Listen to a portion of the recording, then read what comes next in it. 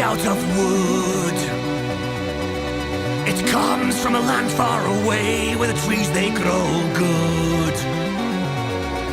This is my tale of death and revenge, a quest for redemption to seek true enlightenment deep in the world within.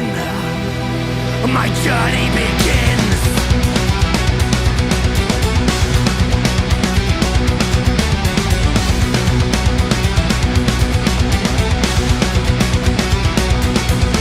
Tonight we set sail to far off Japan,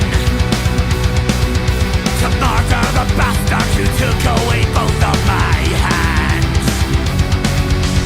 Deep in the night, I discover the fiend.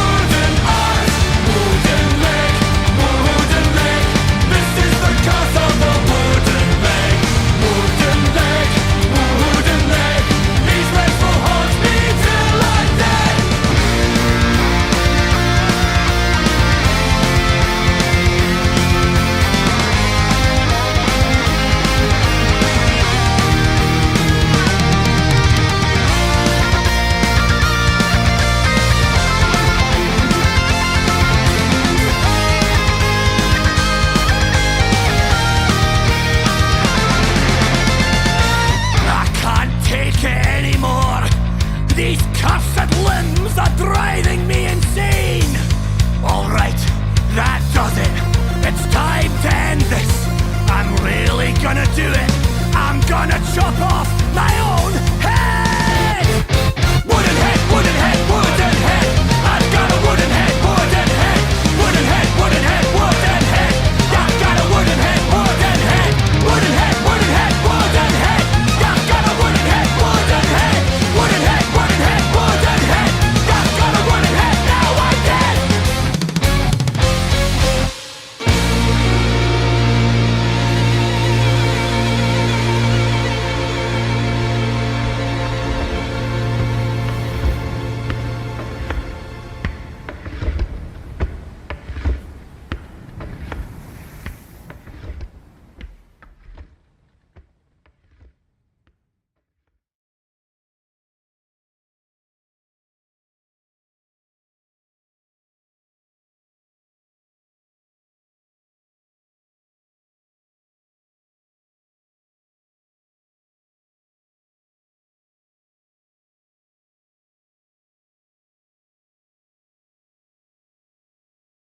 Sip and chew. Bill code under the cap on mogomogo.com to win amazing prizes. Try now.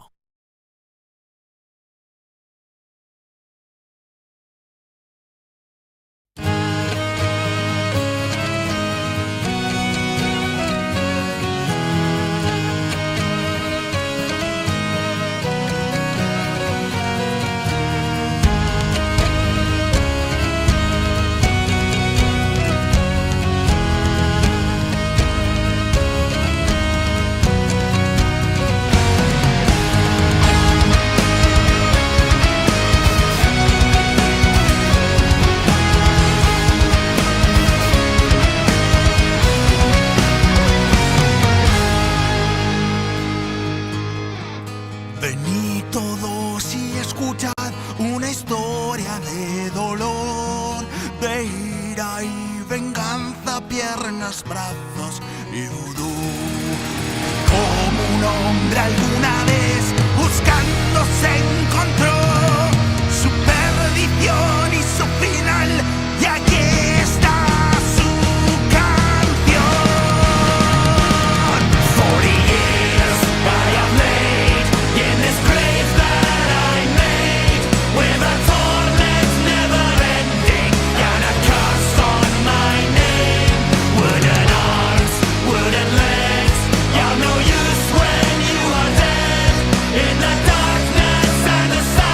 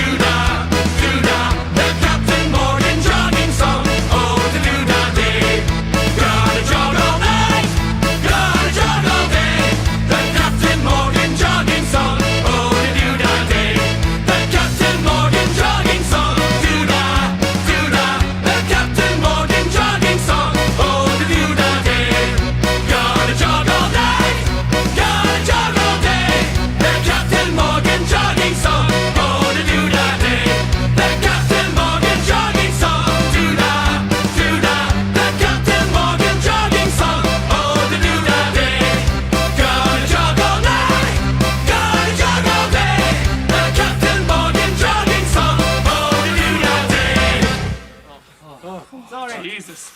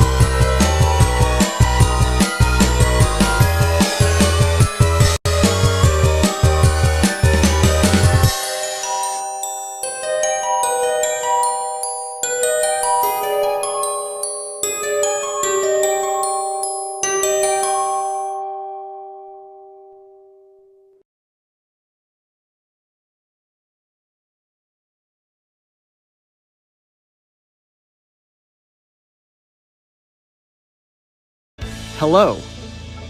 Communicate in English easily. Use Grammarly and feel confident with effective communication. Grammarly's instant corrections make your writing high quality and mistake-free, so you can focus on saying what you mean. Grammarly ensures you communicate clearly with fluency suggestions tailored specifically for you. See why 98% of multilingual speakers using Grammarly report that it helps them write in English fluently.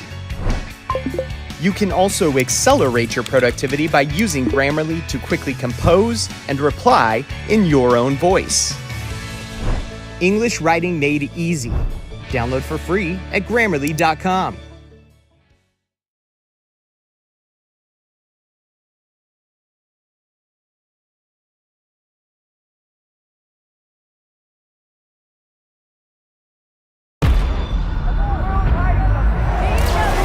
The devil has come to Pennsylvania. Jack and Janet Smurl claim that an evil presence has found its way into their home. 8 people live in this house. 8 people have experienced this. 8 people are not crazy.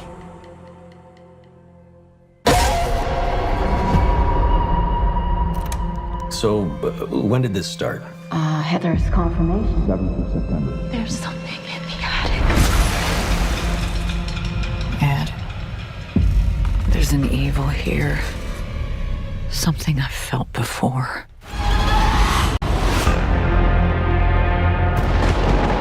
This thing in your house is a demon.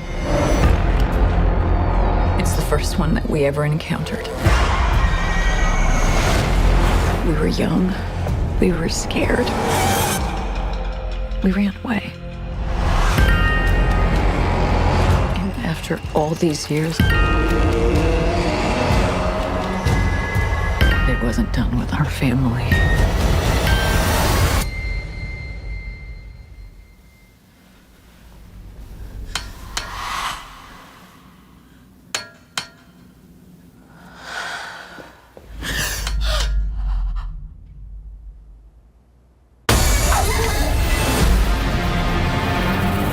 St. Michael, defend us. Be our safeguard against the devil.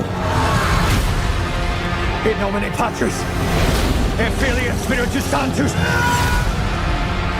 By the power of our Lord Jesus Christ.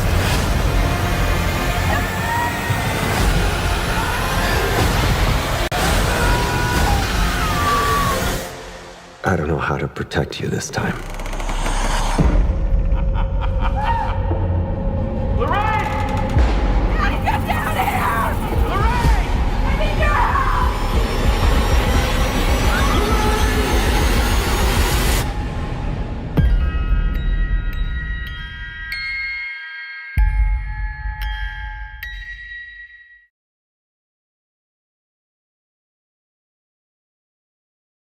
Yup, we are back at it again.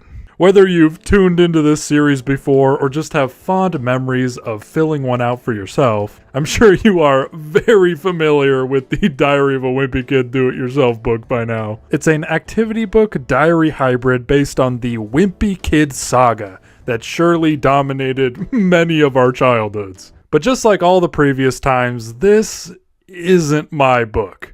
This is a poor, godforsaken, random person's old book. And today we are once again going to be going through all of it. And I am yet to be disappointed by any of the previous books, so I'm sure this one's also going to be absolutely fucking hilarious. So without keeping you waiting any longer, let's crack open this damn book now. Okay, let's crack into this. Right off the bat, we're met with a message warning that this is Cheyenne's book only. I am not Cheyenne, and it's Cheyenne's book only. Don't know if she maybe placed a curse on it like the tomb of an ancient pharaoh, but I think we're gonna press on anyway. On the next page, we get to see the lineup of Wimpy Kid books released up to this point, as well as a wonderful self-portrait of, you guessed it, Cheyenne. This is actually pretty interesting because it's the first time in this series that we've encountered a female author. I think in general a lot more boys filled out these books than girls did, but it's important to remember that Diary of a Wimpy Kid wasn't necessarily a boys thing only. Between the books and the movies, it was a full-blown pop culture sensation for any kid growing up in this era. But now it's time to see what Cheyenne picked for her Desert Island picks. For video games, we got Mario Kart, Wii Play, and Mario and Sonic Olympies. It's safe to say she meant Mario and Sonic Olympics. For songs, we got Stronger, It Will Rain, and, oh god, TTYLXOX. That just hit me like a goddamn flashbang. All my memories of that song were buried into the deepest recesses of my mind until I looked at this page. Their Have You Ever page looks pretty basic. They have been bitten by an animal, they have been bitten by a person, they've peed in a swimming pool. We still haven't found somebody who has ever blown a bubble with a mouthful of raisins, but I'm sure we will someday. For the question, have you ever been kissed full on the lips by a relative who's older than 70? There's some evidence to suggest that she started to fill in yes, but then switched it to no. They must have found out that their grandma wasn't 70 yet, or that wasn't their actual grandma. Favorite animal? Puppy. Adjectives that describe why you like that animal? Cool and friendly. Favorite color? We got a green, red, and white. Adjectives that describe why you like that color? Pretty, colorful, and small, I guess. I've never heard of colors being described as small. For the title of the last book you read, it's crossed out, but it said, my book title is My Mom. Okay, now we're on to our iconic Zooey Mama comic. Let's see what Cheyenne's cooking up here. What are those things hanging from your lunch bag? Nothing, you sicko. Get away from me. Zooey Mama. Now we get a look into the brain of Cheyenne. And by far, this is the most normal brain we've seen in this series. We got music, movies, food, dolls, books, the mall, weekends, and I think that's supposed to say summer. My only question is, what goes in this unmarked mystery section here? What are you hiding from us, Cheyenne? Predict the future. I officially predict that 20 years from now, cars will run on instead of gasoline. A cheeseburger will cost $2, and a ticket to the movies will cost 50 cents, maybe? Pets will have their own toys. Underwear will be made out of clothes. School will no longer exist. A girl named Jasmine will be president, and there will be more malls than people. Aliens will visit our planet in the year 3020 and make the following announcement. Pets are evil to you if you are mean to them. Predict your future. She will still be living at home, it looks like, but she will be married with 4 kids. I will work as a doctor and make... I think she wanted to put $2 million a year, but she didn't count her zeros, so it's just a measly $200,000 a year. And the thing that will change the most about me between now and then will be I will be working instead of playing dolls. Now we're on to the dream house section, and I find this page absolutely hilarious. She has some normal inclusions like an indoor pool, a hot tub, and a TV. But in her bedroom, she also has just a huge pile of money. And my absolute favorite part has to be the room labeled pizza making right next to the pizza waiting room. Okay, we finally made it to another comic that she filled out. Ugly People Anonymous. Hey, you farted. No, it was you. You stink and you're ugly. You're too ugly to be here. Shoot. Dude, these guys are not messing around today. They are taking none of his shit. Oh, God. We got our first 2 fully original comics here. The first one is titled Honey Boo Boo, as in... Para sa family, ano ang standard mo sa water? Kami, we only trust absolute distilled water kesa ibang brands. Pag distilled, means dumaan sa mabusising proseso, kaya sure kaming pure and safe. It gets filtered 3 times, then purified to remove impurities. Tapos distilled, so you get only the purest part of water. May added step pa para safe ang iinumin natin. If you love them, you won't compromise, di ba?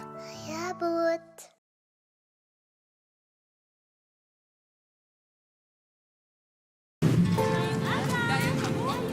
Ala! Dapat sa ila. As in the reality TV star, I'm guessing. Hi. I'm Honey Boo Boo. And my special juice is gonna help me win. That sure took a unexpected turn. Her second comic seems to depict a flower, and then a girl comes and sees the flower and says, I want that. And then the last panel just says lily pad for some reason. Now it's time to go through some of Cheyenne's favorites and least favorites. Favorite TV show, SpongeBob and Jonas. Least favorite TV show, Jonas LA. I have no clue what that is. Favorite food, hot dogs. Least favorite food, Big Mac. Favorite smell, cherry blossoms. Least favorite smell, dirty socks. Favorite superhero, The Invisible Woman. Least favorite superhero, Mr. Fantastic. And she also loves Olive Garden and the Nintendo Wii and hates Red Robin and Xbox. Longest amount of time you've spent away from home, a long time. Number of times you've watched your favorite movie, a lot. Longest you've ever waited in line, a long time. Okay, she filled out these comics in a interesting way. For the first fill-in-the-blank one, she just totally disregarded this entire picture and just wrote a response to the previous comic. It says, Mommy, did my pencil go to heaven? And she wrote, yes, it did. Not. And then for this one, she wrote, Daddy, are you mad? And then continued it down here with, yes, you poop. Which restaurant do you think makes the best fries? Burger King. If you could eliminate one holiday, which would you choose? St. Patrick's Day? Why St. Patrick's Day? Green was one of your favorite colors, Cheyenne. She must just have a grudge against the Irish or leprechauns or something. She did fill out the Create Your Own Band page and named it the Fast Four. Come to see the Fast Four. Where? Times Square. Time? 8 to 11. How much? $3 per ticket. So come. And she even wrote her own song, titled Listen to Your Mother by Cheyenne. When your mom says to clean your room and you don't want to, and when your mom punishes you, don't blame her. Times 2. When you don't do what she wants that's upsetting to her, then she will beat you up. So listen to your mommy, and then after you can go to your and clean it up. This is the song your kids should listen to. Amazing, surely bound to top the charts. Of course, we have inevitably made our way to the Fart Police comic. There's no avoiding it.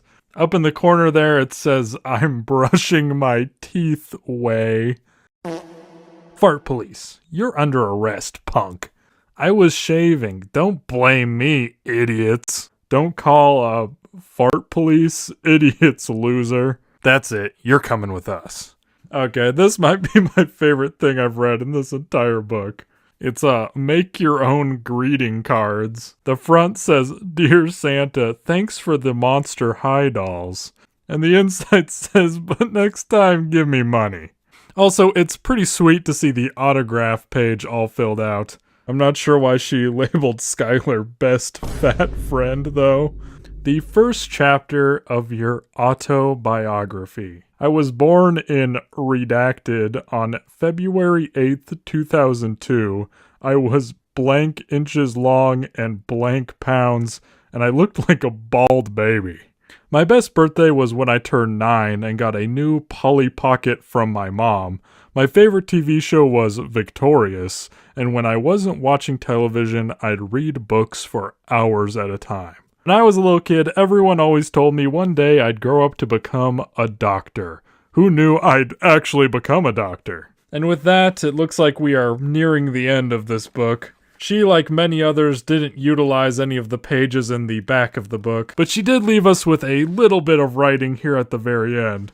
She let us know her birthday again, as well as all the people she wanted to thank, which includes herself and some crossed out names. I can just imagine her getting into a fight with them at recess and getting so fucking pissed that she comes straight home and crosses their names out of the back of her Diary of a Wimpy Kid Do-It-Yourself book. Yeah, that'll show 'em, Cheyenne. But that's about all for this one.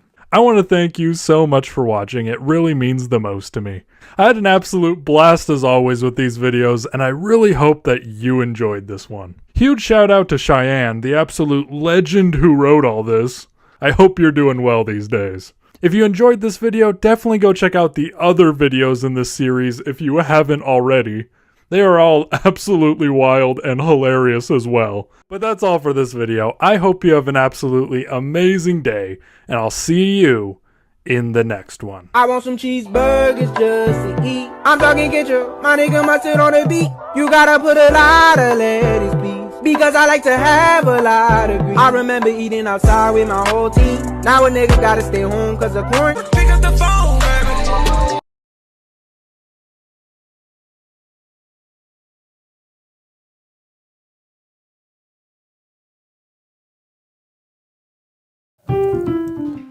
Ahoy!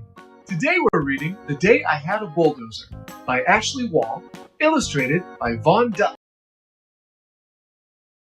Well, here we go again. I'm gonna be honest, I did not expect the last video of this to get as much interest as it did, let alone that it would become the most viewed video I've ever made. Whether you watched that video, once owned one yourself, or just have excellent literary taste, you are certainly familiar with this thing.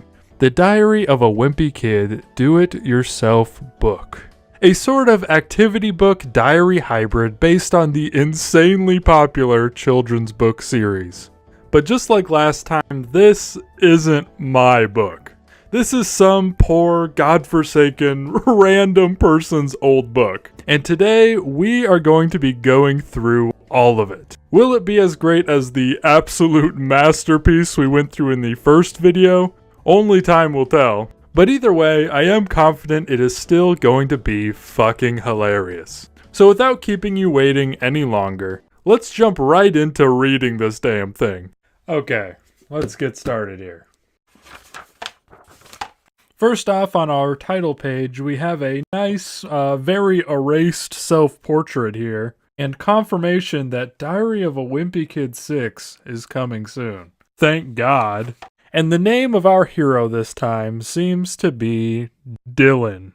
The first actual page is completely filled out. This is a good sign. And these answers are definitely promising. If you were going to be marooned for the rest of your life, what would you want to have with you? For video games, he put Earthbound. That's honestly kind of cool. His follow-up picks are Wii U with games. And of course, Xbox 360 with Minecraft. I'd be surprised if there's a single person that filled out one of these books back in the day that could live without Minecraft. I mean, Dylan here is going to be blasting fucking Minecraft parodies on this deserted island, for God's sake. This is where it gets a little crazy. For books, he put Mortal Kombat 9 Game Guide, Mortal Kombat 9 Art Book, and Mortal Kombat 9 Instruction Booklet. Bro is spending his time reading a fucking instruction manual for a game he didn't even bring. Jesus, I didn't even know they made 3 Mortal Kombat movies back in the day. Have you ever been bitten by an animal? Yes. Have you ever been bitten by a person? Yes and no, I guess. Have you ever tried to blow a bubble with a mouthful of raisins? In the last video, I questioned the possibility that anyone has ever done that ever. But if Dylan's a man of his word, he may have proved me wrong. Have you ever peed in a swimming pool? Yes. You did not need to draw that. This little character looks a little too pleased with this question. Favorite animal? Dog. Favorite color? Blue. 4 adjectives that describe why you like that color. Color of Sub-Zero. Ooh, that doesn't feel good. This must have got wet at some point. Hopefully, just water. Okay, Dylan, let's see what you got here with these comics. What's in your lunch sack? Dude, it's a hero's mask. Zooey mama. Holy shit. I think we've discovered the origin of that texture on the other page. Bro went to town with these markers. Okay, I'd be lying if I said this wasn't pretty fucking cool. He drew a full Sub-Zero victory and fatality from Mortal Kombat. The proportions are a bit off, but come on, that's really cool. Okay, now we get to see what's lurking within Dylan's mind. As you can see if you look very closely, one half of the brain once said Minecraft. Very reminiscent of Jeremiah from the last video, but that was replaced with just video games in general. And the rest of it is pretty balanced. Predict the future. I officially predict that 20 years from now, cars will run on ice instead of gasoline. I wonder why that, of all things, came to mind. A cheeseburger will cost $1. Like I said last time, the dollar menu is not coming back, buddy. We may have taken it for granted at the time, but we crossed that bridge a long time ago. Pets will have their own underpants. Underwear will be made out of steak. Scott? Does that say Scott? Scott will no longer exist. A boy named Dylan will be president, and there will be more video games than people. Aliens will visit our planet in the year 2013 and make the following announcement. School will be replaced with video game school. Predict your future. When I am 30 years old, I will be married, but I'll have 0 kids but I will somehow work as a dad and make $1 million a year. I will be 5'10". Come on, man, at least shoot for the stars. Oh, yes, of course, the dream home. And it looks awfully familiar again. There's some kind of universal temptation for young kids to just copy this page exactly. Or who knows, maybe Greg Heffley just created the most ideal house layout to ever exist, and we just have to accept it. Okay, finally we got some more comics. We got our boy, Ugly Eugene. Ugly People Anonymous. Hey guys, why do you look like you are about to fire your laser? Yeah, I don't know. Okay, I got kind of excited. I thought this was going to be another fully original comic, but it's actually just a hand-drawn rendition of an ASDF movie clip that he watched on YouTube. Okay, time to learn a little bit more about Dylan here. Favorite show, regular show, hell yeah. Favorite food, ribs. Least favorite food, fruit. Favorite smell, ribs. Least favorite smell, fart. And he also loves his Wii U and hates South Park. Probably because his parents just won't let him watch it. Oh boy, record your finest moments. His best dream is him in Mortal Kombat. I would have never seen that coming. His best Halloween costume was Ermac. And in the spot for coolest award, I think he just ignored that and drew Freddy Krueger from Mortal Kombat 9. Ooh. Butter. If I had to guess, I think it's a Sky Does Minecraft reference. I think we lived a pretty similar childhood. Nobody tell Dylan the news. First 4 laws you'll pass when you get elected. No school. All video games are free. Oh no. This is a fucking Scooby-Doo ass sandwich right here.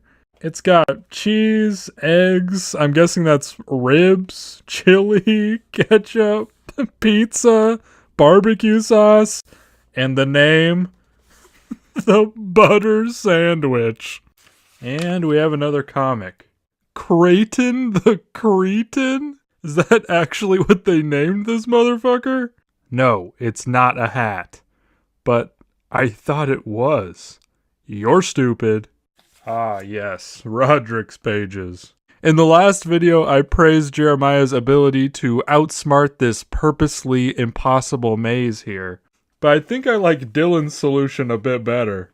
Like, nice try, Roderick, but you can't make Dylan play by your rules.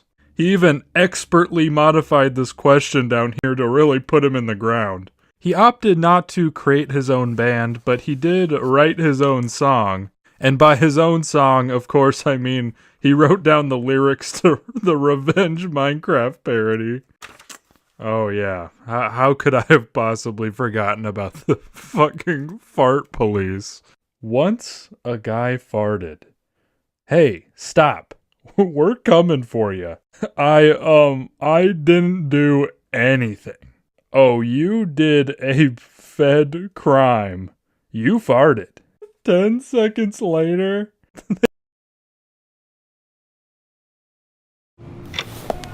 まもなくショーを開演したいと思います。ごゆるりとお楽しみください。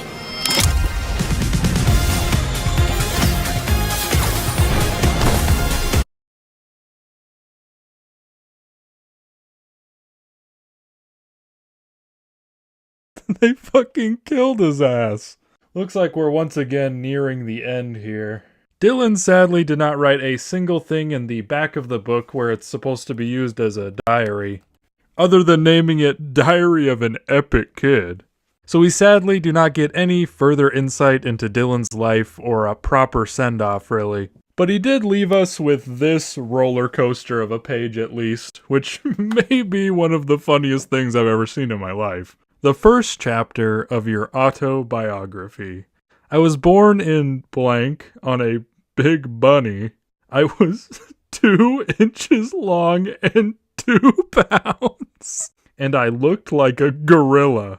I spent my first few months doing a lot of pooping and peeing. Until I was 2 months old and I finally started to lie a lot. From an early age, I had a talent for pooping, but I never really got the hang of peeing.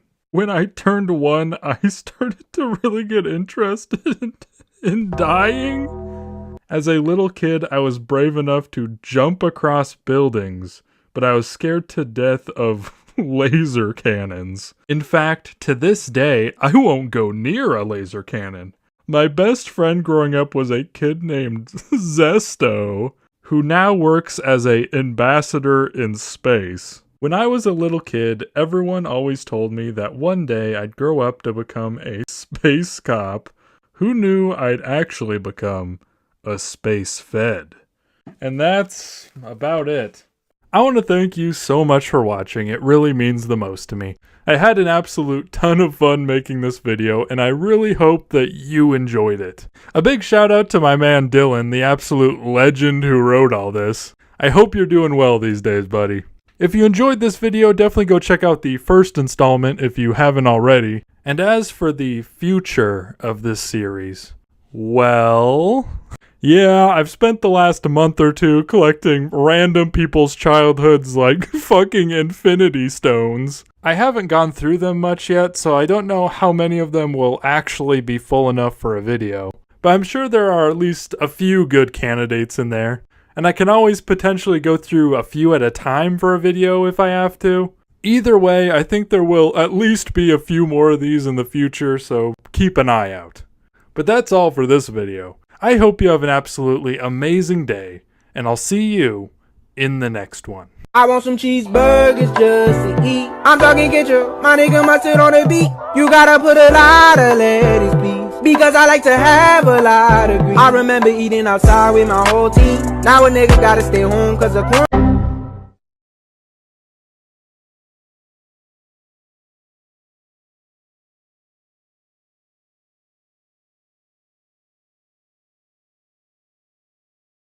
"11 hours and 33 minutes on character AI," and the caption? I don't think I'm fine, mentally. Yeah, no kidding. Look, I love chatting with fake anime boyfriends as much as the next person. But when character.ai becomes your most used app over TikTok, YouTube, and even personal chatting, we've officially entered the bot era. Okay, now, are we addicted? So what's happening here? Is this just fun escapism? Or are we collectively spiraling into digital delusion? Damn! Psychologists call it parasocial attachment. Huh? Basically, your brain can't tell the difference between a chatbot and a real person once the convo gets personal enough. Look at this article of The Guardian. When AI companions are designed to mimic emotion and personality, they can trigger the same bonding mechanisms in the brain as human relationships. Translation: users think bots are the same as real friends. So, yes, your brain thinks your flirty vampire bot is real. And it rewards you with dopamine like you're in an actual relationship. Plot twist, you're not. So, is it dangerous? Let's be real, talking to bots for hours isn't always harmful. Sometimes it's therapeutic, even healing. But when you're clocking 11+ hours every day, dodging your real problems like homework, nah, shower, optional, touching grass, never heard of her, then we might need to ask, is character AI helping us feel better? Or just helping us avoid reality? Huh? Excessive use of AI companions may reinforce avoidant behavior and worsen feelings of isolation over time. But don't worry, you're not alone. There are people in the subreddit openly competing for high scores in bot usage. Some of you are treating character AI like a full-time job, with no pay, no breaks, and no dental. So, how many hours did you spend on character AI today? Be honest, I'm not here to judge. Okay, I am. A little. Let me know in the comments. Is it therapy? Is it addiction? Or is it love? Either way, I'll see you in the next video. Bye bye.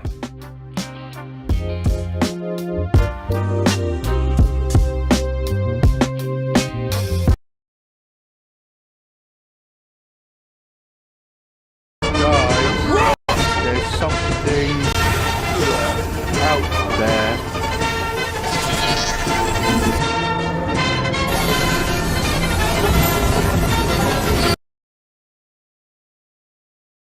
Alright team, we're transitioning to Flack, but tasks are still gonna be on Bullfrog. Did nobody see my poppycock post? There was no clappy claps on it. Make sure you track your time on Fireplace. Then, ping me on SmackDog. Guys, we don't need any of those anymore. We have ClickUp. Where do we chat? ClickUp. What about managing projects? ClickUp. Docs. Also ClickUp. AI. It's all ClickUp. Yeah, but how do we get Adam's dog to stop peeing in the office? Not really sure about that one, but for everything else, we have ClickUp. Introducing the all-new Jollibee app. Mas madali na mag-order ng Jollibee favorites mo. Anytime, anywhere. Download now. Your July horoscope by a tiny baby. Scorpio.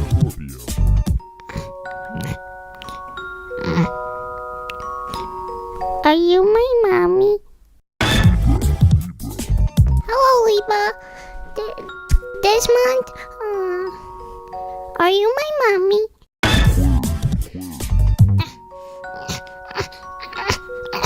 I'm hungry. This month is the perfect time to look at your long-term vision and check in with your heart's compass, and also think about whether or not you are my mommy.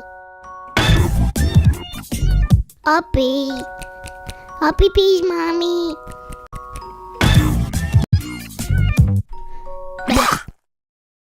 I spit it up. This month, commit yourself to a practice that gives you a sense of stability. Think about what part of your routine makes you feel present and rooted in your own well-being. Okay, mommy?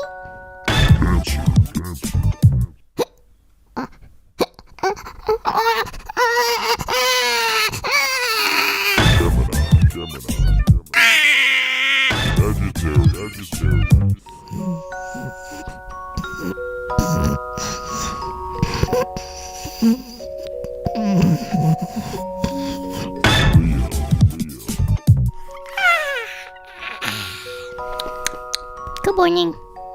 I had a dream about how this month you are gonna overcome your obstacles. I spit it up. Hey! I think I recognize you. Are you my mommy?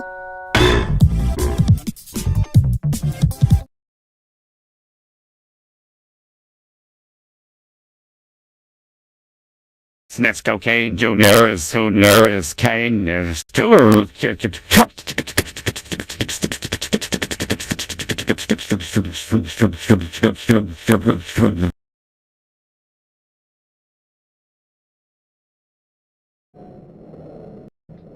Hello, today, so it's been a while since I've done a Rec Room video, and now we're gonna be playing a horror game.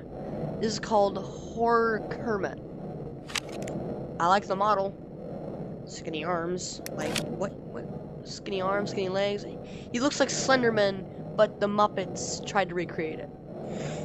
Anyway, today we're gonna be playing this. Looks fun.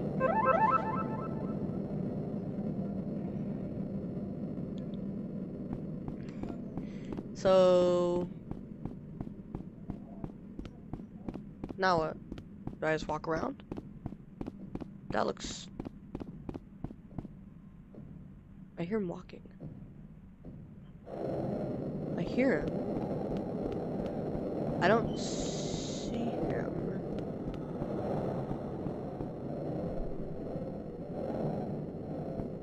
I don't hear him walking anymore.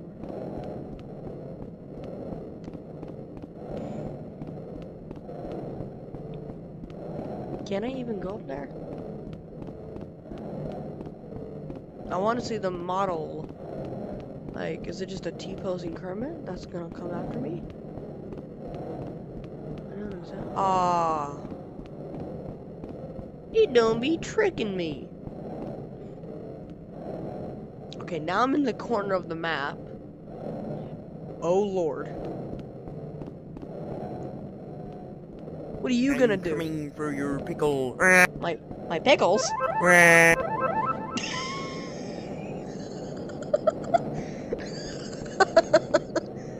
I'm coming for your pickles. Pickles? Like, that jump scare was pretty funny. I liked it. No. Horror Kermit 2. I'm playing this one. Spooky, scary themes, playing it. Too bad. Oh my god. Okay, but that first one, that was good. That first one was really good. This is a pretty good video so far. Don't forget to drink water. Water. 7. Where's the model? Can I have it? I'm not buying that. We fixed the jump scare. Oh god, you did something with a jump scare?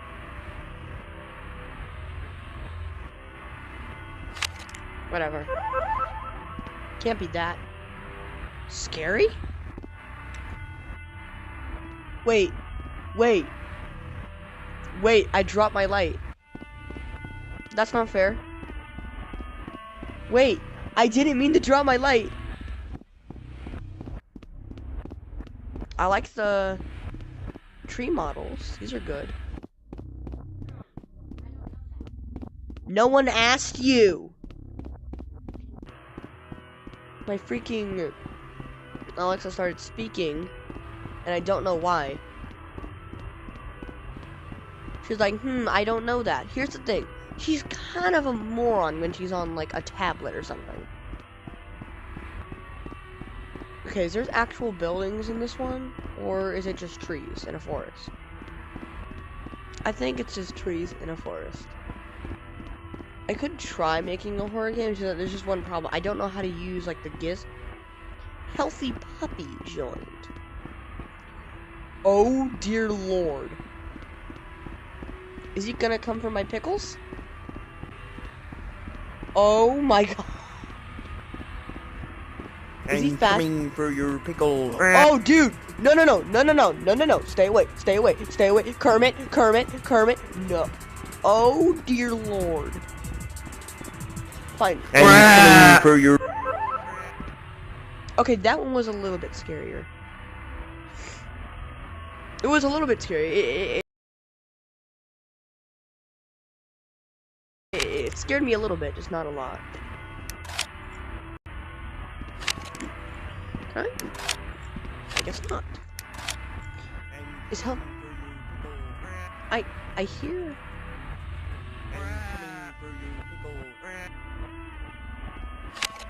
Hello. Oh dear lord. No. Stay away. Kermit. Oh, he's stuck. I'm coming for your pickle. Girl! No, keep him away. Let him get you. I'm coming for your pickle. Oh, that's interesting how that jump scare works. That's interesting. Did you see how his legs didn't move, but the rest of his body, like... What the hell am I talking about?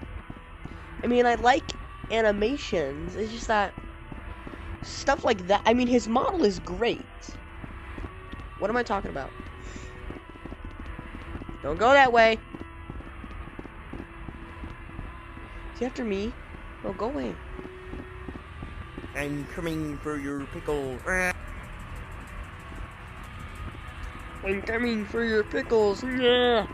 Look. I'm coming for your pickle. I like how he just says, yeah.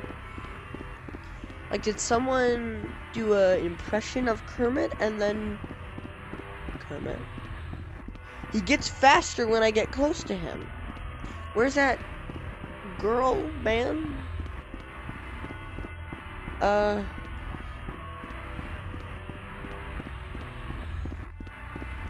I think his model can go through anything. dude, stay away. Stay away! Go away!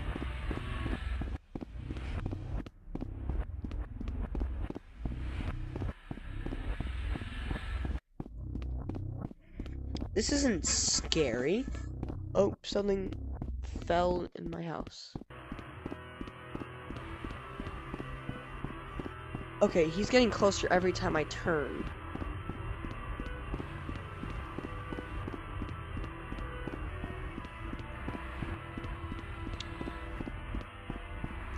Healthy puppy left the room. Okay, you know what? Okay, you know what? Kermit, get me. Like, away from the tree, because I want to see your model again. Okay, I'm gonna let him get me, and then I'm gonna stop the video. This is just a little quick video. This isn't like a full 20-minute, 30-minute length video. Get me, you stupid... for your pickle. My pickles! And for your... Okay, that's the end of the video, I guess. Goodbye.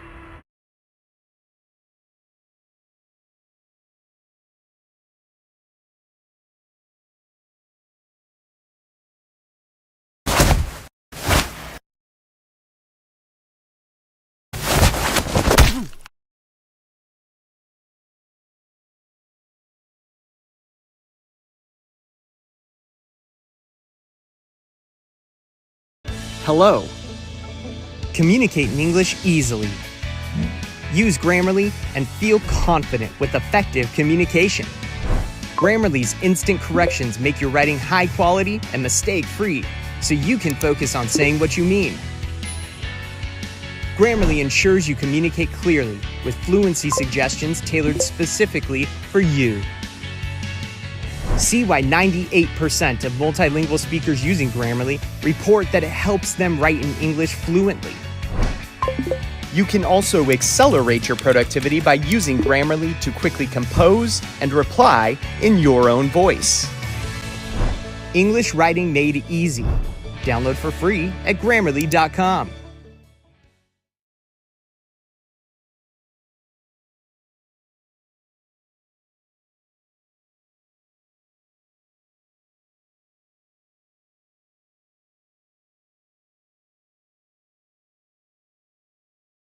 Central, only on ABC Family. A new kind of family. Oh, hey, Jimmy. Just a sec. Look, I know we got this thing in a screwed up way, but it is a genuine Yankee baseball.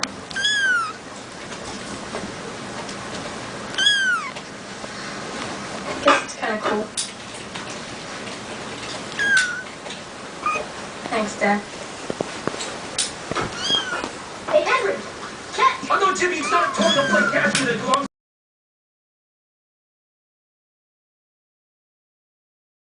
A thunderstorm warning for East Central Buffalo County in West Central Wisconsin, Central Chapello County in West Central Wisconsin, until 1:30 a.m. At 12:44 a.m., a severe thunderstorm was located over Independence or near Whitehall, moving southeast at 20 miles per hour. 12 a.m. Hazard, 60 miles per hour wind gusts and quarter-size hail. This is a radar-indicated threat. Impact, hail damage to vehicles is expected. Expect wind damage to roofs, siding, and trees. This severe thunderstorm will be near Whitehall around 12:50 a.m. Blair around 1 a.m. Other locations impacted by the severe thunderstorm include Highway 95 and County D, Chimney Rock, Elk Creek, Highway 95 and County C, North Creek, Tamarack, and the Vorst Valley area. For your protection, move to an interior room on the lowest floor of a building. Torrential rainfall is occurring with this storm and may lead to flash flooding. Do not drive your vehicle through flooded roadways. Repeating, a severe thunderstorm warning has been issued until 1:30 a.m. for the following counties in Wisconsin: Buffalo and Trempealeau.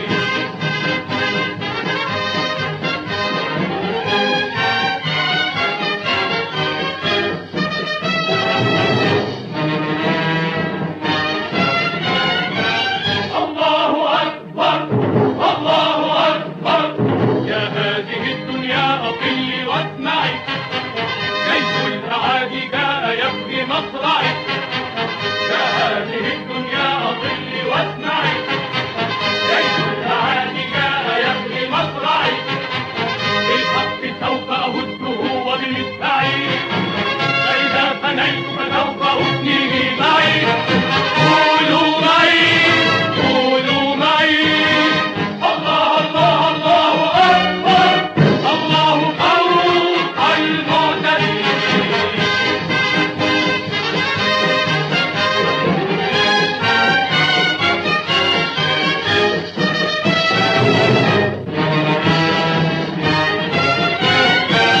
الله أكبر الله أكبر قولوا معي الويل للمستعمر والله فوق الغادر المتجبر قولوا معي الويل للمستعمر والله فوق الغادر المتجبر الله أكبر يا بلادي كبري وخذي بناصية المغير ودمري قولوا معي قولوا معي الله الله الله أكبر الله فوق المعتدين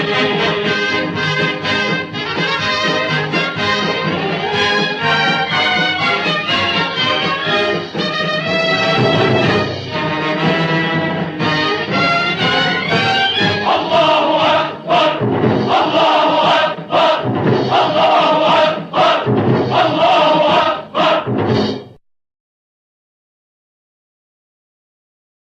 Ang mga inasal chicken inasal, di lang malaki. Ang laki-laki! Hita at paa, pinagsama. Di lang masarap, ang sarap-sarap. Sulit! Kaya solve! Na-solve! Sa mga inasal, chicken inasal.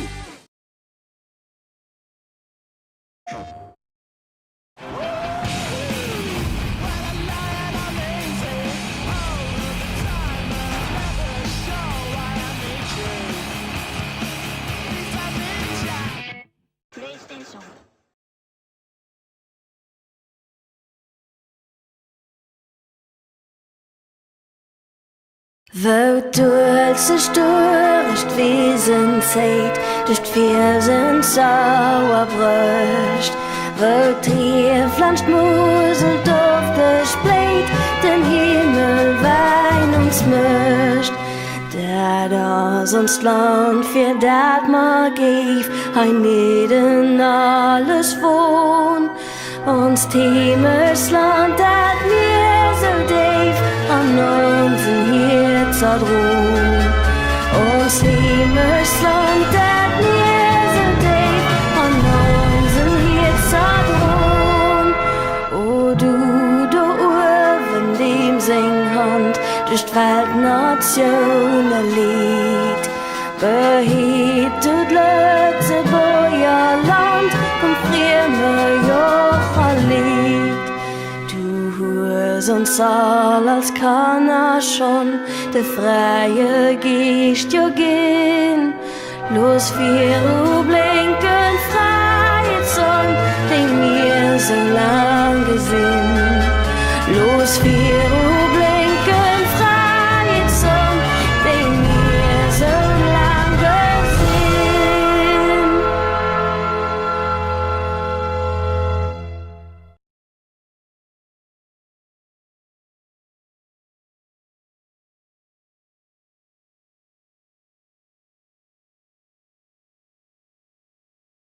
Go through too much bullshit just to mess with these drunken hot girls.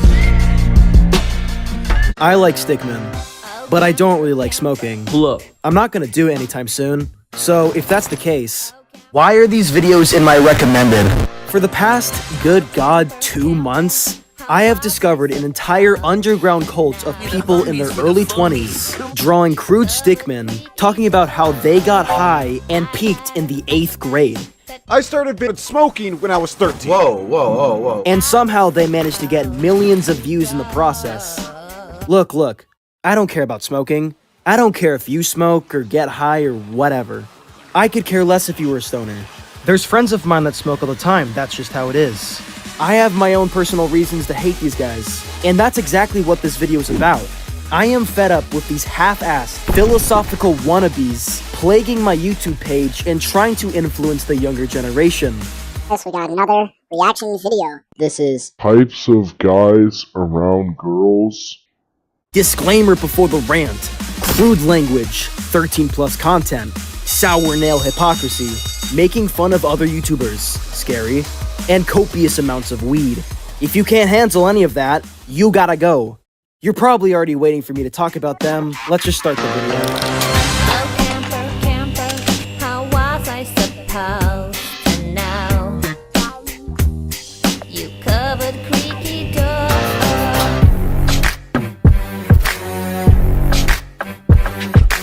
So it all starts when I stumble upon this guy called Chains for Real, a channel that was made around my birthday. That was over a year ago now, and yet this guy has 1 million subscribers. 1 million in just a single year.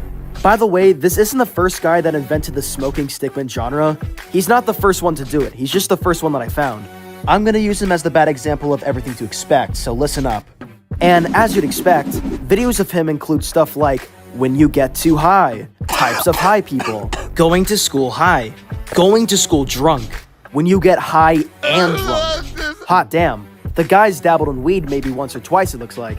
And so I proceeded to binge watch his YouTube videos before realizing they're all the same. Telling stories about drugs and taking drugs is all the channel is, and nothing else. All of his storytime animations end in the exact same way. So you know that one time when your friend got the weed pack? Well, basically, I steal that weed and got super high. And then my parents found out and beat me. Oh no! Y'all, this one time I took these shrooms in front of my McDonald's coworker, and the boss fired me. What? Yo, chat, do not consume that Zaza in front of your McDonald's boss. This is crazy. Here's the 3 stages to getting high in that Zaza. It's the same story, just a different location. And it hurts my mind how this guy got this much views off of it. Look, Chinks, we've all repeated the same things occasionally. We've all made videos that feel the same. I've made videos that often clone each other, and they suck. That's just a part of the YouTube process. You are going to make videos that suck. But that's all what this channel is. It's nothing but terrible content. hell are you- His videos consistently clone and loop each other over and over. And yes, I did it too. A lot. So the first game I'll be playing, but now I've stopped. And I expect the same thing from you considering you now have a golden play button. I kind of feel bad for only outing Chains for the last minute, considering that he isn't even the worst channel I'm talking about on here. So now that you know a general description of what kind of content I'm talking about, I'll now begin the entire reason I made this video to begin with. Bingo! Bursting with double chocolate, orange, and vanilla. Para go na go ka! Try mo na!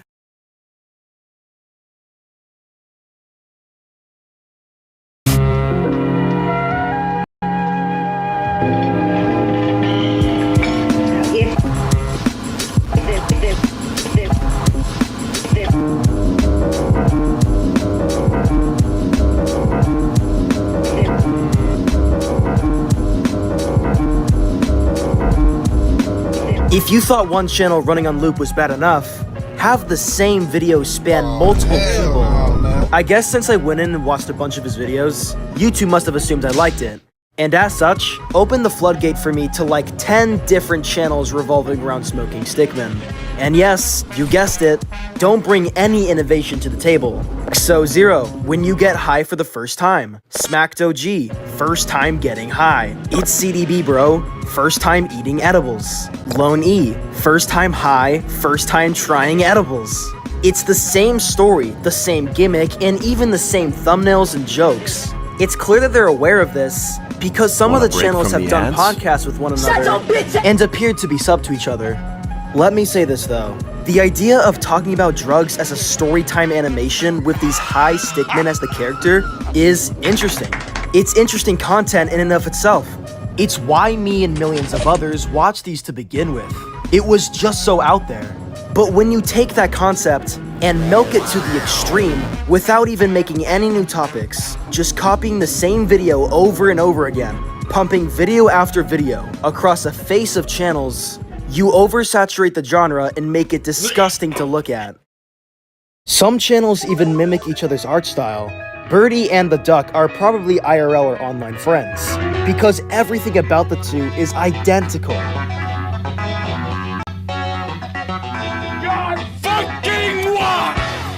It's interesting too, because me and another YouTuber friend of mine used to make similar content before. But our editing styles, the way we spoke, our jokes in the games, it made each of our videos distinct enough to pass off as our own, instead of just copying the exact same formula and ripping each other off. Some of these drawings aren't even good either. That's subjective, yes, but there are good ways to draw stickmen and there are bad ways. Legit DC and Zero Stickmen aren't terrible by any means, but then there's just channels where the figure looked like it took 5 seconds to make. Like, bro, what are you staring at? Look up at me. It's low effort, easy to pump out garbage. I'll give an honorable mention to Offending Everybody for easily being the worst person to milk the subject. I don't even have to explain why, just look at these thumbnails. Who is subscribed to this stuff? What do you learn from these? Have you ever looked at a kid and thought, bro, he is so stupid? It's like there's nothing good. Oh wait, I can't make fun of his accent, my bad. Actually, I guess it makes sense why they got successful off of these mindless videos, since I suppose their viewers are also just stoned losers that like being told the same things over and over again. Cloning videos is already bad enough, but they just couldn't end it with them talking about only overdosing in high school. They couldn't just stay in their bubble of strange content. They just had to go the extra step. And it's this reason that pisses me off the most.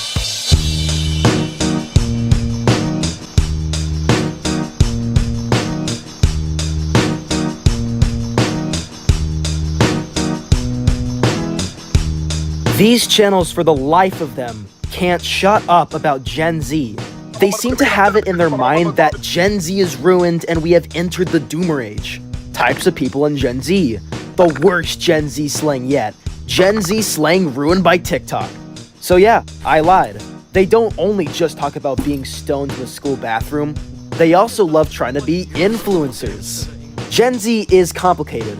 It's the first generation of the smartphone age. That means we're all super depressed and can't get girls. Blah blah blah, whatever. I had my stab at the topic too. But these are the wrong people to talk about these subjects, and I don't like that people listen to them. And as I've implied about their lack of creativity, this applies to their philosophical talks. They don't actually talk about anything meaningful. They just live in these echo chambers and only talk about surface level shallow things.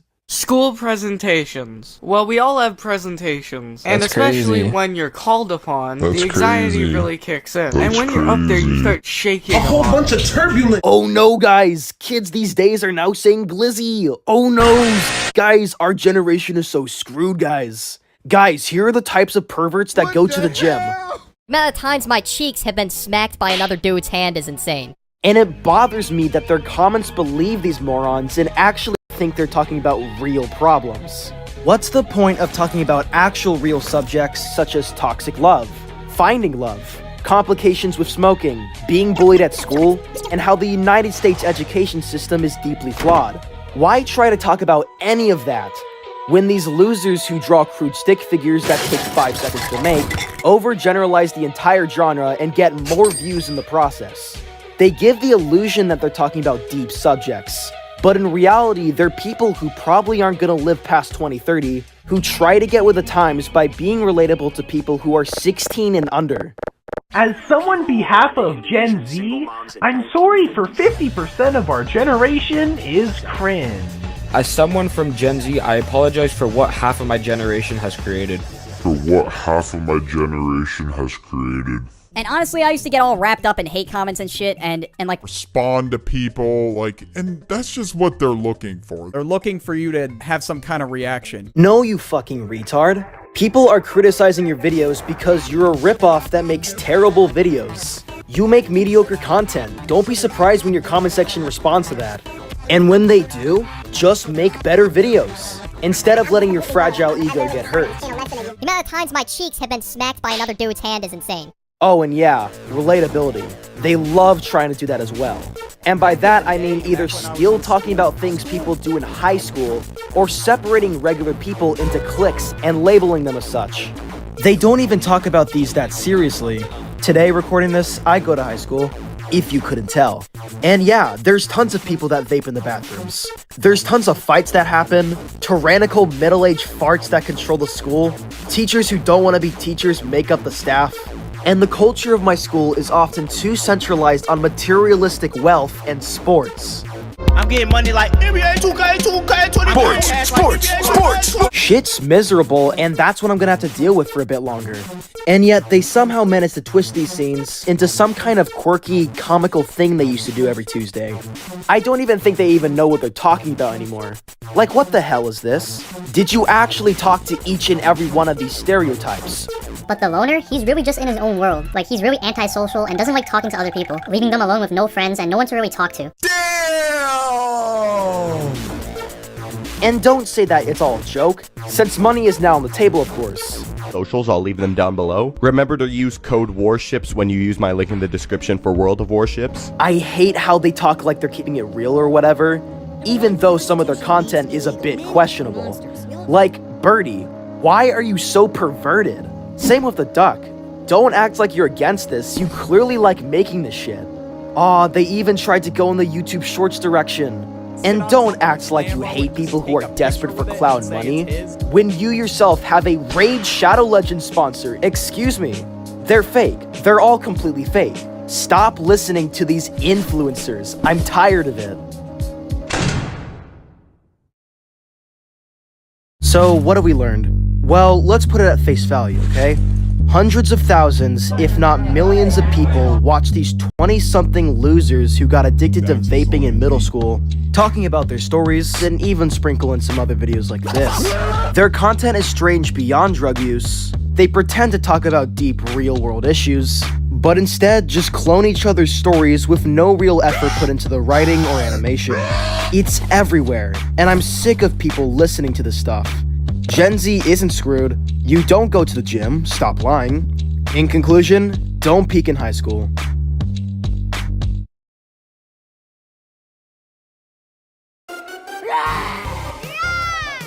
Have fun with the new delicious Tiger Bites emojis. Okay, I was gonna end the video there, but I couldn't help but do one more skit. High school. Whether you like it or hate it, we've all had to go through it. Here's the type of people that go to high school part 2.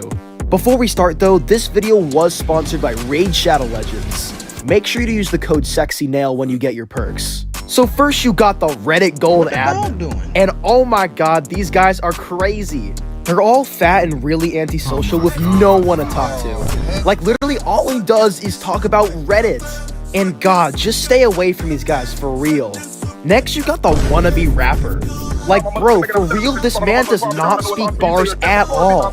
He also keeps talking really fast to give the illusion that he's talking facts. Stay away from these guys because they are complete menaces. Usually the popular girls will like these kind of people, so you might end up seeing him pimping or something like that, I don't know. Next, we got the Flexer. And bro, we've all experienced the Flexer before. Literally all this guy does and talks about is money. And all he wants is money, bro. Even though he probably like really desperate or something, I don't know. The next student is the quiet kid. And for real, these guys are scary on God. Like you're telling me that they're doing work in the classroom and they're quiet? Like who does that? Stay away from these freaks because he's gonna pull an AK on you, no cap, for real, for real. Next up, we got the Vapor. These guys usually hang out in the bathroom to avoid getting seen by the teachers. And they just inhale that watermelon flavored Zaza, you feel me? How did you get addicted to it, bro? Like, get alive. Okay, and next we have the Thug Shaker. Anyways, I'll see you guys next Sunday as I talk about the 5 levels of being zooted. Thank you guys so much for the subs, y'all. Y'all are a blessing. Thank you for keeping it real.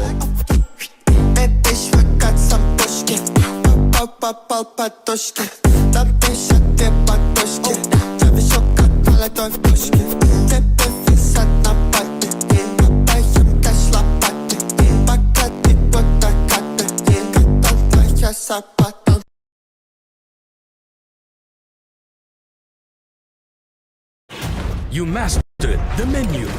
Now master Le Mondo.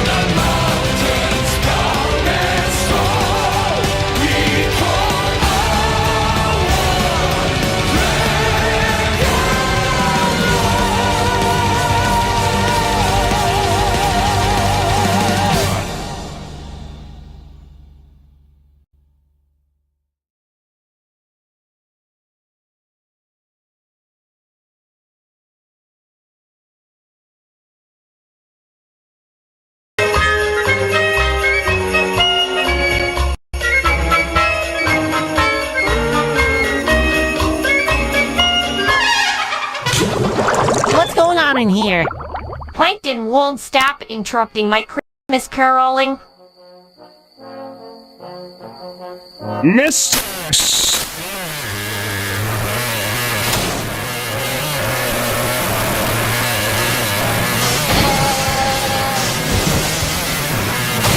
Okay, what did you do now, Karen?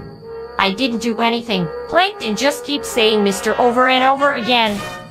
Well, it's not very helpful, is it? We're trying to run a business here. Miss.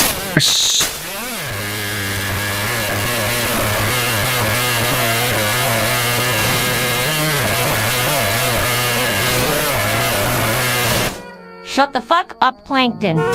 Miss.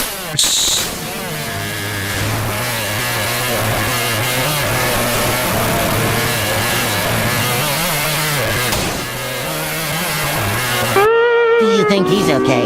He hasn't said anything else all day. Oh yeah, he's just fine. Totally normal behavior for him. Miss.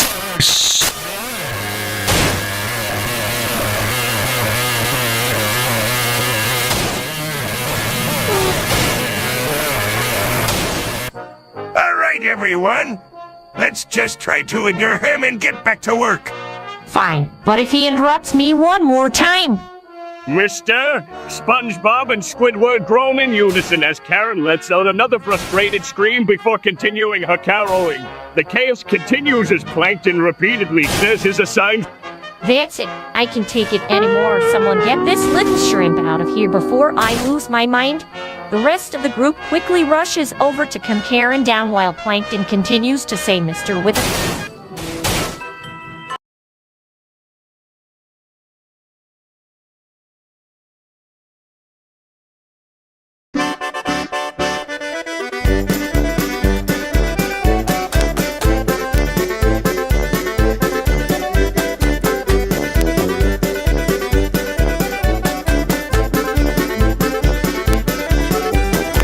Let's get it started. Let's get it started in here. Let's get it started. Let's get it started in here. Let's get it started. Let's get it started in here. And the bass keeps running and running and running and running. I say, don't you know? You say, you don't know. I say, take me out. I say, you don't show. Don't move, time is slow. I say, take me out.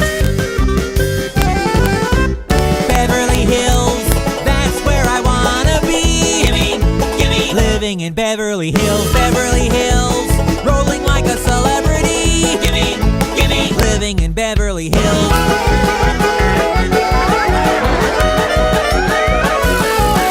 And birds go flying at the speed of sound to show you how it all began.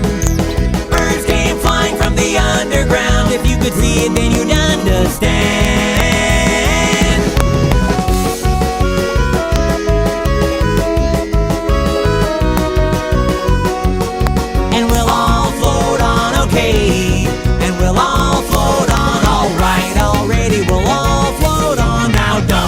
Worry, we'll all float on alright. Feel good. Feel good. Feel good. Don't you wish your girlfriend was hot like me? Don't you wish your girlfriend was a freak like me? Don't ya? Don't ya? Don't you wish your girlfriend was raw like me? Don't you wish your girlfriend was fun like me? Don't ya? Don't ya? Don't ya? Don't ya? Somebody told me you had a boyfriend who looked like a girlfriend that I had in February of last year. It's not confidential, well I got potential. Rushing around. Hey. Hey. Hey.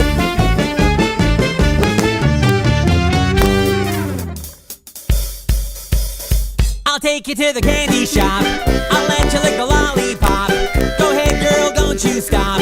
Keep going till you hit the spot. Whoa! We'll take you to the candy shop. Yeah! For one taste of what we got. Uh-huh. Go ahead and spend it all you got. Come on! Keep going till you hit the spot. Whoa! When the pimp's in the crib, mom, drop it like like it's hot, drop it like it's hot, drop it like it's hot. When the pigs try to get at you, park it like it's hot, park it like it's hot. Come Mr. DJ, song on the replay. Come Mr. DJ, wants to turn the music up. All the gal on the dance floor wanting some more what? Come Mr. DJ, wants to turn the music up. Hey Mr.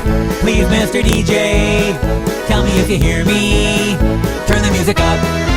She take my money, she take my money when I'm in need, when I'm in need. Yeah, she's a trifling friend indeed, friend indeed. Oh, she's a gold digger, way over town, way over town. That digs on me. Hey, hey. Now I ain't saying she's a gold digger, cause she ain't messing with no broke. Now I ain't saying she's a gold digger, but she ain't messing with no broke. Get down, girl, go ahead, get down. Get down, girl, go ahead, get down. Get down, girl, go ahead, get down. Get down, girl, go ahead. But I ain't saying she's a gold digger, gold digger, gold digger. Hey!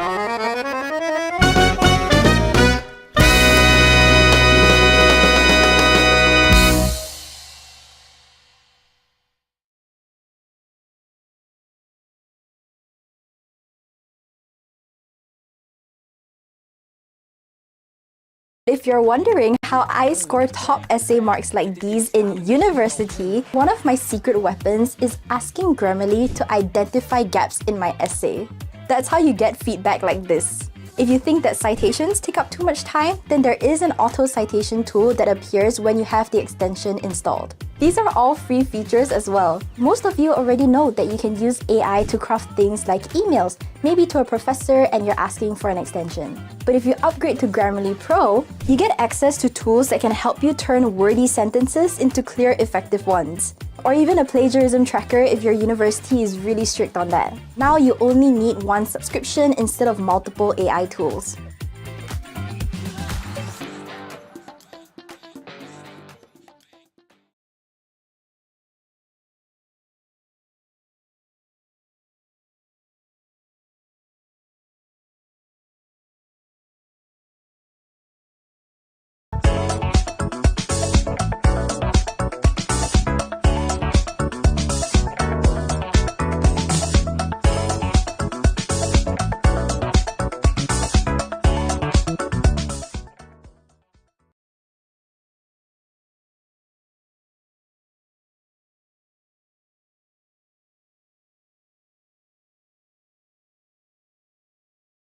Hey guys, what is up? It is me, Rosmo, and for today's Ever Heard Of, I'm gonna be reviewing not a movie, my dear viewers, but a series. A series that is very much the talk of the town here in the Philippines, and it is a new animated series called 13. Now, a spoiler warning right now, because I am not gonna be discussing the plot of this series, but dive right into my review. If you want to watch it, I recommend it. I really liked it, and I even cried at some points in the series, so you can go ahead and watch it if you want. There's an English dub available and a Japanese dub as well if that's more your taste. Now, have you watched it? Great. Don't care about spoilers? Alrighty, let's dive right in there. Before I address the very controversial Tagalog voice acting topic, firstly, 13 is a series from a graphic novel of the same name, which is also made in the Philippines and made into a Netflix series. A lot of people think it's the first ever animated Filipino series. No, it is not. It's just the first animated one on Netflix. There are some Filipino animated series like Super Ingo and Barangay 143 and others that I probably am not aware of. So because of those previous series, I wasn't really expecting that high of a standard for 13. I was scared to watch it, to be honest. But as it was known as an award-winning graphic novel, I thought,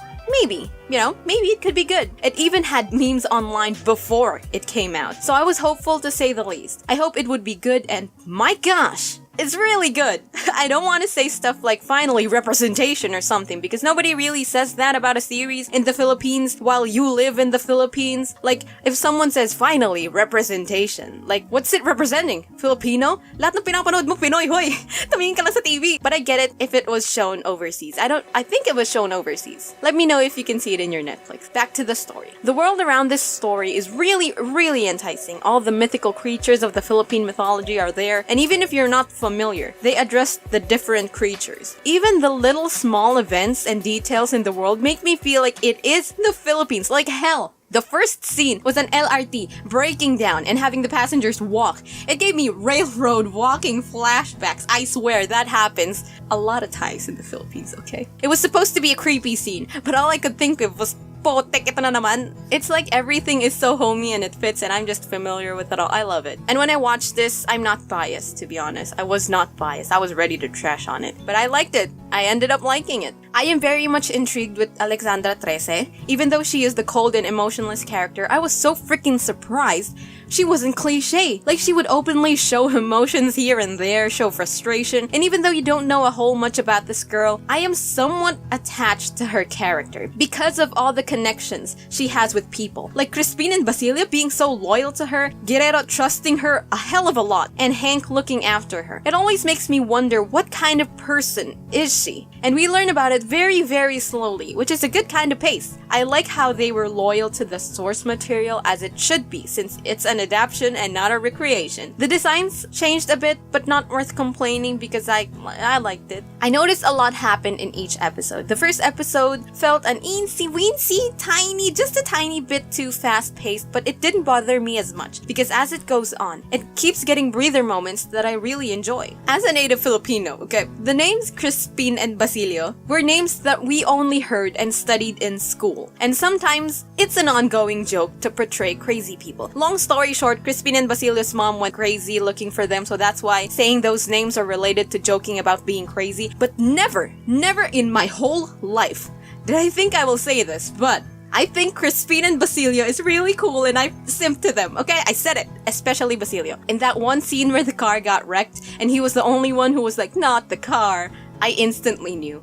I'm gonna simp to this man. Just everything about them is cool. The masks, the floating, the guns, and whatever their power is. I love the designs. It's simple, yet badass. Every girl likes a man in a suit. They even keep the suits under the heat while I was watching it under the same Filipino heat while drinking hot coffee. That was a mood. I felt that. I felt the heat. If I could share though, my favorite episode is definitely episode 3. If you plan on dropping this series because you don't like it, watch episode 3 first before you decide. Because that episode made me laugh, made me feel worried, curious, and made me cry. Spoilers up ahead about episode 3, and you can skip to this timestamp to avoid.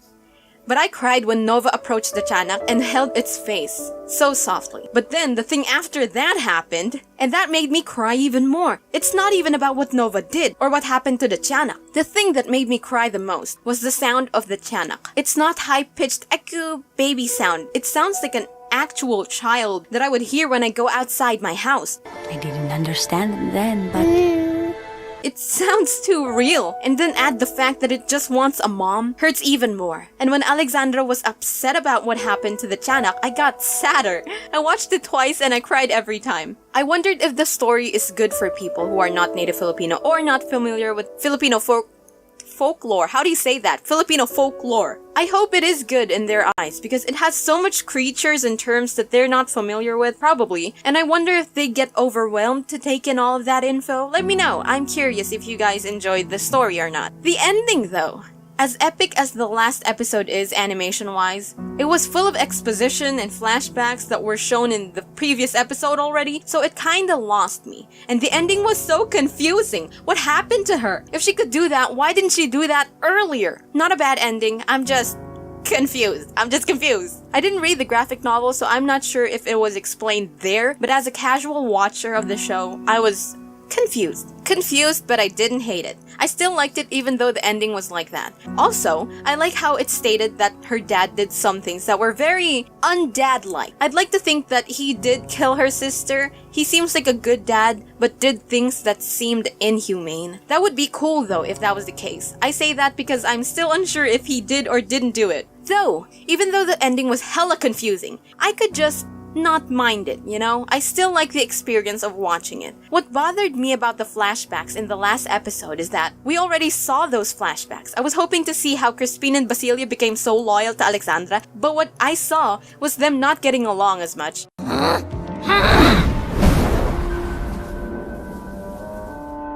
And then the next scene, he already calls Alex bossing. What happened in between? And why is his voice like this? We'll be right here when you return, bossing. Isn't he a child? And isn't his child voice this? You can't tell us what to do. Yeah, you ain't our boss. I don't know, but I hope they do show how these three got along. I want to see their sibling dynamic, even though they're not blood related. I know, shut up. Though, the last part, where she agreed to go out drinking was cute, and also when she asks them to trust her, and he replies with, I don't think... Trust me. Always have, bossing. Solve na solve! Sa laki at sarap! Sulit! Sa mga chicken. I have had it with trying to organize all my tasks, due dates, and documents across a million different apps. So, I tried ClickUp. Now I can stay on top of my tasks in one place, visualize and manage work my way, and collaborate on documents with my team, all in one tool. Now with ClickUp, all my work is finally in one place. Get ClickUp today. that's the reason why I want to know more about these three and how they interact, because they're so fun to watch together. Anyway, just a little thing I noticed, not really a big thing. Now, about the animation, which was done by Lex and Otis, Tiger Animation. It's just, I really like it. I don't want to compare it to Japanese or Chinese anime because it has a different feel to it, and it's great in its own way. Like the shots and angles, it's really great. Did not expect that. And the mouth movements fit what they're saying in the English dub. Though if you're really picky, then you can notice rare times it doesn't, but it's not too obvious to let it bother you. The animation, it's not like extremely butter on the floor smooth, but the edginess of the animation fits so well with the dark tones of the show. Though, they do make it buttery smooth when it's needed. Like, damn! Look at this! The action scenes blow me away, like I didn't expect these kinds of action scenes. Crispin and Basilius' entrance was awesome to say the least. I didn't even know they could float at that point with matching masks and guns. The first fight scene with the three was great, and even showed how good these three are at working together. I noticed like all the action scenes were great, nothing irked me about it, but the last episode took it to another level. Especially Crispin and Basilius' scenes. Like, I'm not being a simp right now, I am not. The scenes of these two in the last episode were just really amazing. I'm not joking. These two were probably the favorite of the animators, and the animators were like, I got you boys, I'll make you shine today. You know what I mean? You know what I mean? The music and the sound, let's talk about that now. When I heard the opening, boy, I loved it. When I heard it, I went, ooh! Because it made me feel that creepy vibe with the Ifugao chants and the dark tone of the opening itself. It fits really well. Ifugao is a province in the Philippines, by the way. The ending was so chill. It was played by the band Up Dharma Down, and I vibed to it. I was told beforehand that they were gonna sing a song for the series, but I thought it was gonna be the opening and not the ending. But I'm happy with this. The opening is good. The soundtrack was great. I didn't really notice it on my first watch, but I think that's why the soundtrack is good, because I didn't find anything wrong with it or feel like any of the music was not fit for the scene on my casual watch. The moment I noticed the music though was at episode 3, of course, and episode 4. The music highlighted the heart-wrenching moments. The solemn music turns into a loud drum, as if it's pulsating, and the adrenaline is kicking in the moment you realize what Nova's Lola or Grandma tells her every night. You may have come from me, but you are worthless, and I want nothing to do with you. And she wasn't caressing the Tiana, but planning to kill it all along. It's great, man. Now let's jump into the controversial dub. Firstly, I watched the English dub first because that's the original dub. That's one reason, but also because there were talks about the Tagalog dub that I will address later. Calm down, I will address it later. The English dub was really good. It surprised me that they had Filipino accents, but I got used to it eventually. Some people say it sounds Mexican than Filipino, but the only one I noticed similar to Mexican, Latino, or Hispanic accent was Anton, Alexandra's dad. Other than that, nothing sounds Mexican than Filipino. But I mean, come on, those two are similar in and of themselves, not that we want it to be. I'm glad Alexandra didn't have an accent though. Her voice was perfect for Alexandra. Even though Alexandra is a cold, emotionless character, Shay Mitchell managed to show off emotion in her acting. If she's pissed off, you know if she is. If she's annoyed, her face doesn't show it, but the voice does. When she speaks sternly and commanding, and it just catches your attention every time, which is really perfect for Alexandra's character. In an interview, she mentioned that she grew to love Alexandra Trese's character, and we can totally see her immerse herself as the character itself in every situation. Listen over to this character that I've just grown to love so much. I really like the English dub. Now for the Tagalog dub. Woo boy, I am not part of the trash the Tagalog dub of Trece. I grew up watching mostly Tagalog dub anime, and everyone did great. Alexandra, on the other hand, did good. Now, there's controversy that Trece's dubber did not do it justice because of her odd Konyo accent, English-speaking accent, which is more soft and slower than how you speak if you're used to Tagalog. Liza Soberano is the dubber, and Liza's dubbing on her own was good. But when she speaks with the people around her, it's apparent how different, soft, and slow her voice is. But, shut the freak up. But I don't think Liza Soberano is at fault with that. It's true her tone fits, but her accent and speech doesn't. And as she said in an interview, she did everything she could, which I believe. I was kind of hesitant because, of course, it's something that I'm not used to doing. I didn't want to fail, of course, and I didn't want it to go bad because the story is so nice and promising. But the thing is, that is not the problem here. It's the casting itself. Liza knows this is a good show and wanted to bring her best. And if you cast someone who's not used to speaking Tagalog to speak straight Tagalog, you won't get an instant, thick, strong Tagalog-speaking woman, you know? Okay, first off, they casted a person who is not used to speaking in Tagalog and expect her to speak in a natural Tagalog accent. Second, they casted an actor and not a voice actor. Voice acting is very different from acting, and I don't think people understand that. Or they do, and they just want to show it to have publicity, which, just stop and just focus on quality, please. I am not disappointed in Liza's acting, not one bit. But because she's working hard to speak Tagalog alone, she can't fully immerse herself as Trece. And that takes me out of the immersion of the show itself. You can't blame Liza for being Konyo, guys. I'm just sad that this character could have been given to a veteran dubber. But all the veteran dubbers that I heard were all extras. Liza Soberano is an actor, not a voice actor. You can't expect an actor who shows emotion through her expressions and movement to suddenly be an expert at voice inflections and shows emotion through her voice alone. Liza Soberano has a perfect tone for Alexandra, and she has given the soft, emotionless note down to the bone. But she lacked the commanding aura Trece gave out in her voice. In episode 3, where Trece was upset about the tiyanak, the English sounded like this. Do not lay one finger on the tiyanak unless you are prepared to take the place of your familiar and face the consequences for its death. Stern, commanding, but it still sounds like the serious Trece we know. But in the Tagalog, she full out raises her voice, and I didn't feel like it matched Trece. Ang tribo ko na ang bahalang magligpit ng bangkay.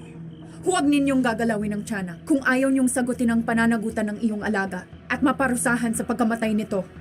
But after all I said, people are too hard on Liza, I'm gonna be honest. It was a hit or miss. Sometimes she gets it right, sometimes she doesn't. It wasn't as bad as people make it out to be. It's not the kind of dubbing. I swear, I've seen kind of dubbing. Tay, anong gusto? Hahabulin ba talaga? Ang tamis na di matiis. Skyflakes kondensada.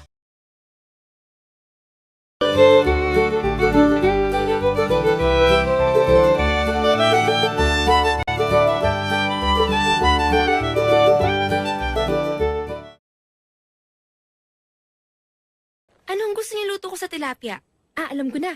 Gataan ko?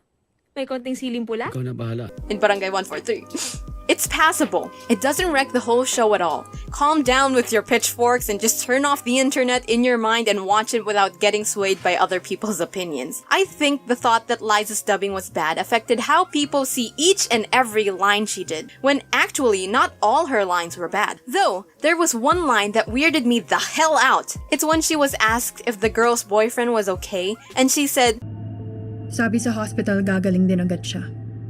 Pwede mo siyang... And I paused like, what? Do you guys know the Tagalog word for hospital? It's hospital.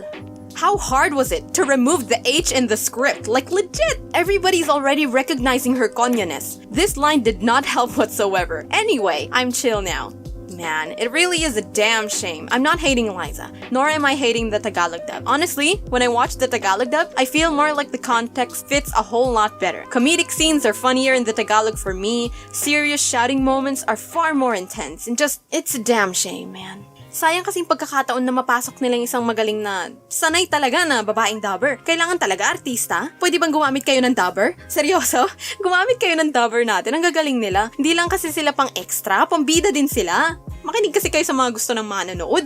Okay, I don't know the names because these dubbers don't get the spotlight as much and I was a child when I heard them, but I took a guess and I recognized some. Tell me if I'm wrong. I want to know if they are the ones dubbing them, okay? The ghost voice sounded like the guy who voiced Naruto in the Tagalog dub. Ang kilalang box office ating ngayon, Gagi! Hoy mga bata! Ako si Uzumaki Naruto at magiging isang Hokage ako balang araw! Ay, siya nga.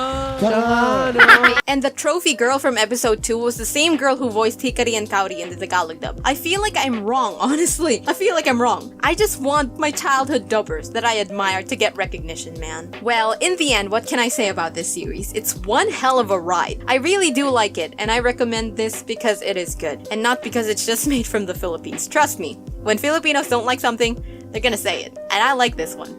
And even if you don't know Filipino culture, folklore, or whatever, you don't have to. It doesn't matter if you do or don't. It's just a good show that was made and set in the Philippines.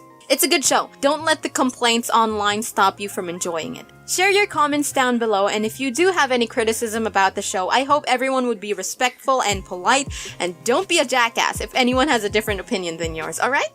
Alright, see you in the next video or stream, so yeah. Big thanks to my patrons.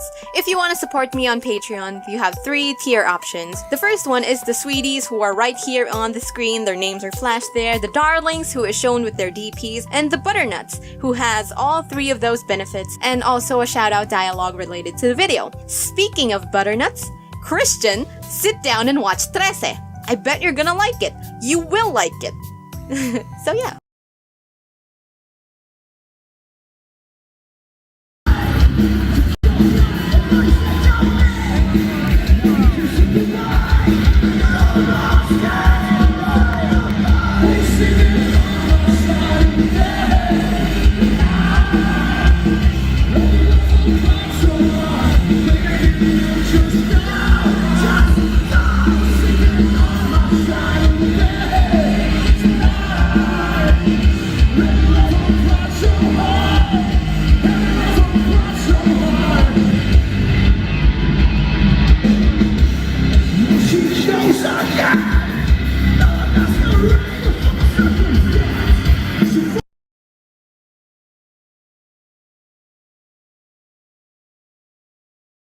So Junior.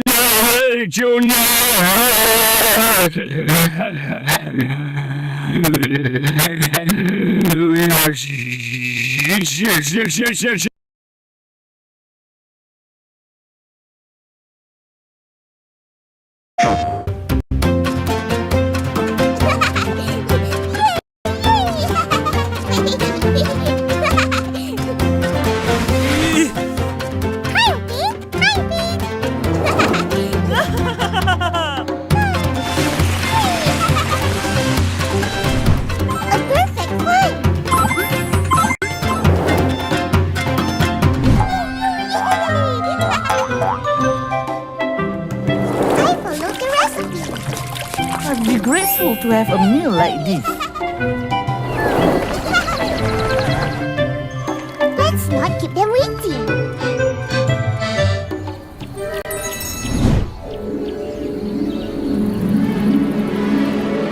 Rainbow is running away! We need to catch him fast!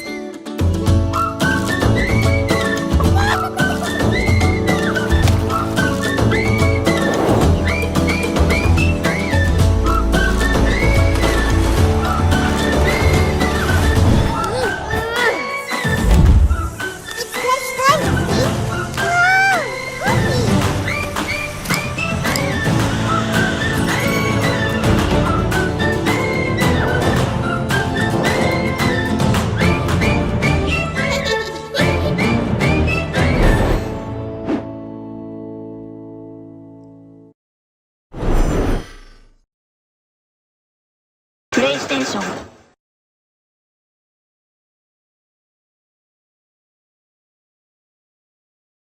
Would you rather be a human piñata at your friend's birthday party, so like you're blindfolded, you're fully tied up, dangling from the ceiling, ball gag and everything? Everybody's having a great time, you know, taking swings at you, but instead of a baseball bat, they're beating you with like a thick leather belt, and instead of pooping out little candies every single time you get hit, you have to let out the most convincing little "oof, yes, daddy," like you have to, otherwise both you and your entire family will die a horrible death and go to hell. Or would you rather be able to walk on water? Subscribe for more tips.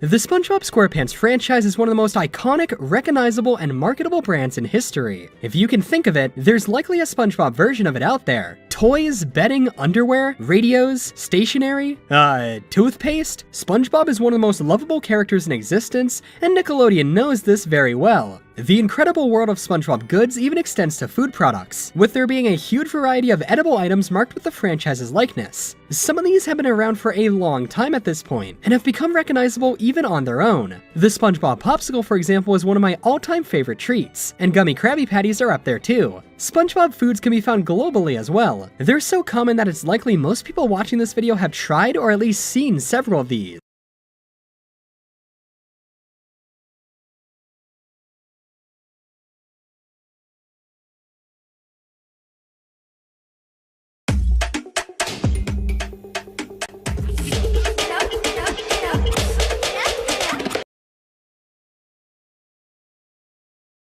Who wrote the rule that said a thing with feathers absolutely has to fly? Fly. Why must they fly? Some creatures have two wings that flap, but you won't find them up there in the sky. Try, they're not up there in the sky. Gravity they don't defy, they'll never soar, won't even try. Have you heard? That flightless bird?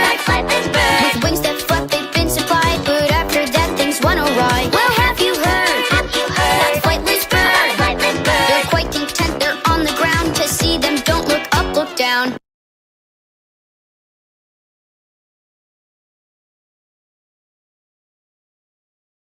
Who wrote the rule that said a thing with feathers absolutely has to fly? Fly. Why must they fly? Some creatures have two wings that flap, but you won't find them up there in the sky. Try, they're not up there in the sky. Gravity they don't defy, they'll never soar, won't even try.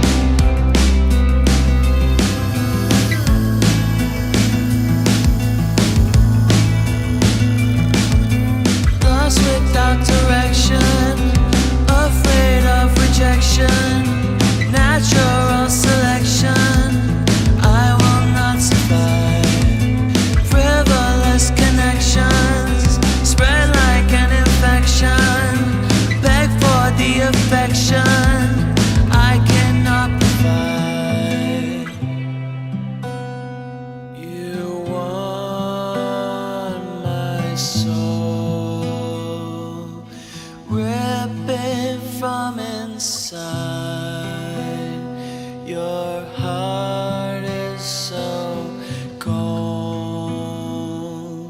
I wish you would.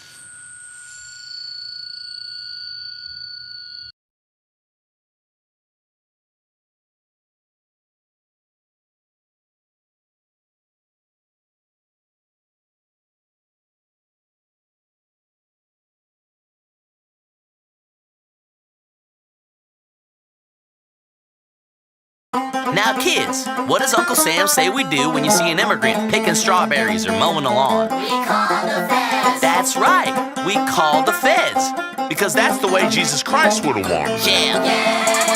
Big ass gun and a big ass beer. On my walk got a big ass deer. On my walk got a big ass buck. And out front got a big ass truck. In the yard I just shot a big ass boar. Might have a whole 6-pack by 4. Send all the immigrants right back home. That's the American way, I know. That's the American way, my dude. I think Jesus Christ would approve. Let's put billionaires in the office we didn't vote for. They're so cool. My favorite show is the news, but I hate them. I don't know what to do. I got a red hat on, they made in China. I hate Asians too. Especially those red dot Indians. I just drank a 12-pack of Pabst and washed it down with a bottle of Jack. I got a German short-hair pointer. If I say so, he will attack. All I listen to is country music. I hate hippity hop and rap. That's the American way. That's the American way. Eat that barbecue and jambalaya soup. Have a heart attack any day. Hey, that's the American way. That's the American way. Freedom of speech, but if I don't agree, you better watch what the fuck you say. Hey.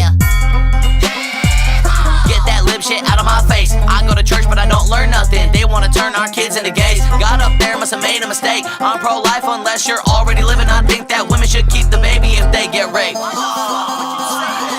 Because I love God so much with all my heart. Take a family trip to Walmart. Let's all pile inside the Chevrolet. I hope every Muslim incinerates. I think police should discriminate. Hot dogs and ketchup my dinner plate. Tastes great. That's the American way. That's the American way. Eat that barbecue and jambalaya soup. Have a heart attack any day. Hey, that's the American way. That's the American way. Freedom of speech, but if I don't agree, you better watch what the fuck you say. Hey. Now kids, what do we do if we see a protester in the street with a sign exercising his First Amendment right to freedom of speech? We floor it. That's right, we floor it.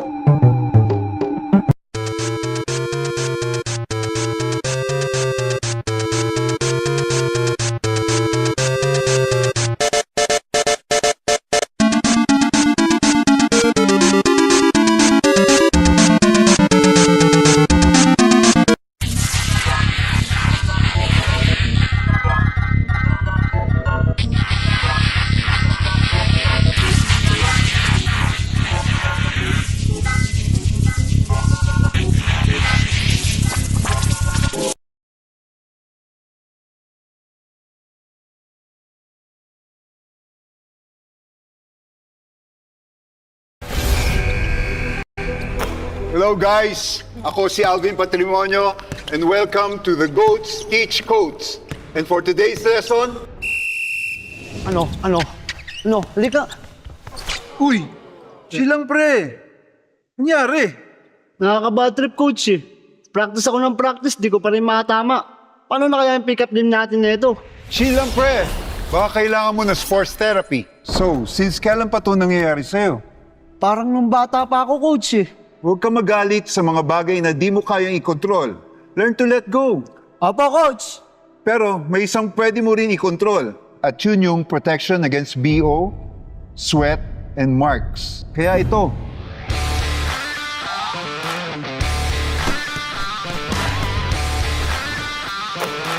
Woo! At ganyan, mag-stay cool pag bad trip ka.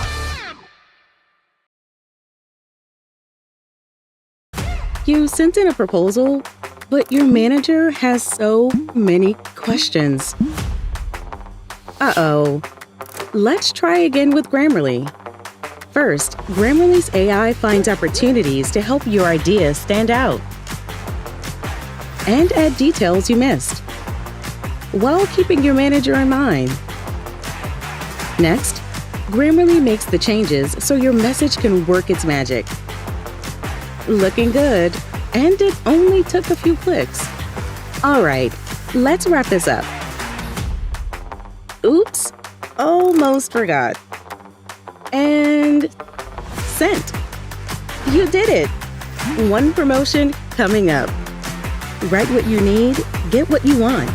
Download Grammarly today.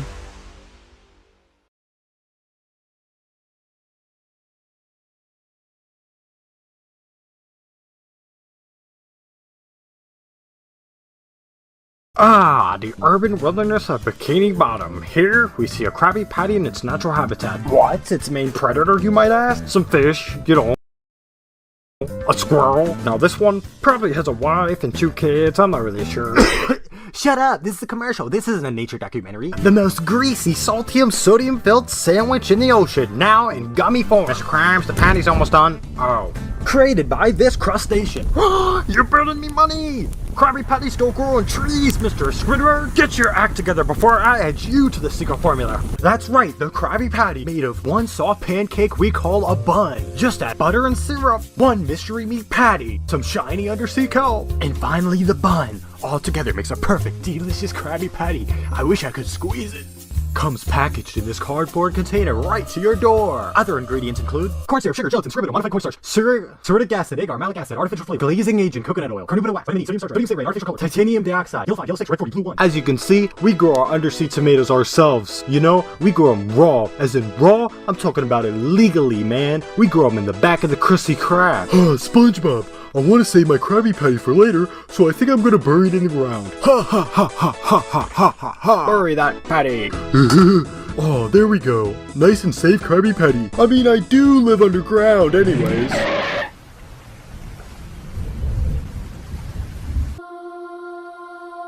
Alright, enough of that. That's creepy. Wow, would you look at that?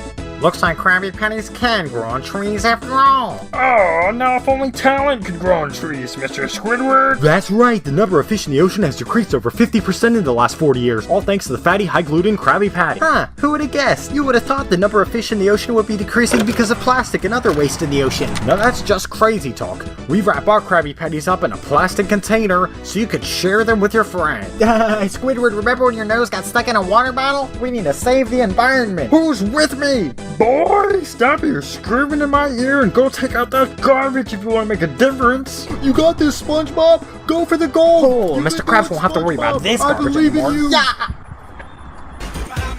Oh, did you see that? I'm ready. Get down with your I'm ready. Get it. Now we cut to the protest outside the Krusty Krab. Yo, Mr. Krabs, that cheapskate, a cannibal. You wonder where he gets the meat to Krabby Patties? Yeah, that's me. Think I see bear, see rhino, see donkey, see people, see cows. Yeah, that's me. See losers? These things should be outlawed. Mr. Krabs should be in prison. He pays his employees with Monopoly money. Mr. Krabs! Down now, SpongeBob. I'm doing you a favor. Why, this is the money of the future. No, not that. Look! Oh, well, that's the health inspector! The health inspector's here! The health inspector! The health inspector's here! Swap the poop deck. Change your underpants. This happens every year. What are we gonna do, SpongeBob, me boy? Just do what you do to keep plankton out. That's right, SpongeBob. We'll just have to rebuild the wall, me buggo! There's no way he's gonna get past that, is there, Mr. Krabs? I've dealt with this before. Light 'em up, boys. Shh, those idiots thinking they can keep the health inspector out of the Krusty Krab? Yo, I'll show them. Oh! Boy, those bombs didn't even put a dent in my wall. That fiend! He's walking around it! What? But my plan was perfect. We need a Krabby Patty in the double. Get over here, you. We gotta cook up a Krabby Patty. Place smells like a dead oyster in here. Man, I just want a Krabby Patty, you big nose loser. Dang, they always talking smack about my big nose. The health inspector's patty is done. It doesn't look quite right to me, though. Yeah, I know what you mean there, Mr. Krabs. Do you want to just kill him? Sure. Why not? It's not like he's paying or anything. Woo, look at me. I'm rodeo dancing on the peg. You're a genius, me boy. Oops, look like I dropped it in Gary's litter box. Hey, Gare Bear. Woo, you sure are stinking it up in here. Meow! We'll fish it out, and I'll dry it with Squidward's handkerchief. Hey, alright. Now that the Krabby Patty is clean, oops, I dropped it in the toilet. You think he still wants it? Of course he still wants it. It's free food after all. Now you flush it and I'll collect it out of the sewage. Alright, I'm flushing it. Down you go, little patty. Look at it swirl. You ready, Mr. Krabs? Here it comes. Avast! I found the patty. Wait till you see this, SpongeBob. Holy fish stick! Why, that's the most diabolical Krabby Patty I've seen in me days. It looks like Squidward himself has created it. I call it the nuclear patty. The who? What now? It just looks like McDonald's with a chum bucket. Just one more thing until it's complete. A birthday candle. That is no birthday candle, SpongeBob. But good idea. It's an explosive. It'll blow his brains out. He'll never know what hit him until boom. But what is that horrible smell in here? Which one of you is it? What is that? I know, right, Squidward? It smells like my mom's litter box in here. Patrick, you don't even have it though. Why is my Krabby Patty taking so long? Oh, don't you worry. We made the best Krabby Patty from our best fry cook just for you. Move over, yo. There you are, Mr. Health Inspector. Enjoy. SpongeBob, where's the patty we just made? Where's the nuclear patty? Wait, what? Oh, no, I must have got it mixed up with the normal Krabby Patty. Well, it looks normal. What? The flavors weren't even there. That was pretty disgusting. Who made this? This is a disgrace to a Krabby Patty. You made this? Alright, listen here, buddy. We're gonna have a Fry Cook Games. Whoever wins gets a job with the Krusty Krab. Whoever loses, they must quit. What? The Fry Cook Games? Don't do it, SpongeBob! Alright, it's a cook-off then. I guess I'm gonna be working at the Krusty Krab with y'all because I'm gonna be the winner. So first he jumps the wall, and now he's trying to steal my job? Spatula's ready, guys. This is like a ballsy triple deluxe 4x4 with a raft animal style. Extra shingles with a shimmy and a squeeze on the side. Light axle grace, make a cry, burn it while we serve. Here, sir. Don't worry, hold that thought. I got it. I have it right here. I made it. Come look at this masterpiece. Alright, yo, just don't forget I'm done too. Alright, Cheese Bob, I'll try yours first. Come to Papa, let's see what you're made of. What? Is that a real shrimp? We got a cannibal in the building. But that's a secret formula. Alright, fish face. Can't wait to sink my teeth. But that just looks like a centipede. I'm gonna get out of here. Both of y'all suck. Just give me your best Krabby Patty and I'll have Squidward taste test it. Hey, I found the nuclear patty we've been looking for. Perfect, SpongeBob. Right on time. I'll go have Squidward taste test it for the contest right away. Oh, you got a candle on there? I knew you guys didn't forget my birthday. I mean, I am famous after all. And the winner of the Fry Cook Games is Squidward Tentacle. Who knew Squidward was so delicious? He got cooked. Well, that's probably better than eating the nuclear patty. Guess things worked out after all. Mr. Krabs, who's been narrating this? Hey, what up, yo? That would be me. Freaking cheesehead, man.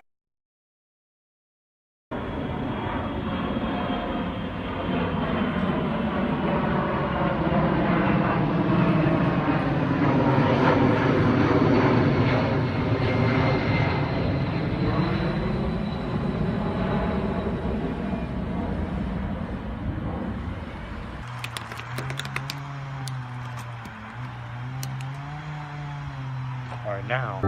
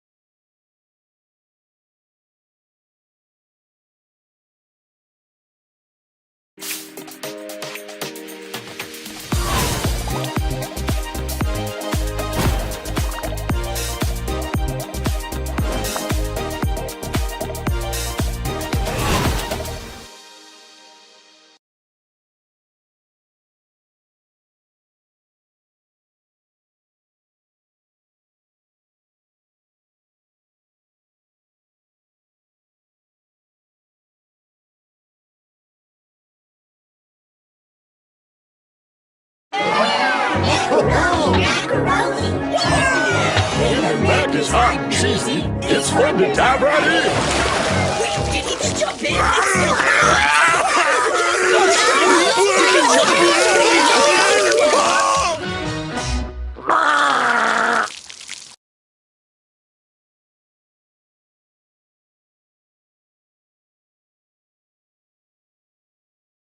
Patrick, I'm about to prank Squidward. Wee wah wagga wagga wagga. Fuck you, ugly ass. Wah wah wah wah wah. Squidward's such an idiot. There he is. He's beating the shit out of him.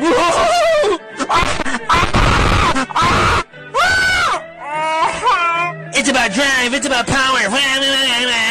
Free NBA Youngboy.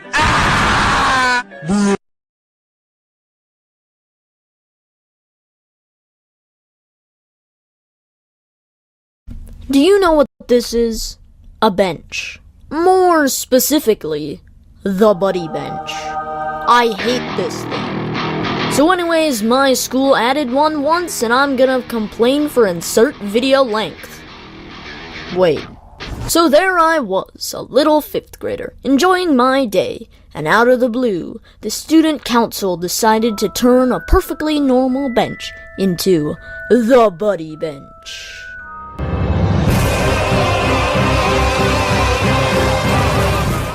The way it works is if you sit on it, you tell the world, I'm lonely and have no friends to play with. Ah!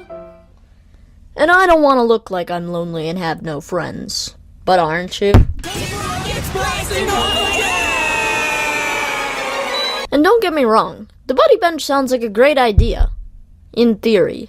A game theory.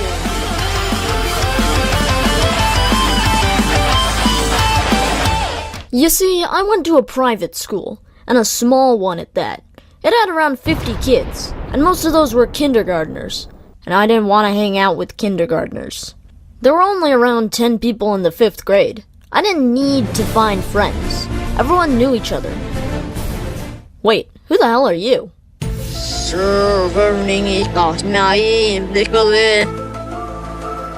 Who invited this guy? Beep. So why did the student council take a perfectly good and normal bench away from us? The bench cost around $50 to paint. That same money was supposed to be used for an ice cream day. Instead of an amazing day with ice cream, we got a bench no one used. It was a useless publicity stunt to make the school look good.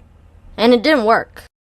Aside from ice cream being taken away from me, why should I care about a random bench being turned into the buddy bench? Well, the playground had 2 benches. One for the tag safe zone, and the other one, my napping bench. Instead of playing for half an hour, I'd take a nap. But now it looked like I have no friends, and I'm crying about it. Thank you for listening to my rant. I'm gonna take a nap. Hey, what's up? I hope you enjoyed the video. I'm sorry it's kinda short, but I'm trying something new with new perspectives and more artsy stuff. And if you want to see more updates, you should join the Discord, and that's a wrap.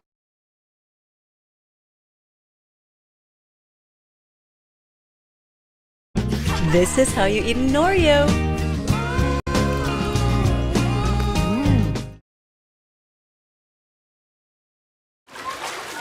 Anak, kaya pa ba? Kailangan mo ng lakas? New Tiger. High in vitamin D and source of calcium. Tumutulong magbigay ng lakas. Isa pa? Kaya pa! New Tiger. Be strong. Go further.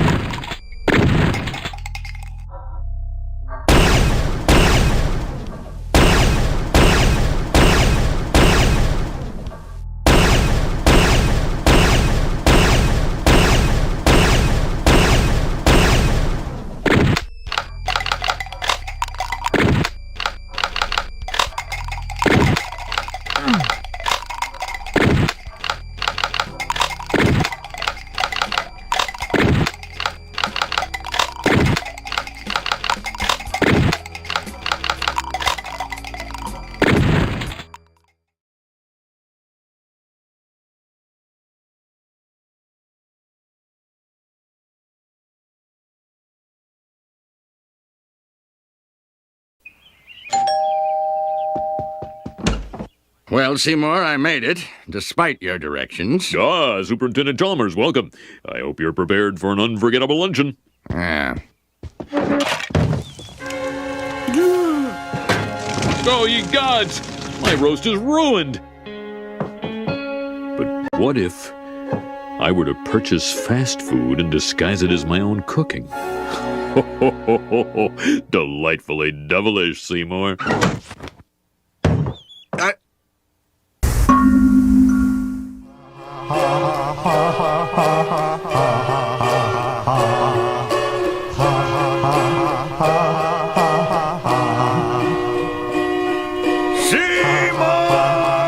Superintendent, I was just stretching my calves on the windowsill. Isometric exercise. Care to join me?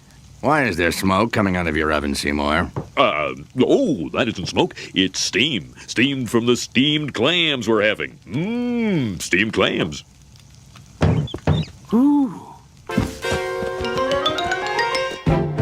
Superintendent, I hope you're ready for mouth-watering hamburgers. I thought we were having steamed clams. No, I said steamed hams. That's what I call hamburgers. You call hamburgers steamed hams? Yes, it's a regional dialect. Uh-huh. What region? Upstate New York. Really? Well,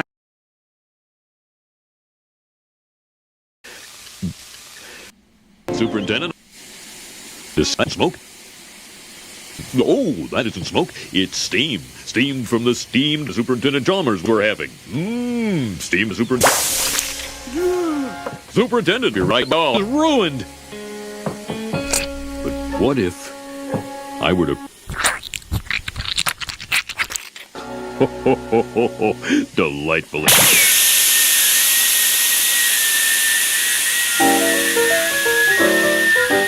Down the Mississippi steamed a whippoorwill, commanded by the pilot, Mr. Steamboat Bill.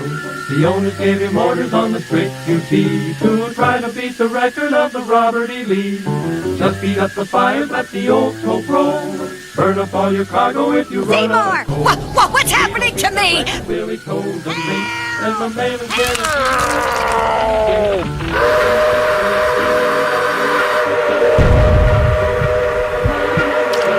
Steamboat Bill, gonna beat the record of the Robert E. Lee.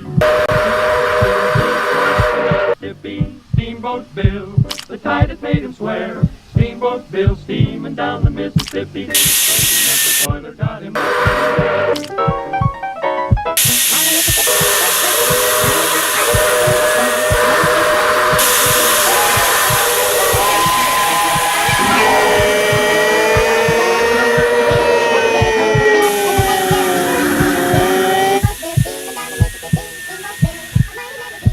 Gee, Seymour, sounds like you need to blow off some steam yourself.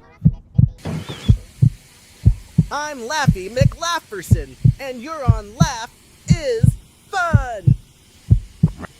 Oh, no.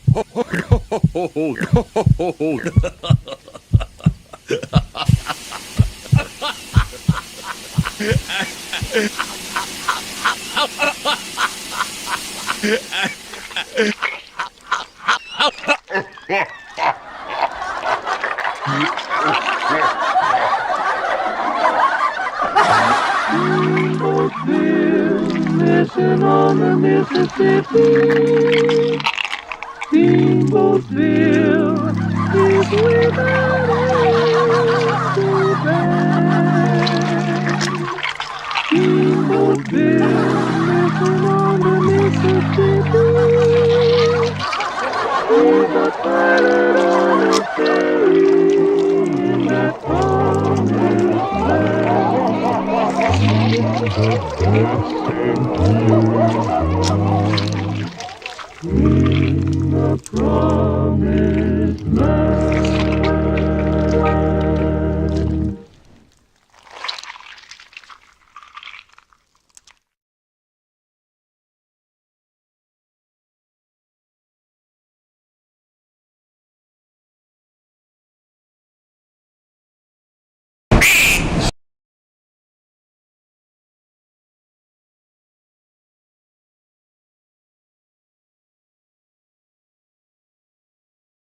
Drink Mogu Mogu today. Fill code under the cap on mogumogu.com to win amazing prizes. Try now.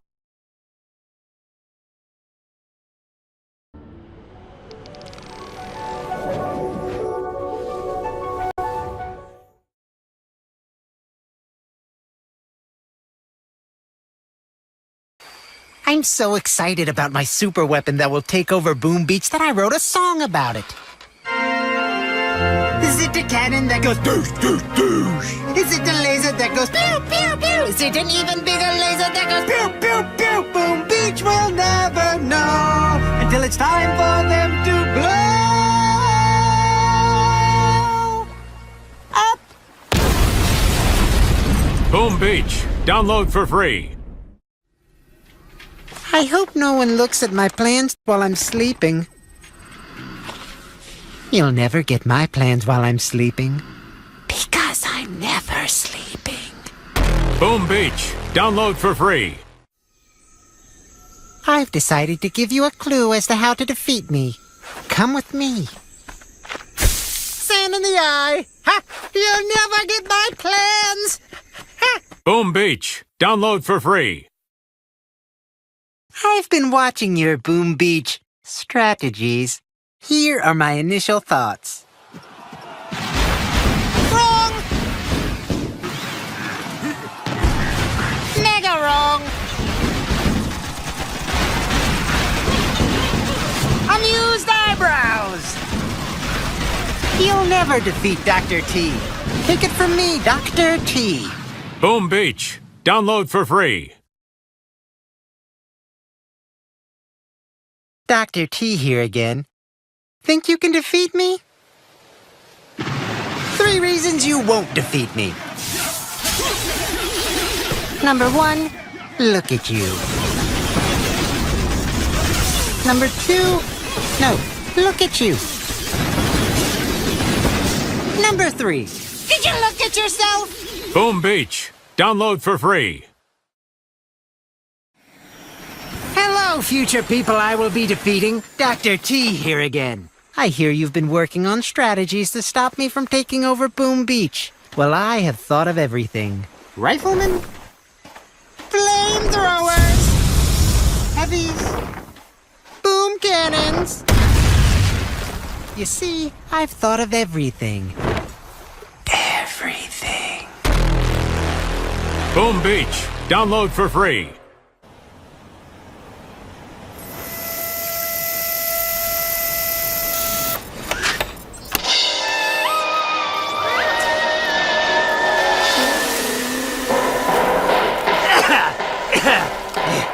That's right. I'm alive. Oh, did you think I was defeated merely because I was buried in the ground? Under a tombstone? For 4 months? Well, I'm not defeated. Oh no, far from it. And neither is my Mega Crab, which will return today. Look, I even had the foresight to bury myself in this seasonally appropriate costume. Enjoy my 4th Mega Crab, ding-dongs, which unlike my previous 3 Mega Crabs will definitely succeed in destroying you. All that's left for me to do is play the waiting game. Initiate back in the whole sequence! You'll never defeat me in my 4th Mega Crab!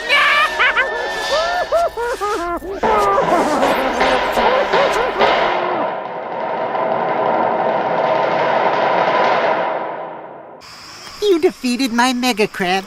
Now I'm all alone. Alone with a turtle.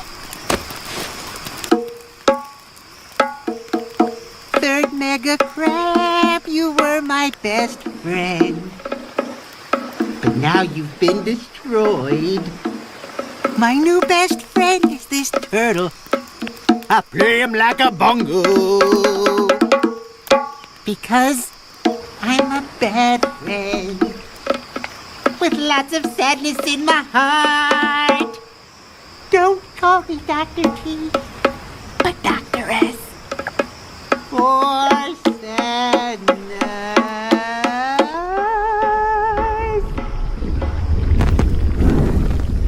That's my turtle! Many people have wondered, whatever happened to Dr. T? After the heroic forces of Boom Beach repelled Dr. T's mega crab attack, he gave up his life of evil. Dr. T retired to an island in the Boom Beach archipelago. Dr. T now spends his days farming fresh melons and drinking the fresh juice the melons produce. He no longer yearns to take over Boom Beach. No, he's definitely not thinking about all the ways he could destroy the Boom Beach archipelago. He's not imagining once again riding the mega crab, this time to a glorious victory. He's certainly not plotting how he would defeat each and every one of the Boom Beach players who attacked his precious mega crab, specifically Zaffy HB, City in the Sky, Gavin Smallfish, Kayi Sunshine, and CJ0113, the players who did more damage to his wondrous mega crab than anyone. No, he's not doing that. He's simply farming these melons, these completely uneven, completely delicious melons. Definitely not holding a grudge and plotting your defeat right now. Nope, just farming melons.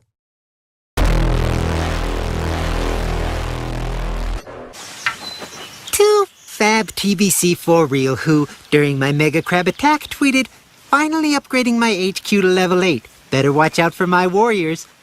Oh, I watched out. Congratulations to you, sir. And to Solar Flare who wrote, "If I defeat him, do I get a bucket of chicken?" I don't know about the chicken, but you get my heartfelt congratulations. These are some of the things I would be saying if you had beaten my real mega crab. You see, that was an imposter. My real mega crab will be coming to destroy you all in just a few short days. The mega crab wasn't the only thing that was fake. You see, I'm an imposter too.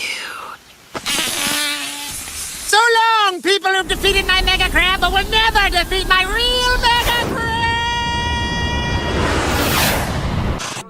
Dear Earth, terrible news. The greatest villain in all of Boom Beach, Dr. T, aka me, has landed. And I've taken over all the airwaves. Pop, pop, pop, pop. That's the sound of your minds exploding. Greetings, fellow riflemen. So, what have we heard about these new super powerful heroes? Do they really spell doom for the bad guys like the suave and sexy Dr. T? No idea, soldier. Bah! Hey! What are us muscly armed heavies up to? Talking about the secret new heroes and describing their special attacking skills in detail? Not really. Well, I'll leave you to your Dr. T shooting in the face practice. Man, it's tough being a sea turtle. You know what always helps me? Going over all the secret strategies of the new heroes. Am I right, ladies? Oh, okay.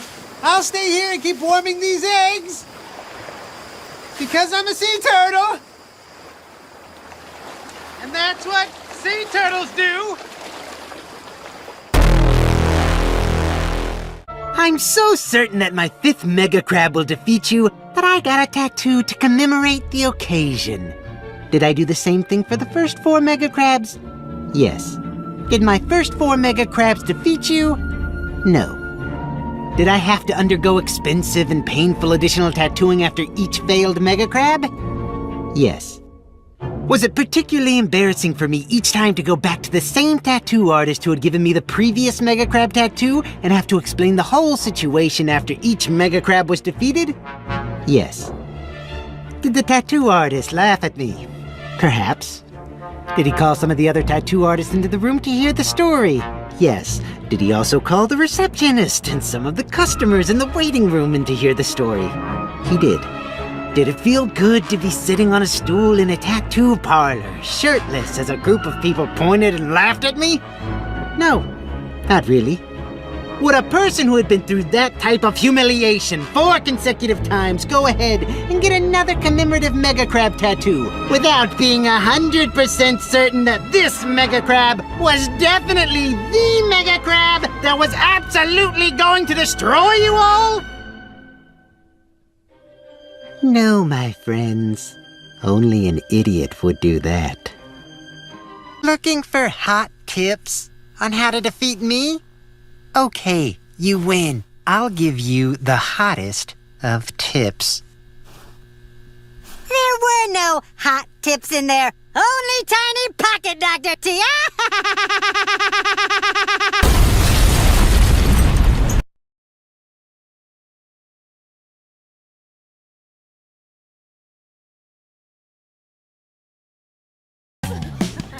With Globe, when you use your mobile data, you can give back to others via GoGive. Go for it with Globe Prepaid.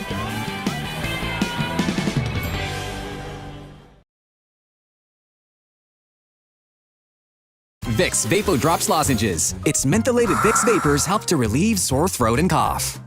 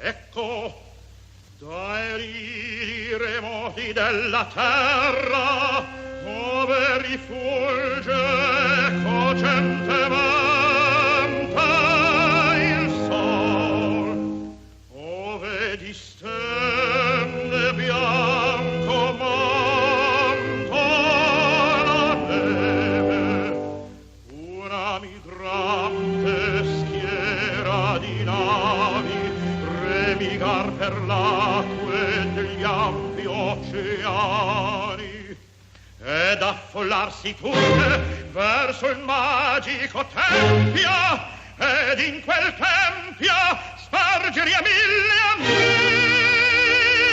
portentosi miracoli del genio.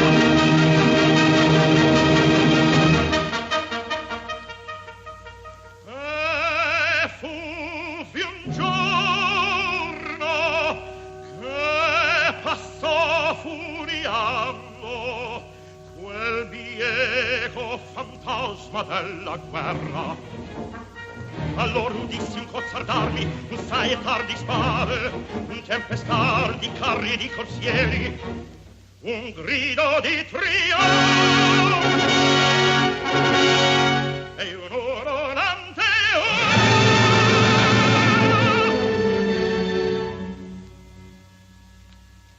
eccola ove fumò di sangue il campo di battaglia, un luttuoso campo santo a levarsi e una regia di preghiere, di pianti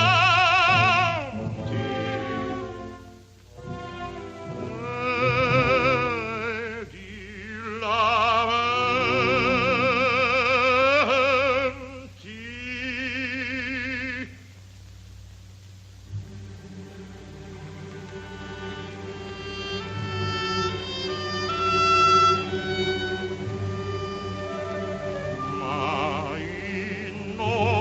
di un soffio di serena dea spense quell'ire.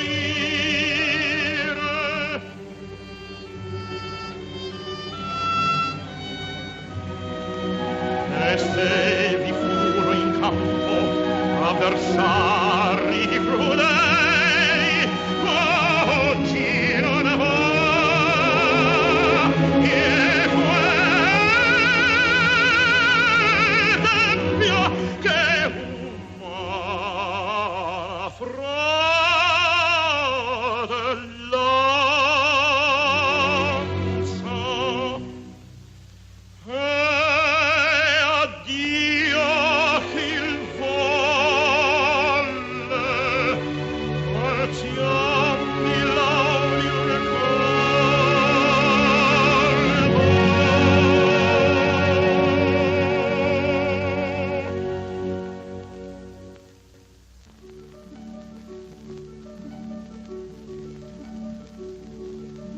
Signor che sulla terra rugiade spargi e fior e nembi di fulgori e balsami d'amor. Signor che sulla terra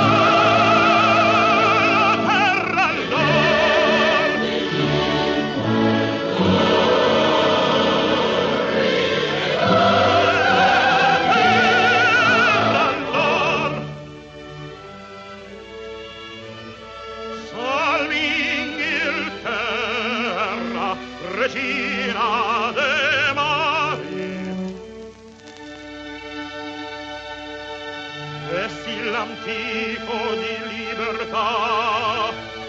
Salve Inghilterra, salve, salve.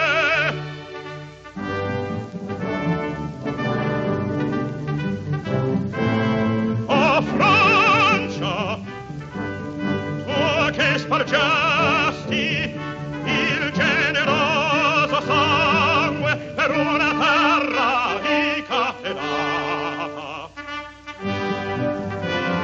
Salve a Francia, salve.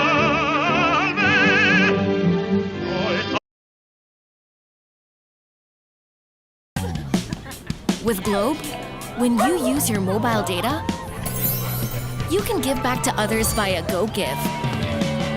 Go for it with Globe Prepaid.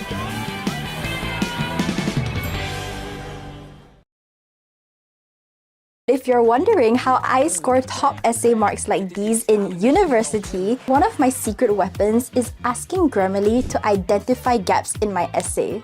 That's how you get feedback like this. If you think that citations take up too much time, then there is an auto citation tool that appears when you have the extension installed. These are all free features as well. Most of you already know that you can use AI to craft things like emails, maybe to a professor and you're asking for an extension. But if you upgrade to Grammarly Pro, you get access to tools that can help you turn wordy sentences into clear, effective ones. Or even a plagiarism tracker if your university is really strict on that. Now you only need one subscription instead of multiple AI tools.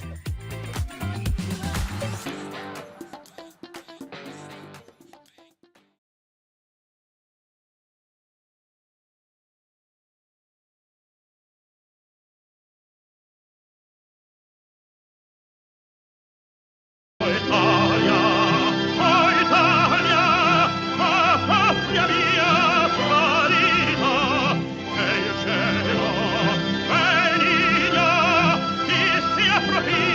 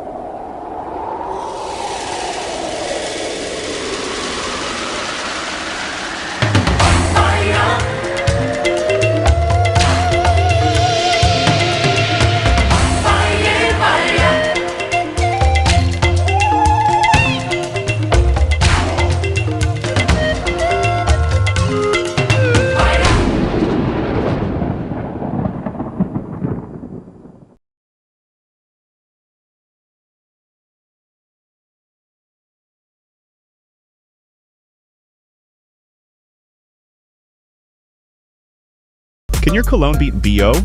Cologne may not be enough. Bust odor and smell irresistible. Axe.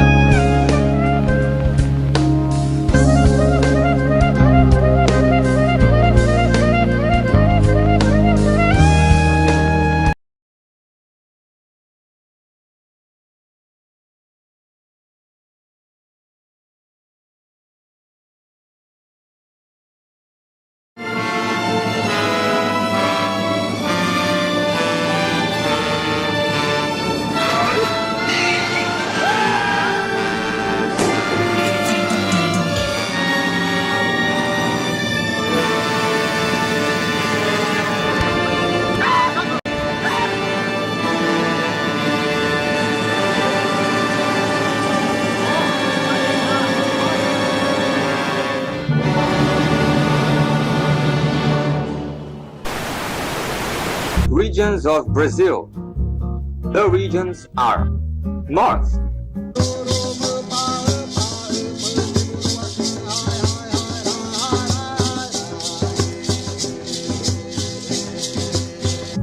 Northeast,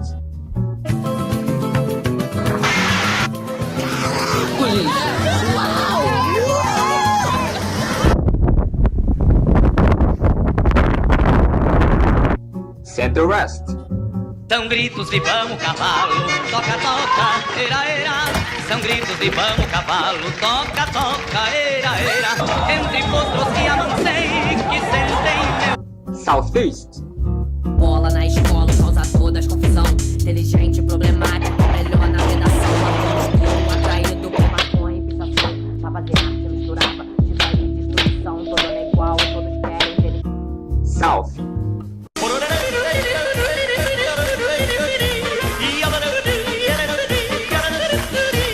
Tenta pia agora.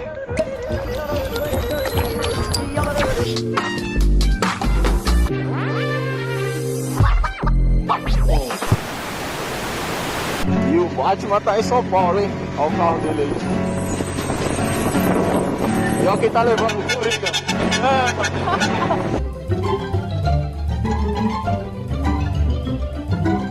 Cyberpunk ambientado no Brasil.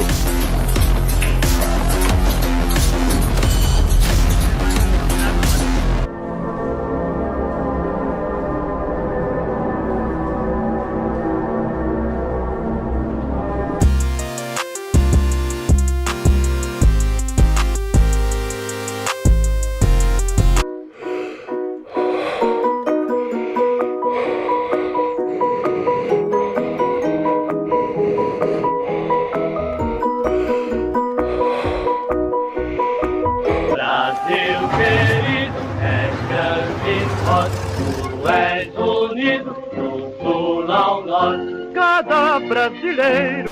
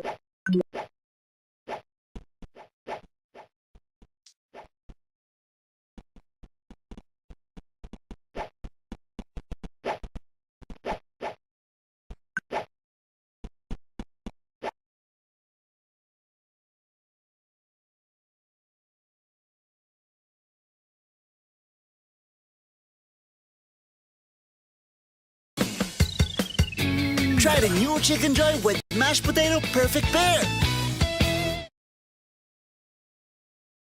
You've passed your driver's exam, Bertie. Congratulations. I couldn't have done it without you, Mrs. Puff. I bet you could teach anyone. Almost anyone. Nice license. Can I touch it?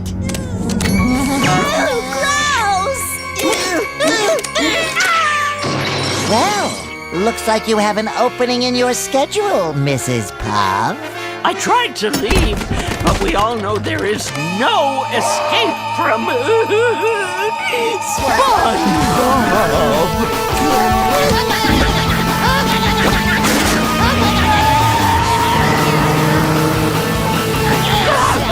Accelerate safely into traffic. Now for a 360-point turn. Oops, almost ran a stop sign.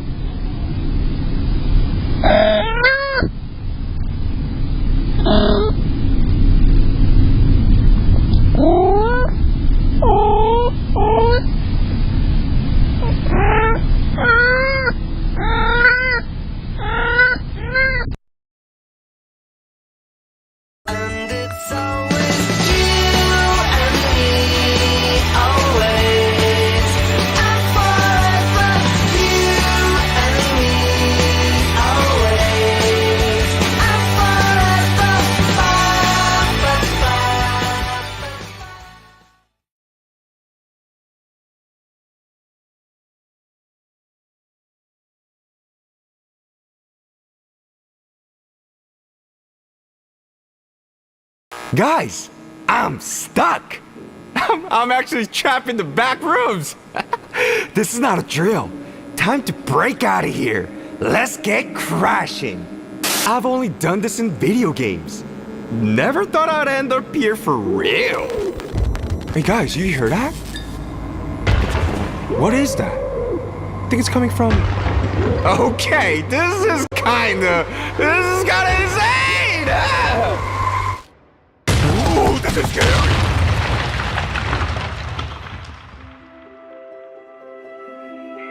Yo, what the... No! You weren't supposed to destroy the whole thing! It's ruined! This whole thing's ruined because of Boomy's dumbass! The hell is your fucking problem?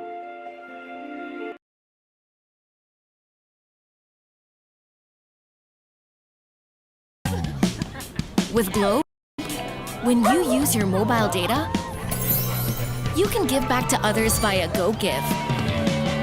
Go for it with Globe Prepaid.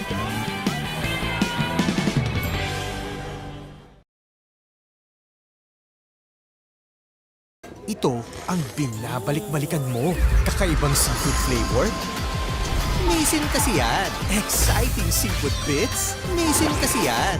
Yan ang panalong seafood sarap na binabalik-balikan talaga. Amazing kasi yan. Oh, look at all the people. Welcome to Walt Disney's Enchanted Tiki Room. Hey, Michael, mi amigo, pay attention, it's Joe time. So it is, and what darling people I have sitting under me. Ah, Tulima, I almost fell out of my upper perch. Glad to see you all aboard. Pierre, you rascal, you. Let's put on the show. Here, just like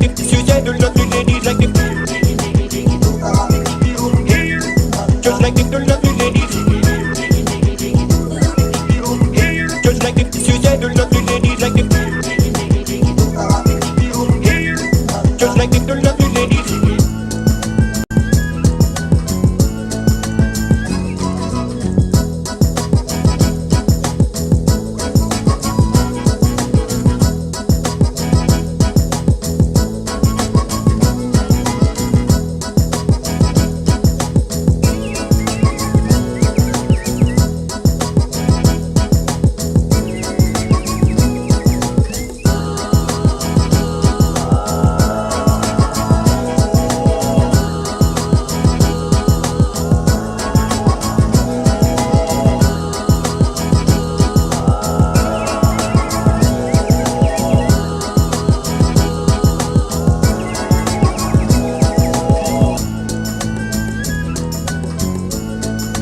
Let's all sing like the birdies sing.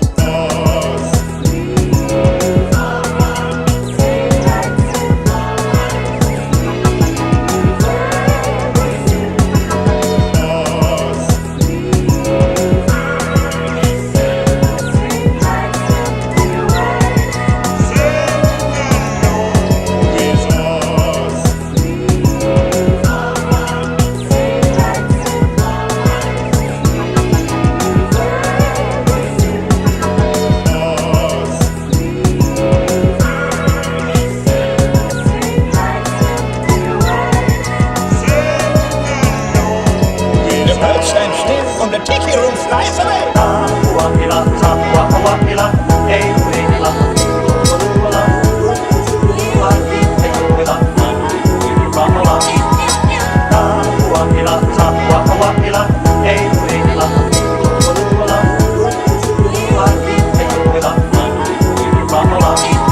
Ah, that was magnifique!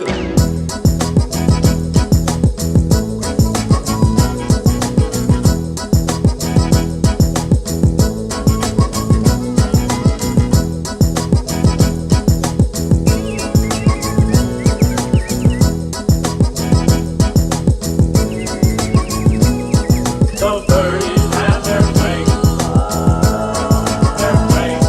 You heard the flowers sing. Or sing.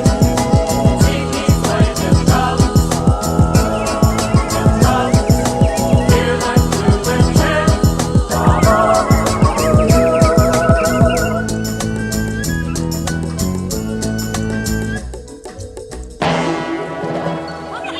Applause, applause, that was so good. Wunderbar, wunderbar. Give yourselves a Let's hand. give the birds a standing ovation. Applause, up, up, down there, applause. Everybody stand up on your feet. Ole!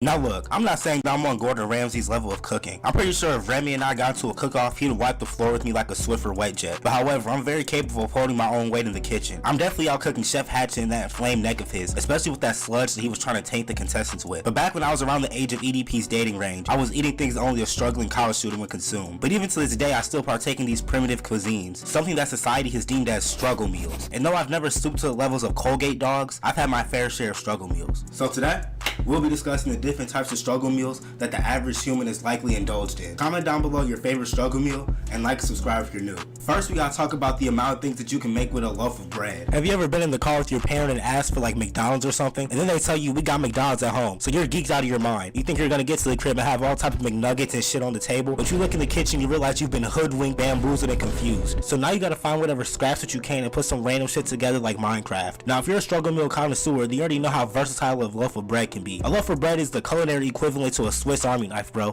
It can be used in any situation. First, we got the glizzy sandwiches, aka hood dogs. If I had $1 for every time I ate one of these, I would actually be able to buy some fucking hot dog buns. The only time you could find hot dog buns in my house was during the 4th of July and Memorial Day. They deadass were more scarce than soap in Keemstar's bathroom. But these were like a delicacy in my career, bro. All you gotta do is boil some hot dogs and throw that shit between a single slice of bread and you good to go. I never understood the niggas who nuked their hot dogs in the microwave like Benson's wings. And I swear it would always be the butt of the bread that would be more stiff than the Discord mod socks. And then I would spend the next 20 minutes trying to get any amount of ketchup out the bottle that I can. But overall, hood dogs were a certified hood classic, and it's one of the definite faces of struggle meals. There was also the hood pizza. Now look, I know people are making these pizza toasts for their kids and whatnot, but back then it was a way of survival. I think we've all been there at least once. It wasn't no Pizza Hut, no Domino's, no Papa John's, just a toasted slice of bread with some random ass cheese on it. Sometimes there wasn't even any sauce, and that shit would be drier than Amy Schumer's jokes. And if you were using Kraft cheese slices, then you was in deeper trenches than the army soldier. But everybody knows that these poverty pizzas are elite, bro. When you don't have any food and you start getting hella creative, bro. It's like another part of the mind gets tapped into, like Einstein or something. And you're lying if you said you never used pasta sauce instead of actual marinara. There's just something so satisfactory about these penny pinching pizzas. It's not delivery, it's depressing. But the next meal I'm about to construe could possibly make hood meals look like fucking Bobby Flay. We got the legendary syrup sandwich. You ever just grab 2 slices of bread and pour some Aunt Jemimas in between them like some fake ass flapjacks? This that shit Kendrick Lamar was rapping about in Humble. And I ain't talking about no French toast with the cinnamon and all the fixins like this is Denny's or something. I mean bread, syrup, bread. I think out of all the struggle meals in this video, this is my go-to. Like this sandwich is more reliable than the fucking Mouscatool, bro. But you had to eat that shit hastily because the bread would absorb the syrup like a fucking sponge, and now you just got some soggy ass bread. But if you wanted to, you could start dressing up your sandwich like it's going out on a date or something. But I just keep mine original and plain like a white tea. I remember eating one of these every day for breakfast for like a week straight, and I don't regret a damn thing. And then there's the timeless classics like the grilled cheese, an instantaneous hit. But I was never the type to eat tomato soup with it because that shit tasted like callous ketchup, bro. But when I was making them, they would always come off the skillet looking like a piece of fucking asphalt. But regardless, this toasted bundle of cheese got me through a lot, especially when they had a slice of some processed ass lunch meat in it. That takes it to the next level like Super Mario or something. And if you were using shredded cheese instead of sliced cheese, then you were moving duplicitously, bro. And I know there's a bunch of you bougie ass niggas who cut the crust off your sandwiches too. I guess now would be a good time to mention the peanut butter and jelly sandwich. Probably my favorite struggle meal. How many of y'all niggas had the peanut butter and jelly in the same container swirled together like some fake ass yin yang? But it doesn't matter what type of peanut butter and jelly you use. But if you're the kind of person who uses strawberry jam, then you need to be exterminated with extreme prejudice. Also, shout out to the Uncrustables for holding it down from time to time. Now we gotta talk about ramen. The epitome of struggle meals. These salty ass noodles used to have my head ringing like the Liberty Bell, bro. But the flavor was ethereal. Probably the cheapest thing in this entire video. And unless you got dirt for brains, you know that chicken clears every other flavor of ramen. I'm pretty sure everybody has got a fat ass box of these noodles in their cabinet taking up more space than Fat Albert. But the beautiful thing about ramen is that you can customize your bowl more than your My Player on 2K. You can add cheese, eggs, sriracha, chocolate.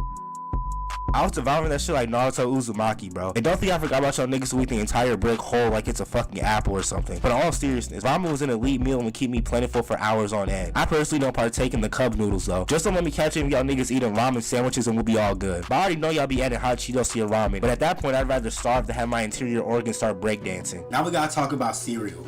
I'm pretty sure we've all eaten a bowl of cereal for dinner or when there's nothing else to eat. It doesn't get any easier than this. This is like the original struggle meal. This is deadass like the Rafiki of struggle meals. It doesn't matter if there's milk or not. There's been plenty of times where I put Cinnamon Toast Crunch in a Tupperware bowl and called it a night. I swear, cereal tastes way better at night. Like the flavor molecules just get taken to the third power like algebra. Cereal is one of the only meals in this list that you can eat at any point during the day. And I've never been the type to use water, but whatever floats your boat, which I guess would be water. But if you're eating cereal with water, I hope you swallow your spoon. Reevaluate your life, bro. The only thing about cereal is that I fuck around and eat damn near the entire box without even noticing, bro. But cereal is definitely in the upper echelon of the struggle meal pyramid. Now we gotta talk about frozen food. Man. I would be lying to you if I told you I wasn't eating those dinosaur nuggets like Power Pellets and Pac-Man. I was deadass throwing the entire box in the oven and having a feast like Shaggy. Those Tyson chicken strips were also more clutch than De'Aaron Fox. Also, shout out to Totino's for blessing humanity with these oleaginous bundles of joy. Back then I wasn't cooking, but I was a fiend on the air fryer. I was straight going down in the kitchen with that. I was using that motherfucker more than Gen Z uses TikTok. I was deadass programming that motherfucker like I was Dr. Doofenshmirtz. Then there were Hot Pockets, but no matter what type of conditions I put these motherfuckers through, the center was always colder than Mr. Freeze's ray gun. But anyway, like I said earlier, I was in my fucking bag when it came to this shit. Fries, mozzarella sticks, you name it. Also, can't forget about the banquet meals, bro. I'm pretty sure that shit was made from dolphin ankles and giraffe knees, but it was a hit every time, bro. Now we gotta talk about rice and beans. This was like the worst case scenario. I think this is the last meal that I would go for, but I'm still inhaling this shit because I'm hungry as hell. But I ain't gonna lie, if you use the right condiments and seasonings, you can revive this insipid dish. It would get elevated even more if you could find some chicken in the fridge and turn it into a fake ass Chipotle bowl. But as I've gotten older, I've come to embrace this meal, especially after a workout. Now we gotta talk about canned food. Man, I used to be downing these like it was the apocalypse or something, bro. First, let's start off with Franks and Beans, or as I like to call them, beanies and weenies. Now, since I don't eat pork, I would just crack open a can of Bush's vegetarian baked beans and cut up a hot dog. But if I'm being 100% honest with you, this is probably the best meal on this list. I feel like even if you got a cabinet full of food with endless possibilities and options, everybody should try this, bro. There was nothing like eating a warm bowl of this eminent stew. And then there were SpaghettiOs. Now, this take might be hotter than a Texas sidewalk, but I personally think these need to be banned. Like, anybody with functioning taste buds will know SpaghettiOs taste like active hemorrhoids. And you know that if you live in a black household, you eat spaghetti more than the fucking Lady and the Tramp. There would always be a big ass vat of it, and it would always last longer than J. Cole's song. Canned vegetables were also a hit and added more to my excruciatingly sorrowful plate. Now we gotta talk about sleep and water. Well, the most slept on struggle meal on this list, no pun intended. There ain't nothing like sleep with a side of water. If you haven't had any of these meals that I've listed off so far, then I know you've had this. At least you don't gotta question whether or not you have any of this or not. The amount of times I tried to sleep off my hunger is prodigious. I'd be in my bed looking like I got hit with a fucking tranquilizer dart, bro. But this is an S tier struggle meal, bro. That water be tasting like all types of gourmet goodies and treats when you're hungry, especially when it's cold. Also, shout out to Minute Maid, bro. Every time there would be some in the crib, I would suddenly start cosplaying as Badland Chugs. Y'all already know the moment this shit appears in the fridge, it disappears like a fucking Houdini magic trick. It's every man for themselves when it comes to Minute Maid, because this shit was like liquid crack. I was drinking this shit like Future drinks lean. But I think that's gonna wrap everything up for this video, man. Comment down below your favorite struggle meal, as well as other ideas that you want to see from me in the future. You know what I'm saying? Join the family. Like and subscribe if you're new. We going crazy. 2023 takeover is in full effect. You know what I'm saying? You know what I'm saying? More consistent content, more bangers gonna keep dropping, bro. We taking this thing to the top. The sky's the limit, and we gonna go crazy. All y'all love is felt at all times. You know what I'm saying? Even when I'm not uploading, bro. Just know I got something in the works, and you know what I'm saying? It's gonna be heat. But thank y'all for watching. Thank y'all for rocking with me. I hope this video finds you in good spirits. I'm G Grimy. It's been real. I'm out. I love y'all. Peace.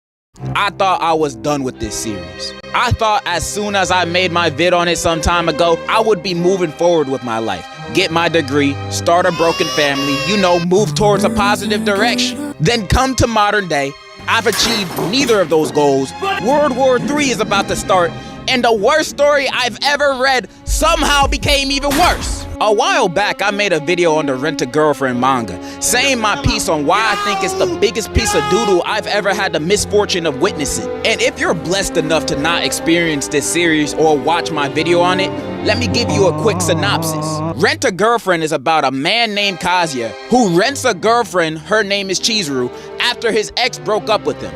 Then he starts going around telling people that it's his real girlfriend.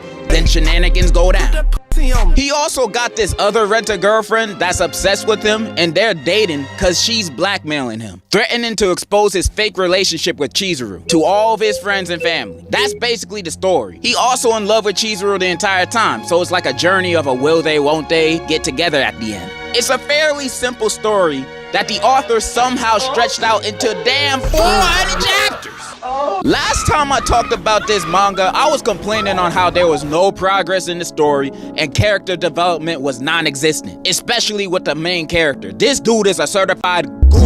Imagine a man that Cash App's IG models his paycheck just to get a heart on his DM and left on scene. And he still does it again when the next direct deposit hit. That's the type of lame we're dealing with. I'm not trying to repeat all the same complaints I did on my last video, but since the 200 chapters I read then, the chapters have almost doubled, and the same thing is still going on. A 2-pack of ass. Almost nothing happened since then, except the 2 major recent events that the story has been leading up to since the start. Those are the events I wanted to talk about today. So here's the update. On chapter 316, Kazuya officially asked Chizuru out on a real date that he don't gotta rent her for, and she says yes. This is some groundbreaking progress. We 300 plus chapters into a romance, and we got our first date. And for the next 70 plus chapters, it's all about this first date. That's over a year in real time spent on this one event. About a 30 chapter arc of Kazuya planning out and getting him prepared for the date, then another 30 chapters of the date itself. Now, I didn't read all these chapters. My brain can only mentally handle so many lobotomies. I only read the chapters of the actual date, which is 29 chapters so far of me recording.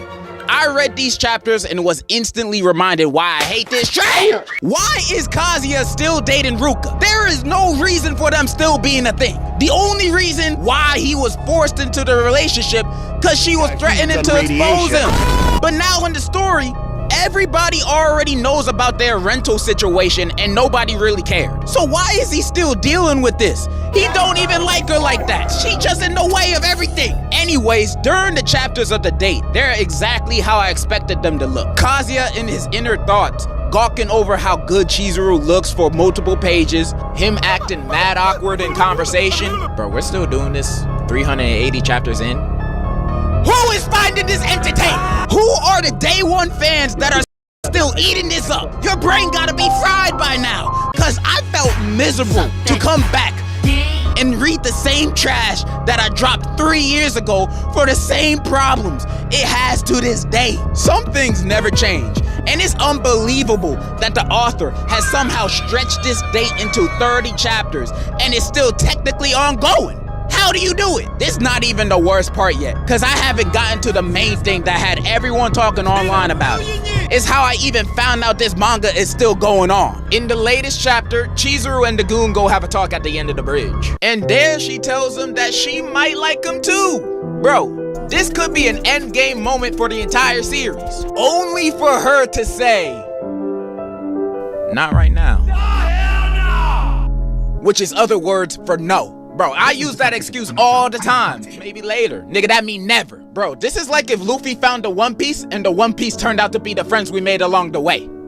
This bullshit! And I'm not mad because she said no. That man is a gooner and likes to sit in Adam 22 chairs at the motels. It's not like anyone owes anybody a relationship either. Like what Kazuya feels towards Chizuru at this point doesn't even feel like love, it feels like an obsession. Like this dude has been fiending over her since the start of the story, willing to do anything for her and to stay by her side, even when it's at his own detriment and he's at risk of ruining all the relationships he has around him. And you might be saying, oh, he's just doing this because he's a nice guy, he's a good guy. We all know what he wants. So no, I'm not mad that Chizuru said no. The reason I'm mad is because this whole series is one big waste of time. Almost 400 chapters of being down bad and lollygagging, and then there's gonna be 300 more chapters of the same thing until another confession happens, and maybe they'll get together on that one. Probably not. And you know what's worse? It's been reported that this dude has spent a whopping equivalent of $250,000 US on her. Now, I don't know how true this is, but doing my own research, I'ma start believing shit. And if this is true, bro, end it all! Okay, some dude on Reddit did the math and Kazuya had only spent a few bands of his own money on her, but that's still a lot. He could have bought this 2004 Ford Mustang I found on Facebook Marketplace for that amount of money he spent on her, only to get no buns. And those are the chapters so far. Bro, I don't know what it is with this author stretching out this story into infinity. Maybe he loves the characters and stories so much that he doesn't want to let them go. I don't know. He can make other series with other characters he can grow to love. And he's already done this. He made a new series while working on Rent a Girlfriend not too long ago. It's titled The Shinji Family Children, a completely new romance manga by him. Let me read you a summary of it so you know what it's about. The story follows Arata Shinji, the eldest son of the Shinji family, who lives with his 5 sisters and a younger brother. Arata has always been tossed around by the whims of his sisters, and yet that does not stop him from viewing them as his precious family members. The hell does that mean? However, everything is changed when their father reveals that the siblings are not related by blood. And Arata now needs to deal with this newfound situation. Bro, are you good? You know, when I first started reading this, I was actually a little bit excited and hopeful that the confession would mean something. Because at this point, this is just abysmal. There are rumors that are saying it's ended. It has not ended yet. The author has made no announcements of when the series will end. So as far as we know, this could just be the first half. There's also more rumors saying that he's not ending the series because he's in love with Chizuru. And even though I don't really understand the things he says on Twitter, I really hope this is not the case. Bro has a wife and kids. I'm actually at a loss for words right now. What more can I say on this that hasn't already been said? I'm not gonna lie, this has been a pretty bad week for me. The Pacers lost, It's 1,000,000 degrees outside, my car got towed, and I had to read 30 more chapters of this bullshit just for this video. I wanna die! I'm never reading it again. Not even if another confession happens, bro. Just no more. Just no more. I'm never letting my morbid curiosity take the best of me. Anyways, that's kind of all I wanted to say. And in conclusion, I'd rather be reading One Piece. Shit ain't always in my ass. Piss ain't always in the toilet.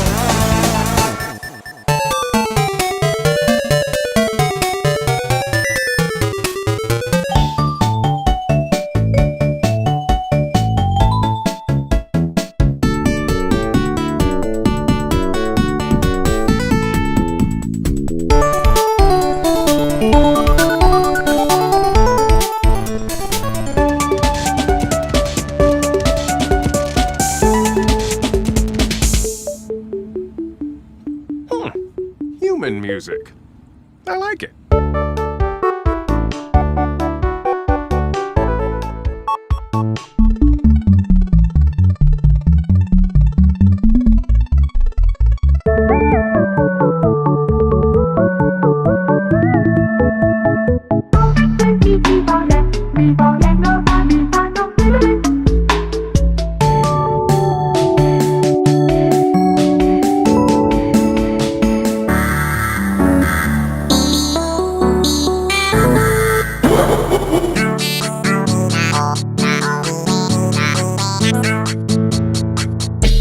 On Christmas, what you getting him for your wish list?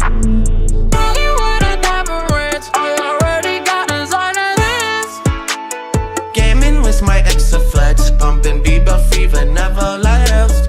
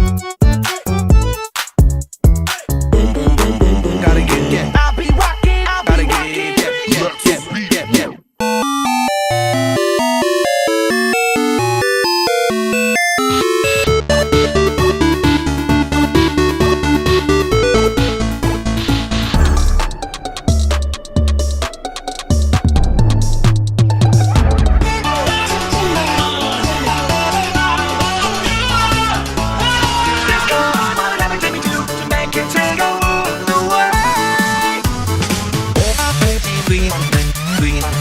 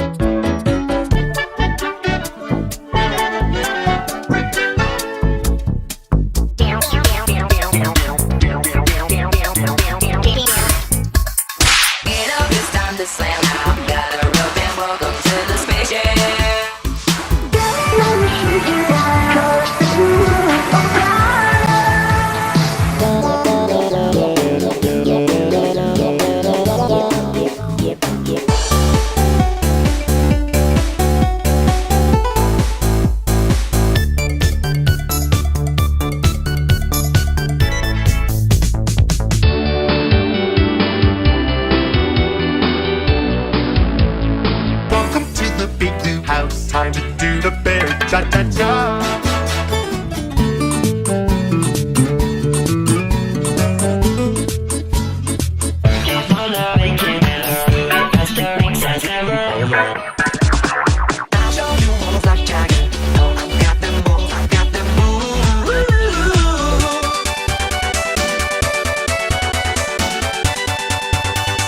fucking teacher said, horseman drawing, yes.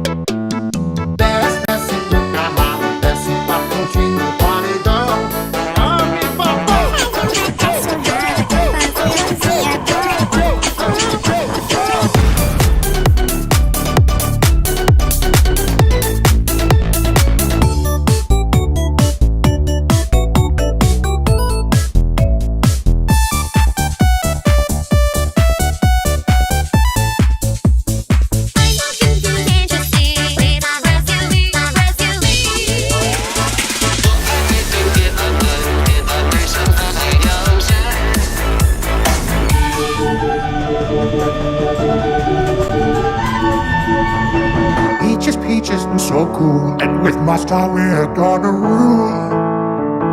我爱北京天安门，天安门生态养生。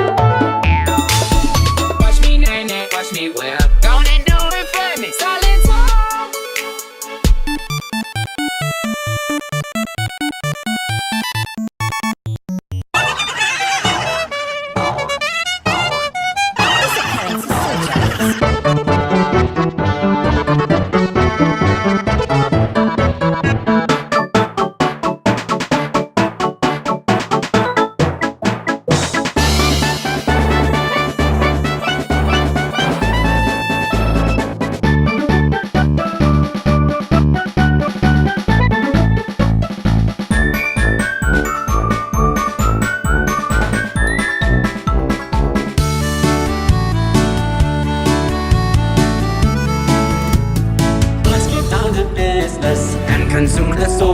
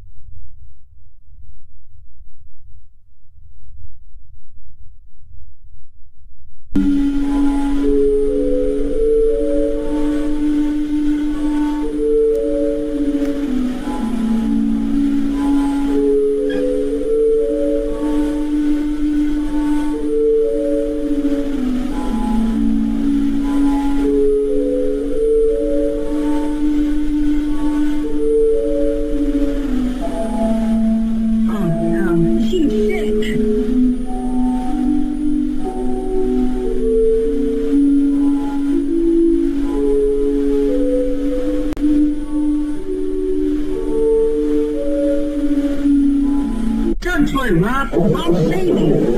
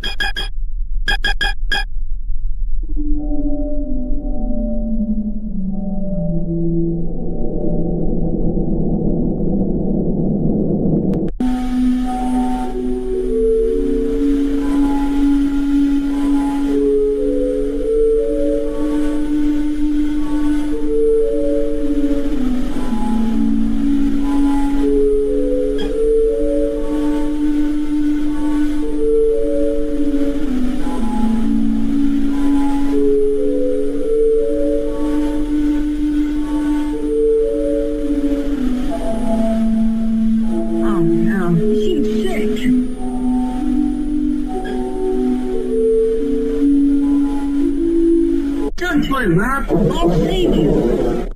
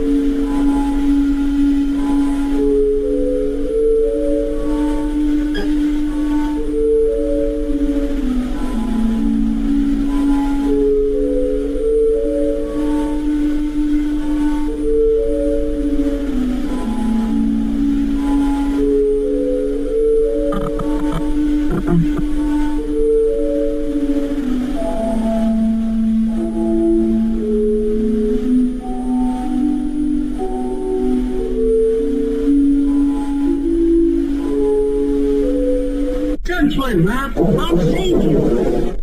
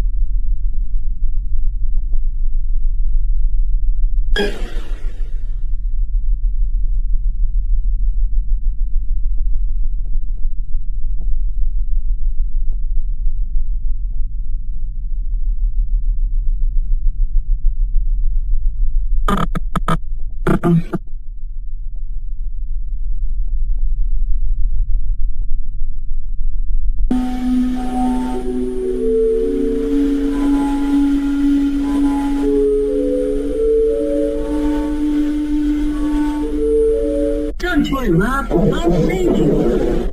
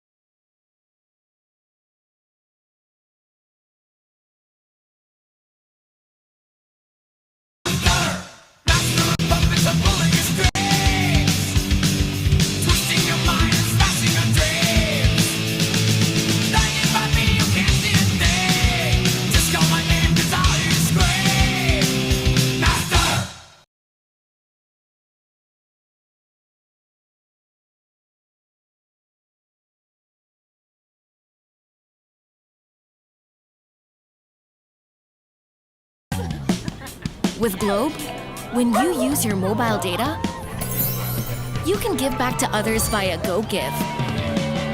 Go for it with Globe Prepaid.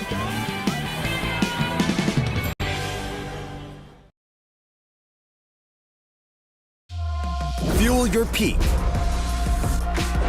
Summit Natural Drinking Water. The right hydration with the right minerals. Rise to the summit.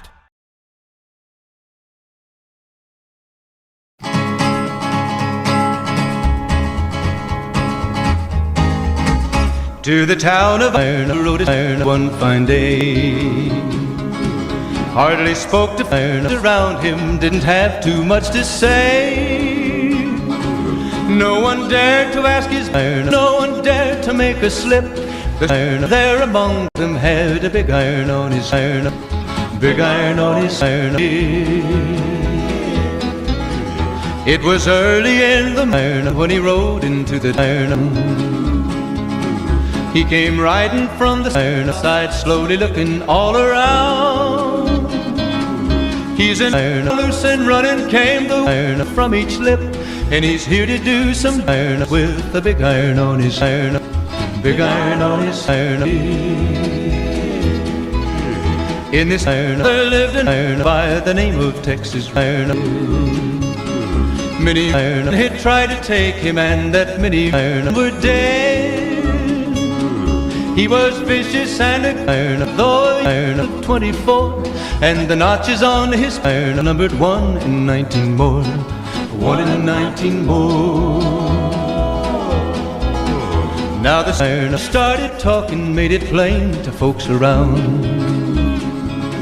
Was in Arizona, iron wouldn't be too long in iron.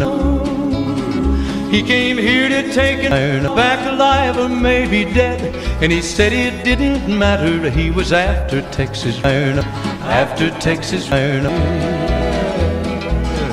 Wasn't long before the was relayed to Texas. But the iron didn't worry men that tried before were dead. 20 had tried to take him, 20 had made it. 21 would be the with the big iron on his big iron on his The iron passed so quickly it was time for them to meet. It was 20 past 11 when they walked out in the Folks were watching from everybody held up. They knew this handsome was about to meet his about to meet his There was 40 between them when they stopped to make the and the swiftness of the is still talked about today. Texas did not clear for a fairly ripped, and the was deadly with the big iron on his big iron on his It was over in a and the that gathered round. There before them lay the of the on the Oh, he might have went on living, but he made one fatal when he tried to match the with the big iron on his big iron on his big iron, big iron. When he tried to match the with the big iron on his big iron on his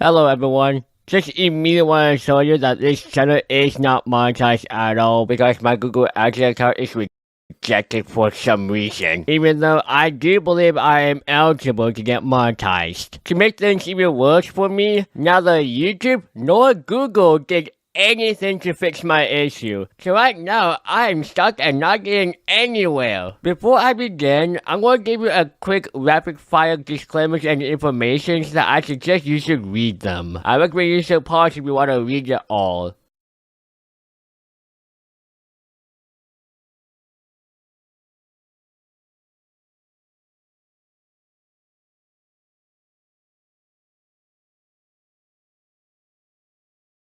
With that out of the way, this story started in January of this year where my YouTube animators video exploded for a small creator channel. This video alone got me the conditions that a YouTuber must have to get monetized. By completing the requirements, I then have to follow 3 more steps to get into the partner program. By looking at the steps, it looks kinda easy and simple, right? Well, I won't be making this video if that was the case. The first step is just the common service you don't really read whenever you're using a program for the first time, so that part is easy. Then step 2, I signed up for an AdSense account. If you don't know, a Google AdSense account allows website owners or YouTube channels to earn money by displaying ads on their content. And so, I signed up with this YouTube channel's Google account to create my first AdSense account that I'm aware of. Then I got rejected. I looked into the policy that this email gave me. Though I do believe these rules is usually for website owners and not really for YouTube channels like me. Like invalid clicks and impressions where you can't click on your own ads. I don't do that. Encouraging clicks or views towards non-rewarding ads, which I've never done. traffic sources such as pay-to-click programs or unwanted emails, which I've never done. They're all more godless that I'll put in the description below, but I believe none of it relates to YouTube channels. Then, there are also subtle rules. The biggest one is that you can't have 2 or more AdSense accounts per area, and I know I haven't made one. I also asked my parents if they signed up for one. They said no. I kept on reading the policies trying to figure out what I did wrong, but none of these complies with me, so I tried again. And it got rejected. At this point, I'm very confused, so I went online searching what I can do. There is a Google support page where you can contact them. But I got this statement. Okay, after seeing this message, I've gotten more confused. I do know that they are not allowed to tell you why because reasons, but I feel like this is not helping small creators in this stupid situation who want to do this full time like me. I also tried to talk with another person in the support team, and not surprised, they came up with the same conclusion. I even went to the YouTube X account because I heard they have an active support team replying to people's problems. They also went to the same conclusion. At this point, I was still a small creator, and there's nothing I can do about this. Plus, the email I got told me I should wait 90 days to reapply again. Then, March came around, 60 days after my last rejection. I uploaded my currently most viewed video so far. And this video could make me thousands of dollars. That could legit help me by getting more Mario figures. So I tried getting my monetization to work with a new plan. I decided to close my Google AdSense account and open up a new Google account just for AdSense because I feel like there's something wrong with my account for some reason. Honestly, I didn't know what to expect. I got rejected again. This is what I get for being impatient. Right now, it is July, and yeah, you can say I could apply again because it has been more than 3 months. Plus, a creator gave forward my channel to the YouTube Partner Program, and they told them that I should try again. But I'm afraid that I will get another rejection and have to wait another 90 days.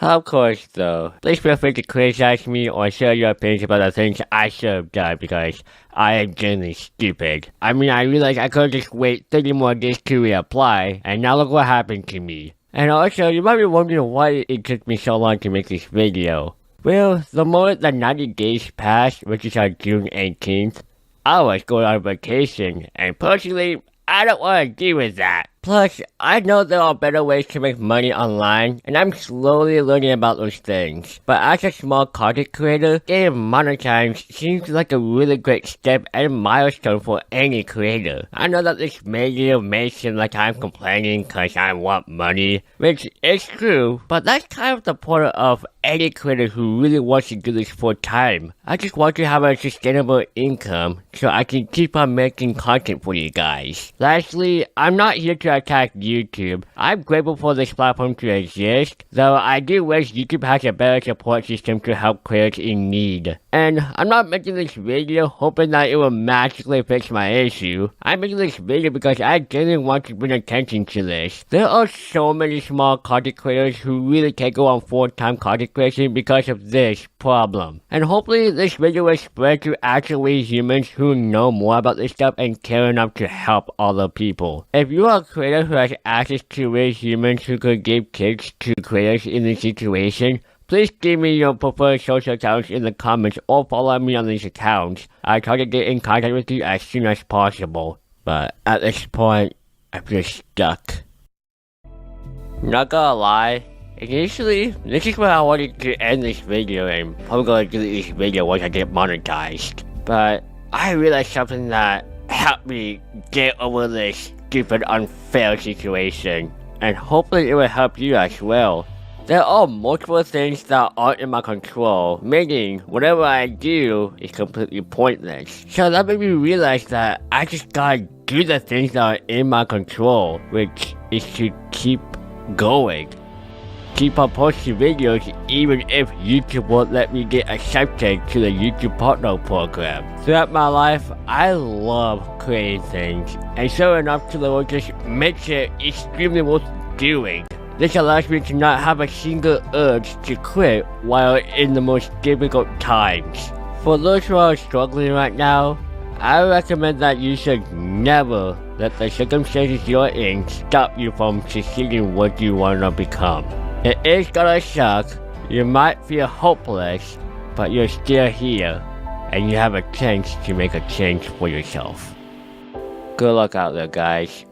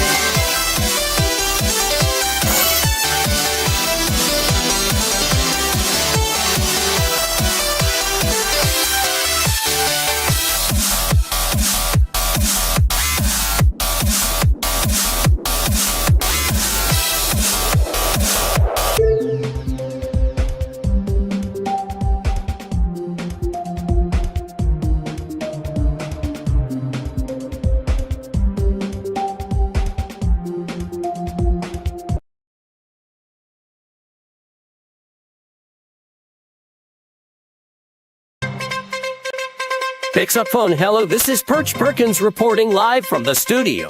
What's your name? Hi, Perch. It's SpongeBob SquarePants. Phone rings! Oh, great. It's you again, SpongeBob. What do you want? I just wanted to say hi and see if you wanted to go jellyfishing later. No thanks, SpongeBob. I'm too busy losing my mind here with all these damn phone calls. Phone rings! I'm so going to go soon. Moan high in thieves. Don't tongue.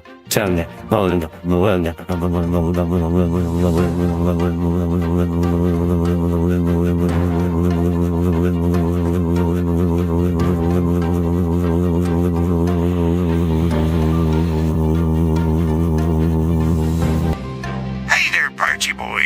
It's Mr. Krabs calling. Oh God, no. Not another one of your money-making schemes. Actually, I just wanted to ask if you could promote my new Krabby Patty special on the news tonight. Size sure, Mr. Krabs. Whatever makes you happy. Phone rings. Whatever makes you rings. Shoes up. Rooster.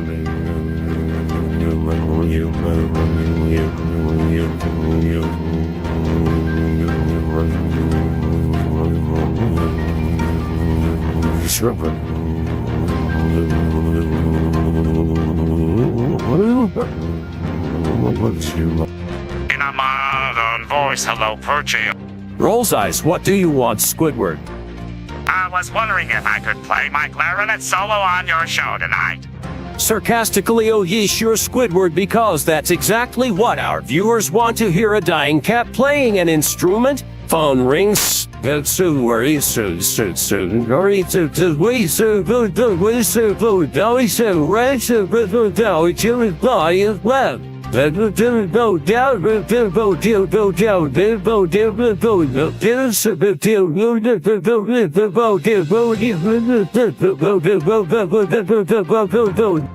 Slurring words, hey, Perchy buddy. Frustrated Cy Patrick, what do you want now? I was wondering if we could have a sleepover tonight and watch scary movies. Shouts into phone, no, Patrick, we cannot have a fucking sleepover. Phone rings.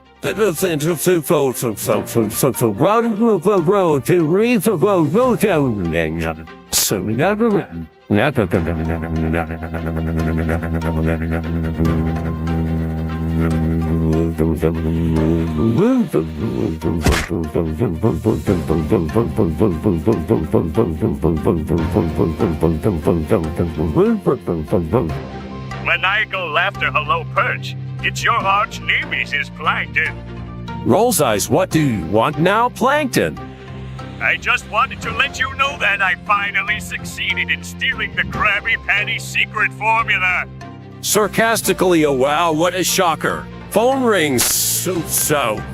Father started the right of the grove rings. Whoa.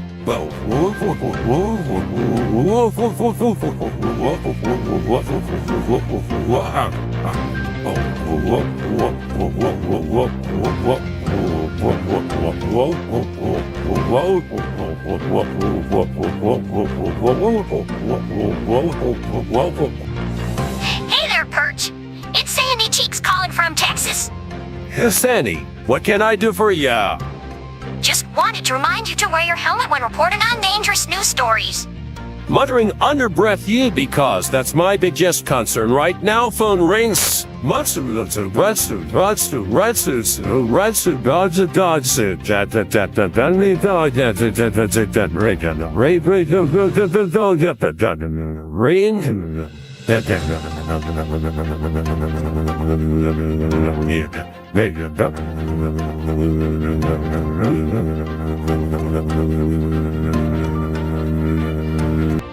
You Perchy bro, it's Larry the Lobster here.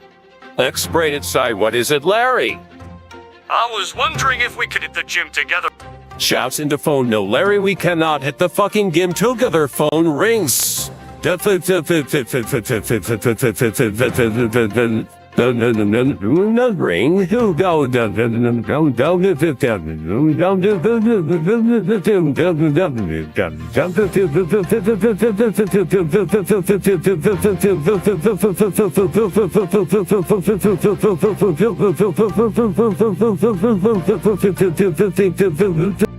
Hello, Perchy dear, it's Mrs. Puff calling from boating school. Frustrated groan, what do you want, Mrs. Puff? I just wanted to ask if you could feature a upcoming boat show on your news segment tonight.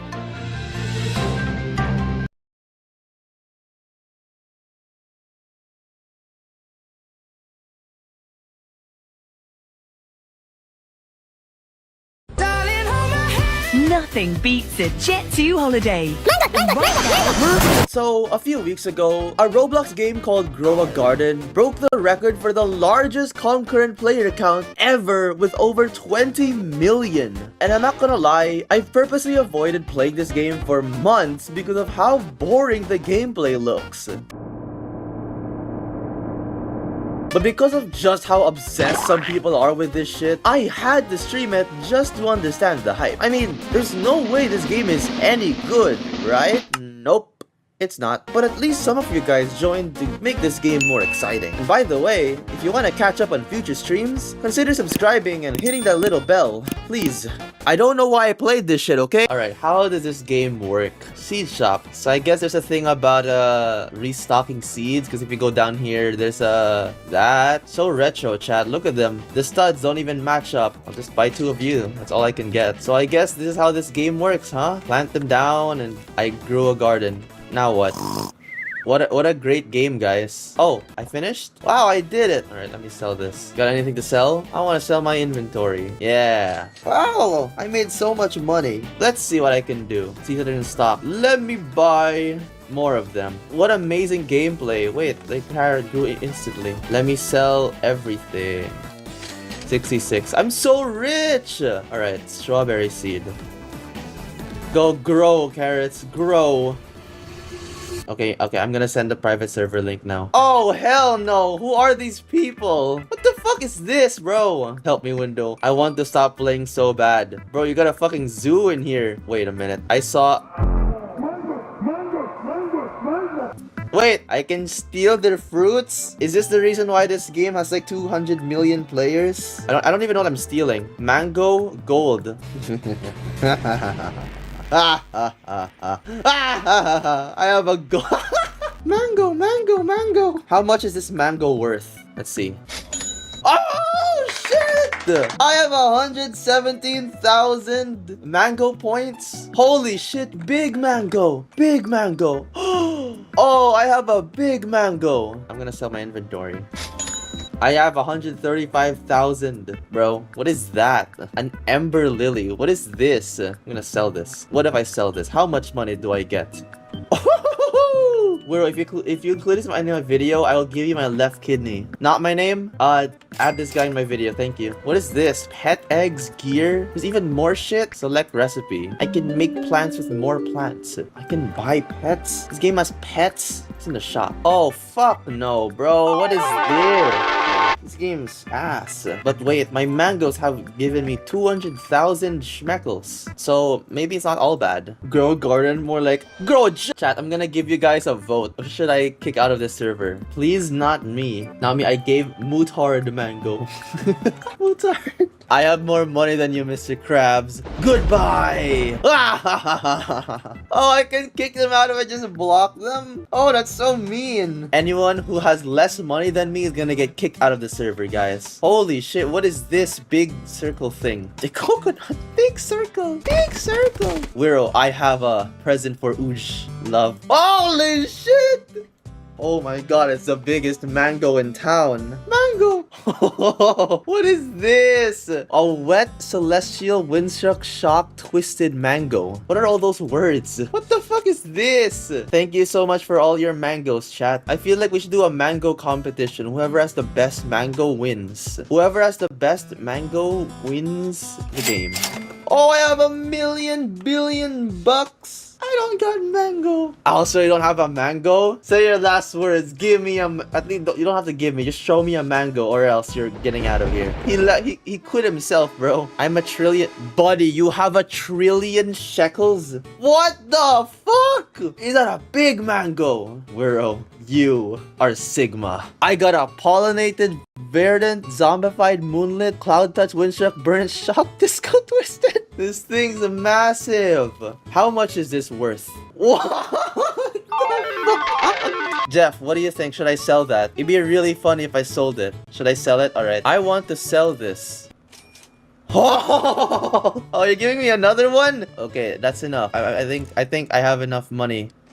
I have more money than everyone in the server. What? Bro can buy the game. I have one question. Could you please friend me? You know what? I think the pay to win worked enough. I think I'm reconsidering my standards. Whoever does not have a mango and has the lowest amount of money gets kicked. Wait, you don't have to give it to me. I just want to see your mangoes. Ooh, do you have a mango? How am I the poorest? Okay.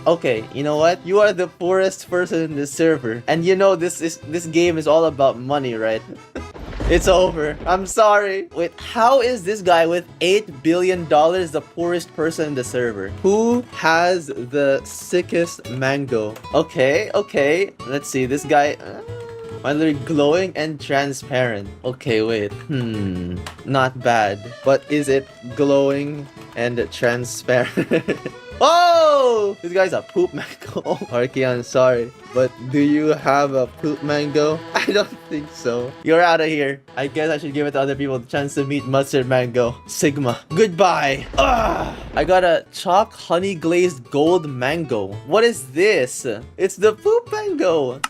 Where are we, bro? It's really hot. Holy shit, what is that? I don't know, Solar and Kendra, you guys are kind of broke. Please, look at me. Do I smell good? Sniff. I can't believe I'm gonna do this. Not bad, 6 out of 10. We gotta climb the tower. Oh no. Let's go, guys, we gotta Balkan Rage our way on that. No, get me up. No, why can't I climb this? No, there has to be a way. I can make you jump. How? Mice? Place them in your farm, higher jump. Really? Okay, let's get this brown mouse. So if I put them next to my 1 carrot, I'm jumping a little bit higher. Wait, I have a ton of these. Oh, I'm jumping way higher. Oh, I can only have 3 pets. What are you doing? I'm gonna climb that tower, bro. Get me up here.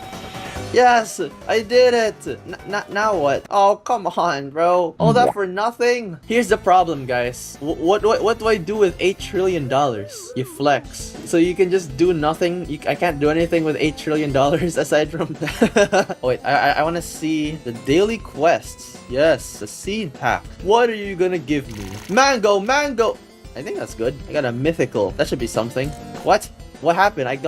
What? Summer seed pack. So I have this carrot seed, this chalk carrot, cactus seed, summer seed pack, a rare egg. Let's see what this guy does. Skip growth. Let me guess. Oh, buddy. I guess that's not gonna do anything. Summer seed pack. Give me something good.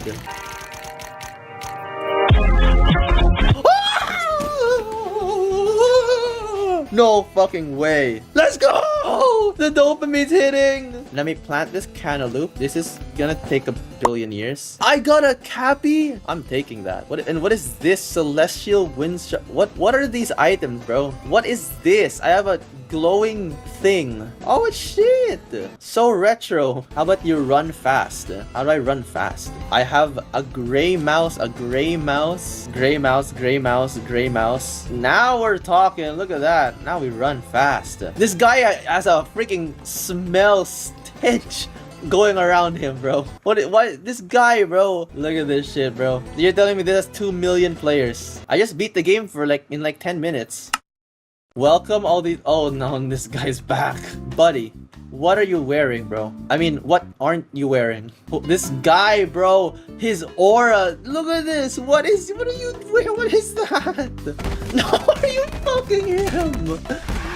We joined in a Grow a Garden, a private server. I want to see what a public server is like. You have ready. This is the $3 trillion guy. This guy's, you have to do all of this to get $3 trillion, chat. But I have 8 trillion. Look at my garden, bro. So clean, so organized.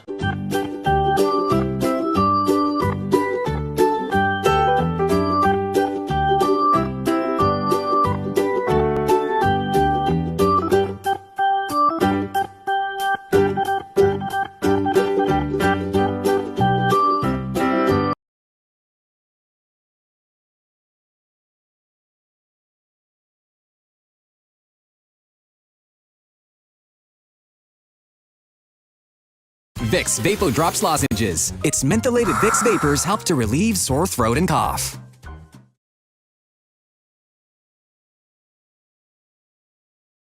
I have had it with trying to organize all my tasks, due dates, and documents across a million different apps. So, I tried ClickUp. Now I can stay on top of my tasks in one place, visualize and manage work my way, and collaborate on documents with my team, all in one tool. Now with ClickUp, all my work is finally in one place. Get ClickUp today.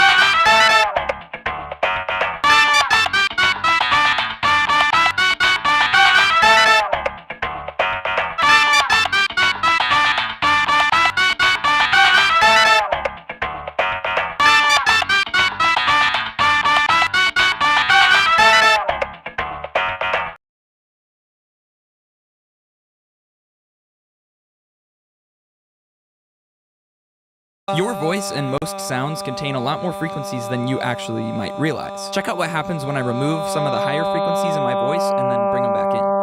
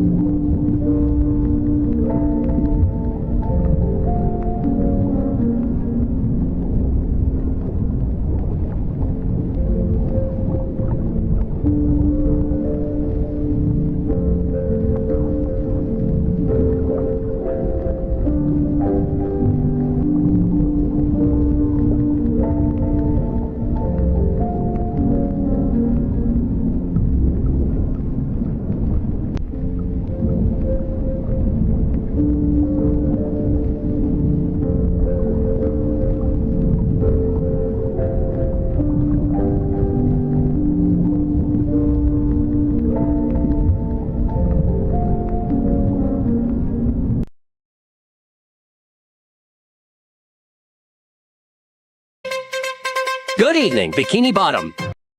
This is Perch Perkins reporting live from the Krusty Krab with some breaking news. As you can see, I'm no longer my usual self. In fact, I have transformed into a dusty old pew. Perch, what happened to you?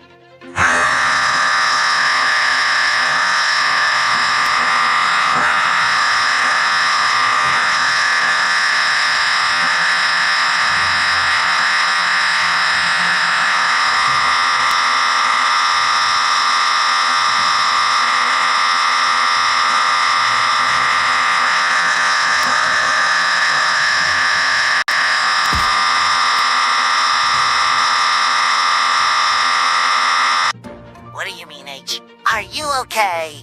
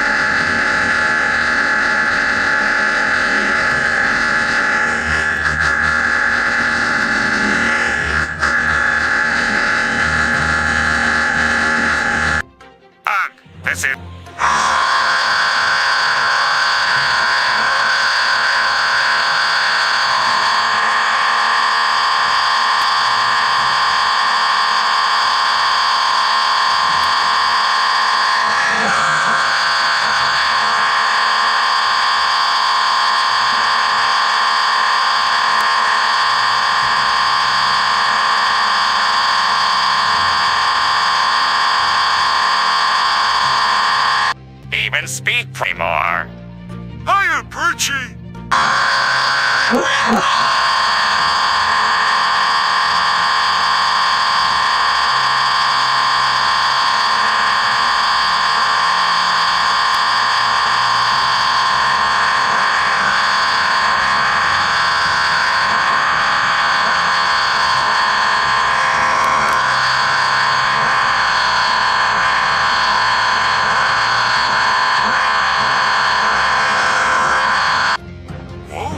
So cool. Can I be a comforter too? You lieutenant!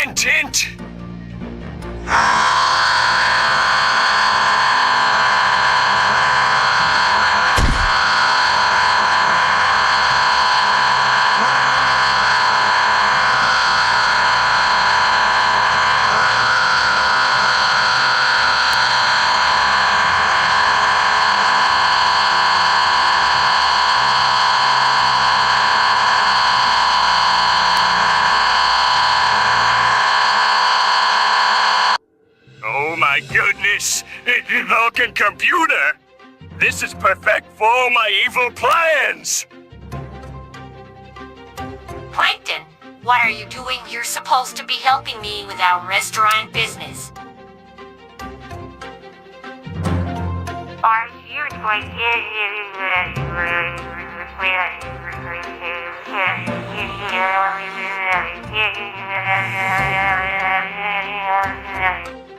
You lieutenant!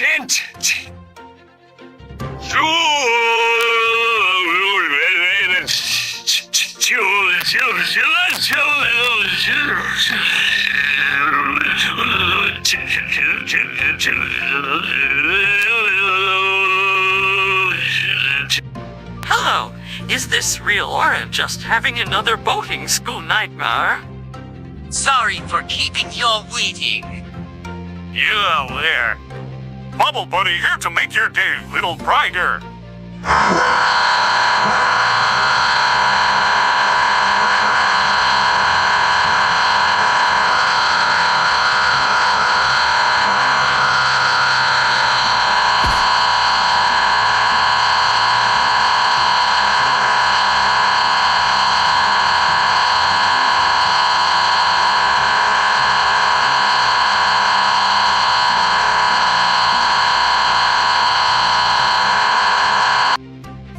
Well, it seems like Pudge is having some technical difficulties, but don't worry, folks. We'll get him back to his normal self in no time. This is Plankton signing off.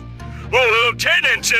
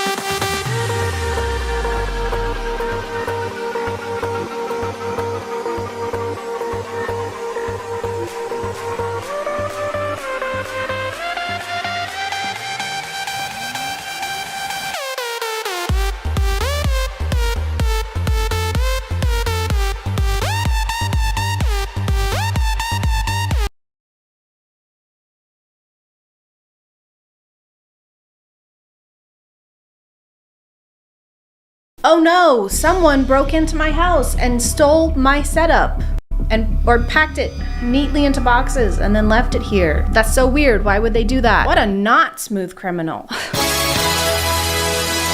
Hey guys, and welcome back to my My name is Chad Chad. Not really. And I moved, then I got super sick, but then I felt better and everything was great. Just kidding, I got sick again and it was worse than before. But I'm actually really happy about it because it gave me time to explore the magical, literally magical side of TikTok known as fairy talk. Not the kind of fairy that gets stuck in the Suez Canal, but the type of fairy that dies if you ever say you don't believe in them. Kind of a little dramatic, honestly. You don't ever see any other mythical creatures doing that. Oh my god, is that Bigfoot?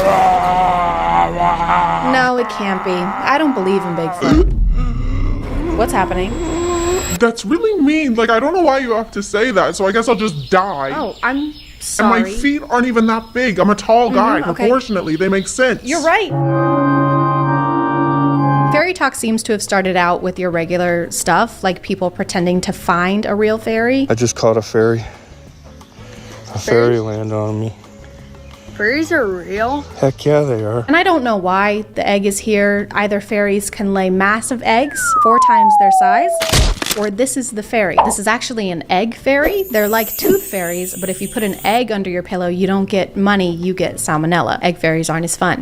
A fairy? I didn't know that. While I was collecting eggs, a fairy landed on me. It's in my hand. And as far as scientific discoveries go, I don't think you can get away with concealing about 80% of said discovery. My name is Benjamin Franklin, and look, I just found electricity. Wow, that sounds exciting, but you made me wear this, so I can't really see it. And I found your dad. Hi, son. What? He's been gone for years. And I found my dad. You sure are founding fathers. But discovering fairies? Lame. Who wants to do that when you could be discovering today's sponsor? This video is sponsored by Scentbird. I love Scentbird because it's like Christmas, but every month and with scents. It's Christmas.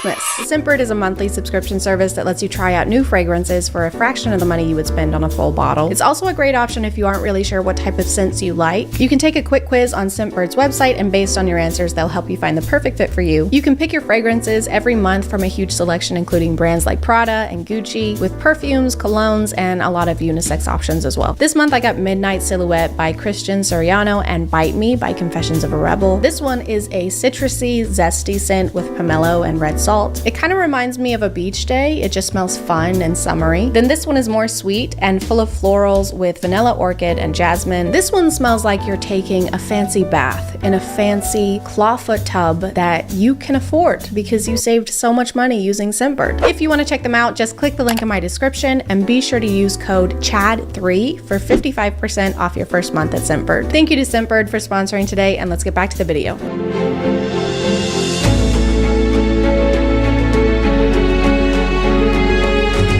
People quickly went from finding real fairies to wanting to be real fairies. And what are fairies known for other than sprinkling unidentified powders onto kids that make them high or from the ground so that they can do meth? Fairies are known for flying.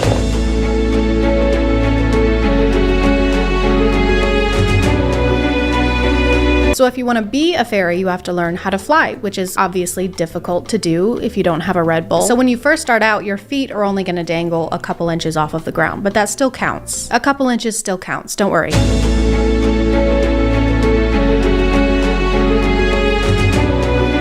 It actually takes 2 years to learn how to fly any higher than a few inches. And that's a long time to learn how to do something that Kylie Jenner does every day for like 3 minutes at the small cost of $70 million in the future of our children. But I guess some people got a head start on their fly training because some of them can fly over entire forests or neighborhoods.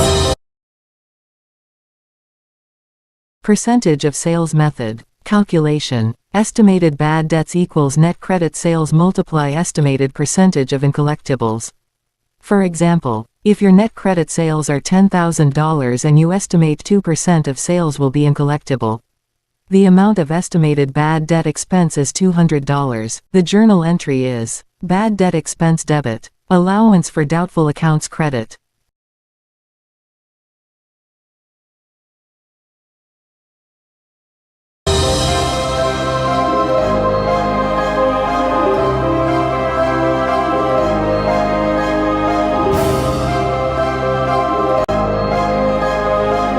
Very impressive and borders on having to check in with air traffic control. Runway 7, you are clear for takeoff. Copy that. Wait, hold on. There's a ferry crossing the road. The guy opens his door and gets shot and you think that of me? Now I am the one who knocked. Okay, you're good. The world building doesn't just stop at flying though, because some fairies can also have superpowers.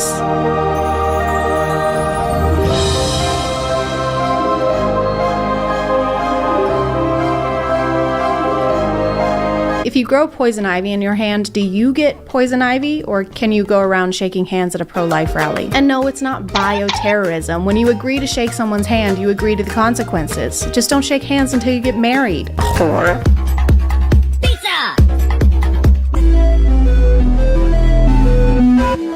I've never been chased by a fairy hunter, but this seems like one of the times you would most remember you have superpowers. We're losing altitude. This plane is going down. Oh no, I can't think of anything at all that would help us right now. If only one of us had the power of teleportation and could zap us safely to the ground or something. Yep, that would be pretty helpful right now.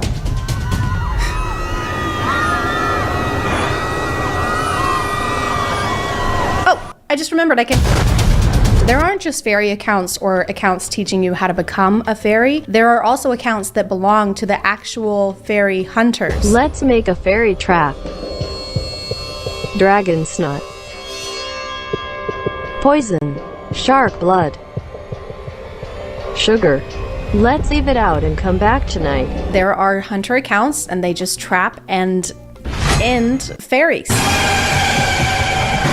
What, you thought you could become a fairy and wear pretty outfits and live in peace? How about I hunt down you and your entire family? Once again, a lot of these are kids, so I just want to make it clear that there is literally nothing wrong with this and they're just having fun. They're building a fantasy world community on TikTok along with collaborative storylines, and when you were a kid, you were making out with your hands. You were, not me. So that's really embarrassing. For you, just you. Luckily, some fairies have healing powers, or you can just make your own healing potion. But do you know who else knows how to make potions? The evil fairy hunters. Fairies, attention. When you are flying and see anything looking like this, don't drink it. It's fairy poison that fairy hunters made to trap us. This is good advice. I would just like to add that we shouldn't drink any strange liquids that we find in the woods. I'm also kind of questioning the hunter's skill in hunting if their plan was just to leave a teacup of poison around and hope someone drinks it. Here you go, Snow White. Oh, thank you. Just a totally normal apple with no poison in it. Okay, I trust you. And here is a teacup of poison. It has poison in it and it's labeled poison. You know, I think it would be kind of dumb for me to drink that tea without thanking you first. Oh, please. The fairy hunters never really make their motivations clear. Some of them seem to be hunting out of pure malice, and then the other ones are collecting the loot that fairies drop when they die. I killed her. I took her heart.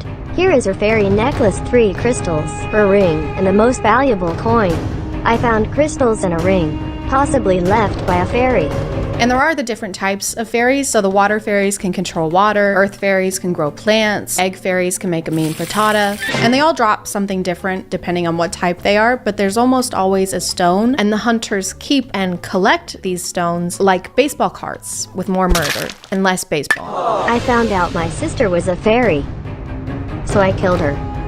She was sleeping, so I was quiet. I took a knife. She was a rare earth fairy. I do feel like there are other ways to collect stones, maybe, that involve less bloodshed. There's all those nice people on TikTok lives that scoop up bucketfuls of stones out of rice for only $39.99. And that is kind of expensive. And shipping does take 30 plus days. And I might be Team Hunter now. The fairies finally have had enough, okay? The fairy hunters are being dicks. They're teaming up on them for seemingly no reason. I still don't really have a definitive answer on that. So it was time to go to war. There's a fairy draft, there's war uniforms, a date is decided upon, May the 13th, during which the war will commence and go out on war. I guess it was mutually agreed on, which was very accommodating on both their parts. What about July? No, that's not soon enough. May the 12th? Can't. I have a chiropractor appointment. Pull the wing. Okay, what about May the 13th? That sounds great. I'll see you then. Okay, kill you later. What was that? Oh, sorry. I said I'm gonna kill you later. So I was walking around until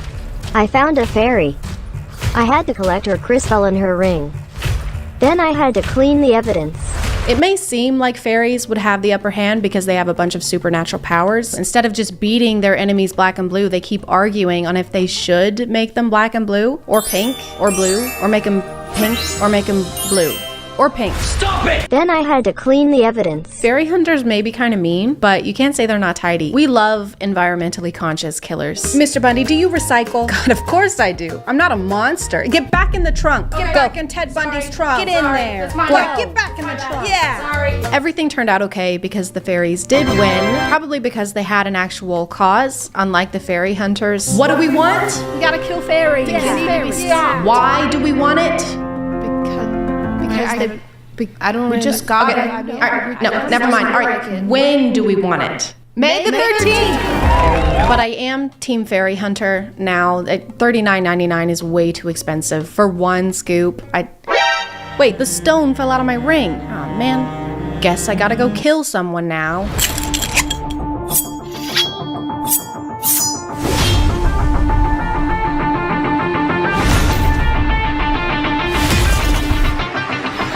My name is Tinklebell. I am a piss fairy.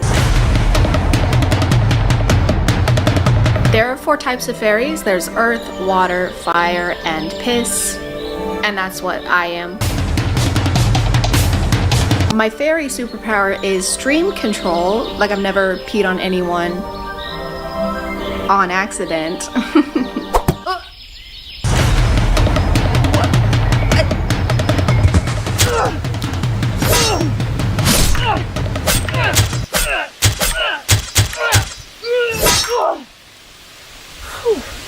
Oh, sweet. Kidney stones.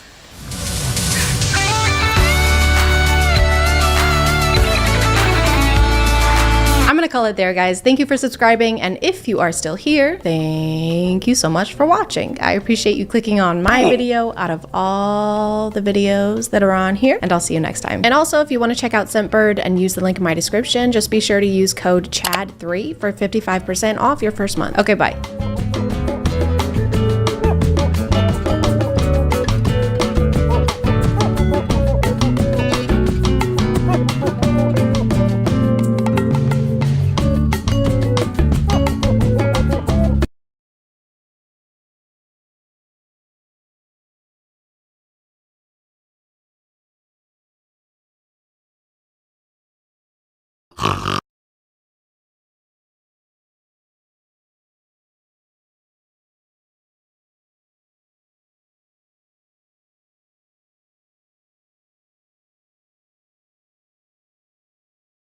Bear crawl, scene 1. Just gotta do it their way. Oh, they're walking away.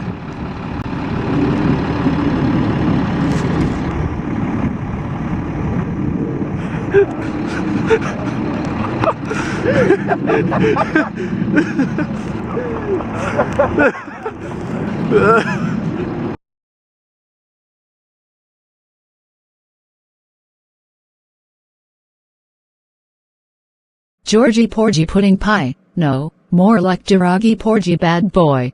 Oh my god, his YouTube channel sucks. He makes a bad comment out of me and he makes bad videos of innocent YouTubers. First he made a bad comment about me and he's trying to make fun of me and he also tries to frame me. Second, he also bullies me a lot. And third, he tries to ban me from YouTube and he tries to blame it on me. Georgie Porgy Pudding Pie should be banned from YouTube because he was the worst YouTuber in history. His mean comments have gone too far. This is me, signing off.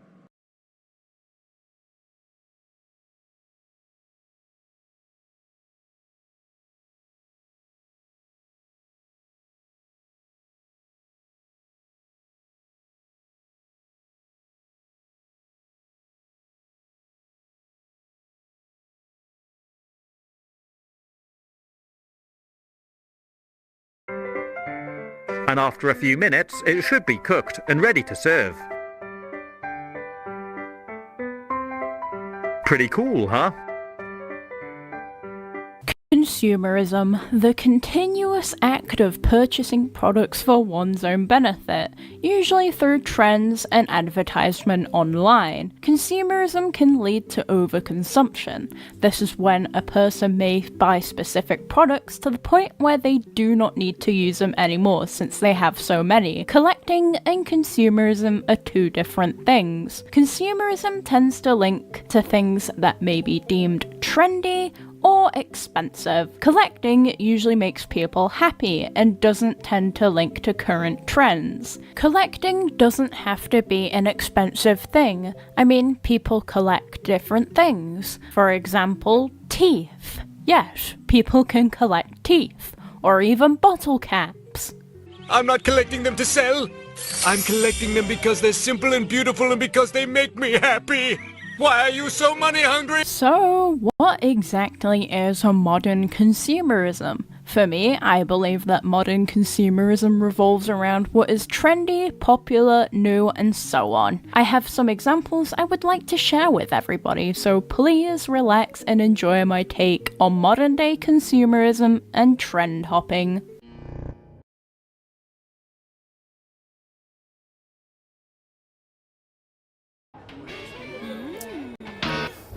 Di mo pa natatry, no? Mang Inasal Pork Barbecue. Expertly grilled for that smoky, sweet, sarap ng juicy lambot. Kaya swabe ang kagat. Bibili na yan. 99 lang.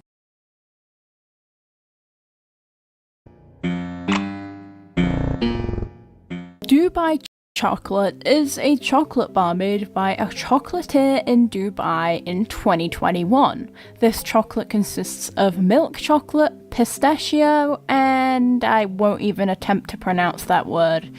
I'm too white for this. In my opinion, it doesn't look very nice. In late 2024, this chocolate bar became extremely popular on TikTok. This craze caused many different manufacturers to start making their own versions of Dubai chocolate to fit in on this trend. People attempted to make it themselves because they were so desperate to fit in. Now, if you like this, then I seriously do not care. But if you're desperate to fit in with others, then try something new. Maybe go outside for a little bit. Just because something is trendy does not mean that it's something you need to invest in. That is my main point right here. I hate these things so fucking much. I'm sorry, but I just do. Labubus are small plush-like dolls that people usually put onto their bags as decor. The craze for such dolls began in early 2025. They are expensive for how small they are. The average Labubu keychain sells for around £17 average, but a small doll itself can be worth hundreds. The problem with these dolls are their prices, mainly, as people have committed crimes just to get their hands on one. People think I'm obsessed with this, but I'm okay with it. I am obsessed with it. And, I think I seriously don't get the hype with these dolls. I believe that they don't care about them and that they only do it for the current trend. Once the trend is over, they will usually throw them away, but this causes the dolls to be sent into a landfill, in which they will have no purpose whatsoever. And that, my friends, is overconsumption. Overconsumption because of some weird looking dolls. Honestly, Fugglers are better. I believe that buying the newest phone every year, specifically iPhones, is genuinely stupid and a waste of materials. Hear me out. Once you get a new phone, what do you do with the last one? Sure, you can sell it, but some people just throw it away, and that all happens in a cycle. For example, the person you sell it to may get a newer phone and then throw that phone away, or sell it, and it just keeps going on and on. A phone should last you for years, not for 1 year. It's genuinely a waste. I still use my old Samsung Galaxy phone that I have had for around 4 to 5 years. It still works very well despite its condition. I know that buying the newest phone has happened for years, but it's still continuous and many people do it. I believe that you should only get a new phone when your current one is unable to be used or out of date. Not to mention that all the money is being wasted because you need the newest iPhone to fit in. This whole area speaks for itself. Throwing your old phones away is not going to help with anything, and I'll explain why later. This trend is probably the most annoying one of them all. Sure, 3D printers are cool, but do we seriously need these tiny 3D printed dragons that break easily? Or do we really need Italian brain rot toys? Sha-la-leo, sha-la-la. And his name? Tung tung tung tung tung tung sour. Him? Tak. Is that la li la la la la? Li li li la li la. Berber patapim. Banekambalabu. Bompolilu crocodilu. Chimpanzini bananidi. Cacti potum. Many 3D printed toys and gadgets tend to break easily due to the cheap materials used and weak structuring. When something is broken, what do? I'm guessing that 99% of people said that they will throw it away, which is a shame considering it will end up in a landfill. I mean, I guess you could attempt to fix it. I genuinely don't understand the hype around 3D printed things, especially the 3D printed dragons. Those things are cheap and break easily. I have had experience, and trust me, they aren't as cool as they look. Trend hopping to fit in is such stupid ideology. Why can't people just be themselves? It is so disappointing. I really don't care if you like these things, but it is sad if you're liking it because it's trendy or you want to fit in. Or both, I guess. Of course, I can't tell people how they spend their money, but it is still a problem. Now, a large part of consumerism and overconsumption is bad is because it generates so much pollution. Many of the items listed above are usually discarded within months, usually after a trend dies out. And where does all that go? Either in landfills or the ocean. Isn't that fun? Yes, it's a real problem and I don't care what people say. I'm not going to go into too much detail, but it is self-explanatory. Think about it. The more it happens, the more pollution that is produced. Of course, I can't judge what people buy, but buying so many things when it is not necessary is overconsumption. People tend to bring up collecting things to overconsumption. People collect to keep things. People following trends only collect things to be somewhat popular and to fit in. The general effect that happens within consumerism is, I've already bought some, why stop now? This video was made to encourage people to stop buying things for trends, if you do not plan on keeping these things. It's stupid and very sad. I'm not sure what else I can say right now, other than thank you for watching, and I'll see you all in the next one. Goodbye.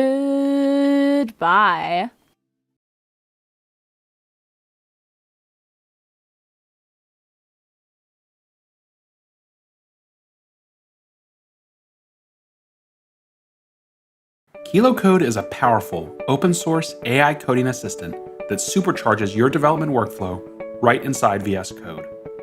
But unlike other AI tools that just autocomplete what you're writing or create lines and lines of AI slop, KiloCode is a full development partner that can handle complex tasks across your entire codebase. At its core, KiloCode uses specialized modes to adapt to different development tasks. Code mode helps you implement features and fix bugs. Architect mode plans your system before writing a single line of code. Ask mode explains complex codebases without modifying anything. And debug mode systematically troubleshoots problems. Need to handle complex projects? Orchestrator mode breaks them down into manageable subtasks, each handled by a specialized mode. It's like having your own dev team, an architect for planning, a coder for implementation, and a debugger for when things inevitably break, all inside your IDE. The best part? KiloCode gives you direct access to cutting-edge AI models from OpenAI, Anthropic, Google, and others, at the provider's cost with no additional markup. Choose from Claude, GPT, or Gemini based on your specific needs and budget. You pay for the AI, not for Kilo. Using KiloCode is as simple as typing. Just open the panel and describe what you want in plain English. You can reference specific files with context mentions. You can reference external URLs for documentation or even your Git history, all by using the @ symbol, helping Kilo understand your codebase for more relevant assistance. KiloCode proposes actions through tools, specialized helpers that help read files, make edits, run commands, and search your codebase. You approve each action, keeping you in control while also automating repetitive tasks. Ready to enjoy more chicken joyous moments? Isa pa! Isa pa! Isa pa! Isa pa! Chicken Joy! Try the new Chicken Joy Perfect Pairs!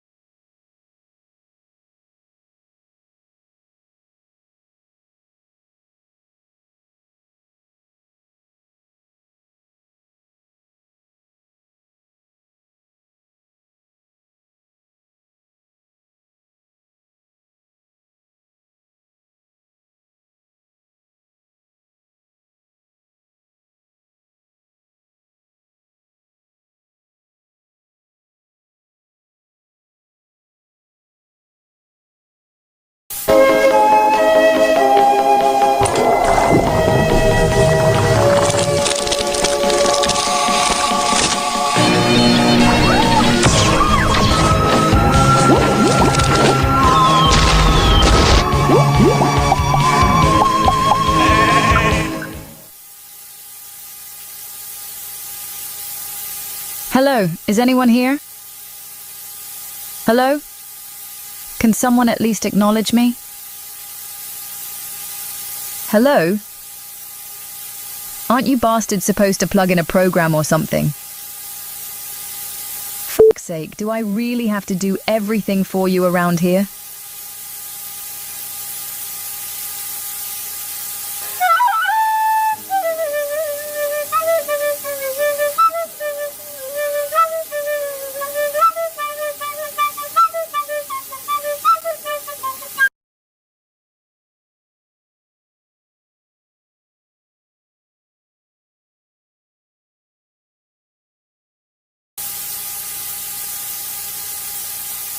As you can tell from our sad-ass dull ident, we have been forced to interrupt programming against our own will to issue you some depressing news. Please stand by for the following announcement, if you don't have anything better to do, I guess. Just a few moments ago, a bus... Wait. Seriously? What the f***? Buses aren't even meant to fly? Gerald, have I gotten this correct? Anyway. A bus has just flew and crashed into the Big Ben, causing it to collapse entirely. I really can't keep a straight face for much longer. Somehow, this event is very real, and due to the dramatic collapse of the Big Ben, smoke is spreading across London as we speak, apparently. Somehow, this event is very real, and due to the dramatic collapse of the Big Ben, smoke is spreading across London as we speak, apparently. While this event is, let's say, rather funny and unserious, it's truly no laughing matter. And yes, you're laughing. Just admit it. We know you're laughing. Following this, it's been reported that indeed a second bus also magically appeared, causing further chaos. Wait, isn't this just the British version of what happened 7 years ago? It has been made abundantly clear that anyone caught laughing or not taking this event seriously in the slightest will be arrested. With that being the case, I'm completely f***ed.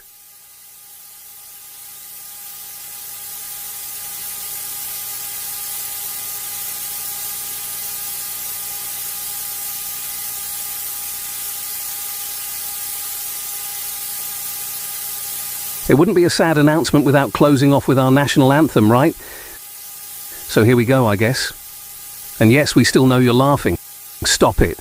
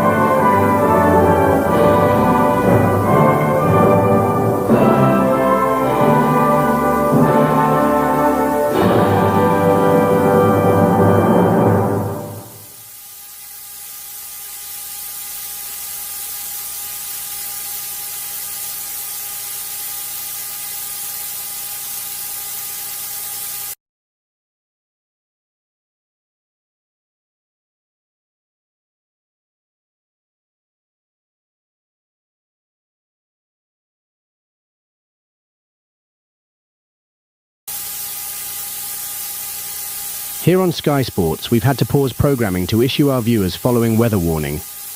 Wait, isn't this average UK weather? No wonder why everyone here is so miserable. Severe downpour is expected this weekend as per usual, and the Met Office has also warned of potential flooding in certain areas of the UK. Again, average UK weather. All residents are advised to get into a paddle boat or swim away in preparation for this severe downpour. As we speak, multiple people are being evacuated. Why though? Isn't this every day? It's a really slow news day if we are reporting everyday occurrences. If you are living in an area that is suspect to flooding, feel free to panic to your heart's content, or maybe join the fishes for some swimming. It's honestly up to you. Anyway, that's all from us. Be sure to stay tuned for more doom and gloom as this situation further develops. Goodbye for now.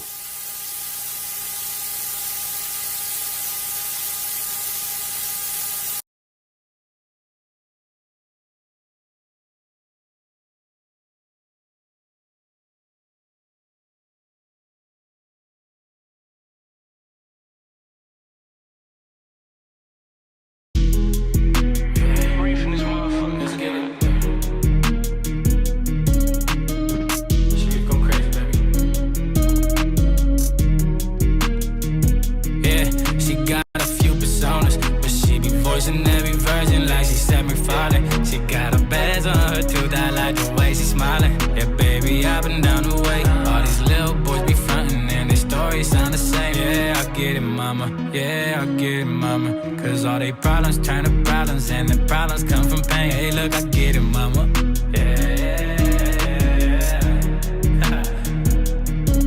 Yeah, yeah, yeah, G.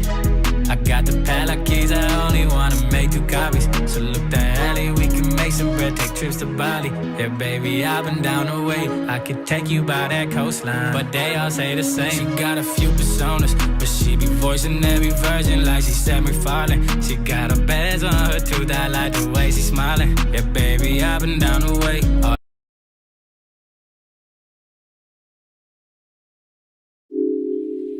Roblox may just look like a fun and simple game platform, but behind the smiling avatars and colorful worlds, there are secrets, and some of them are downright disturbing. From mysterious games that disappear overnight to user accounts that seem to defy logic, today we're diving into the strangest anomalies ever discovered on Roblox.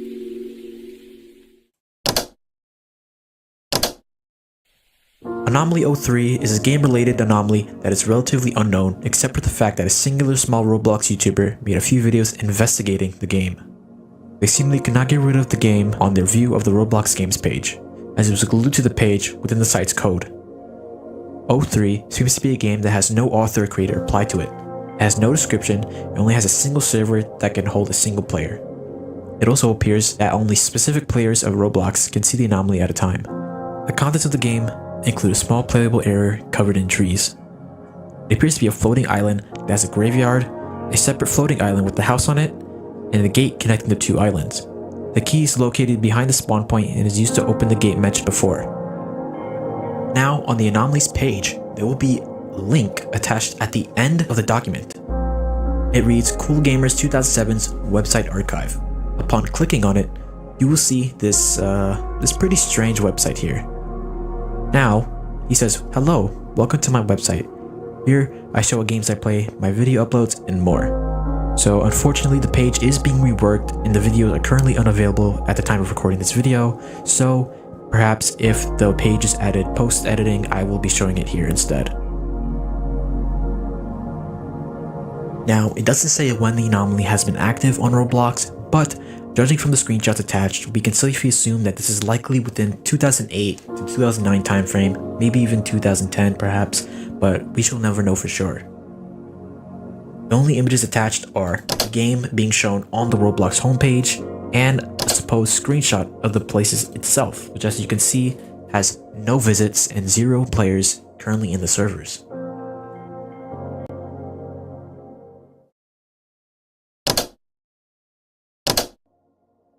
Anomaly 033 is a large light gray Robloxian that has a cone for their head, hence the surname.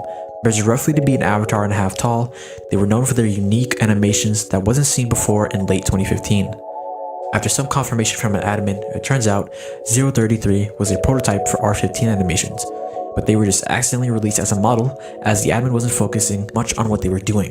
The model was taken down a day later after 033 sightings started appearing around the internet. A user known as XX Binary Gaming XX had managed to get the model inside the game Binary's hangout area just in time. It is now where 033 comfortably lives in. 033 was spotted in all sorts of games, being around the said game for roughly 40 minutes before teleporting to another game. Binary's hangout area was the resting point for 033 when in the middle of teleporting to games, until September 26, 2016, 033 suddenly lost access to join games, leaving them stuck on Binary's hangout area. It is unknown how this exact occurrence happened, but theories have said that admins stripped their permissions in their script. During their time of joining different games, they had interacted with players and interactable items, and very likely the other anomalies as well. Theories have spoken that 033 is likely sapient, which has been recently confirmed from the investigation. They had recently been reported to play music that manages to soothe any player at their worst state, which heavily helps any player in the need of comfort. Now, the most interesting aspect of this anomaly is that it seems to be a fairly social and quite comfortable entity to be around or to be seen in a game.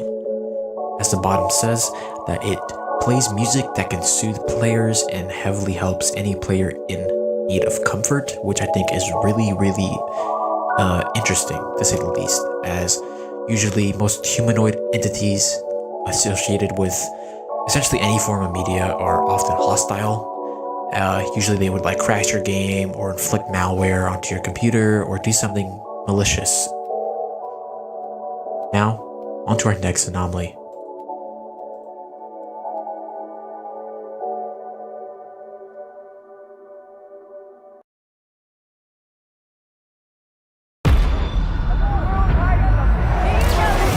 The devil has come to Pennsylvania. Janet Smurl claimed that an evil presence has found its way into their home. 8 people live in this house. 8 people have experienced this. 8 people are not crazy.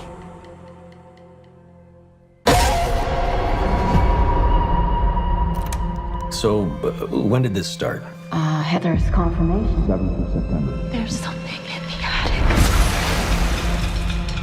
Ed, there's an evil here. Something I've felt before.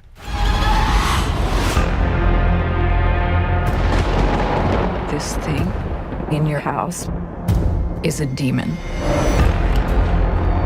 It's the first one that we ever encountered.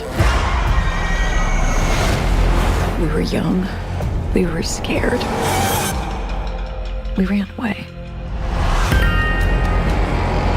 And after all these years, it wasn't done with our family.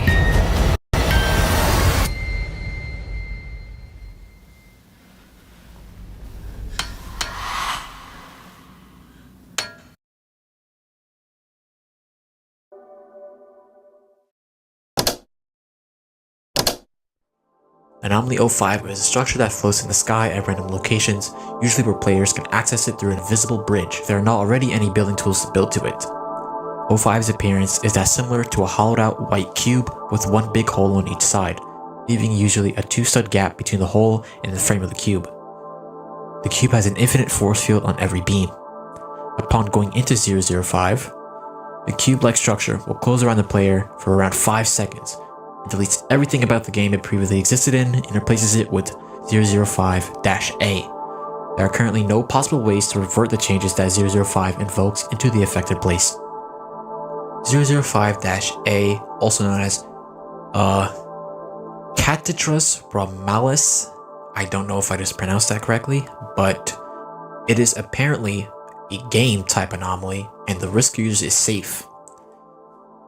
Anomaly 005-A is a large map consisting of a vast forest expanse, and Catedrus Romalis in the exact center of the map. The map consists of 9 512 by 512 green base plates in a 3x3 grid, holding up the trees in 005-A.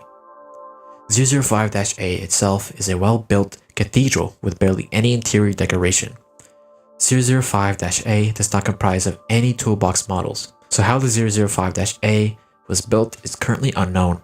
It's relatively safe to stay around or inside of 005-A as long as the lag does not affect the gameplay that much, although the game you were in is gone permanently. There is also another one typed 005-B in 005-B event, which we will be going through right now.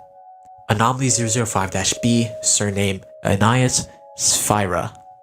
Anomaly type is entity, and the risk to users is neutral, and the anomaly status is dormant. Anomaly 005-B is a 4x4 floating brick welded sphere that sits relatively close in the interior of 005-A, usually resting above a carpeted pedestal. Although 005-B looks like it's a singular part that is harmless, it is a very dangerous entity to interact with. If not handled with immense caution, researching more about 005-B has been troubling as staff cannot find any other information about this anomaly. It is noted that upon touching 005-B, the world around it is affected, turning everything into a distorted red color. It begins what is known as a 005-B event. Anomaly 005-B event. Anomaly surname Bisanguis Red Horologium. I don't know if I pronounced that right either. Anomaly 005-B event is an anomalous property of 005-B that only activates upon a player interacting with 005-B by touch. Upon beginning, 005-B event turns everything within the game into a red tinted color scheme. Along the strange colors is a clock in the upper left corner that lasts for 2 minutes straight. It is currently unknown if there's any way to stop the timer. When the timer reaches 0, 005-B event turns the game pitch black. Alongside it, turns the game's time into night. When this phase of 005-B event occurs, the player is removed from the game entirely and they cannot rejoin where the game's 005-B event occurred, along with any other game until they reinstall their Roblox client.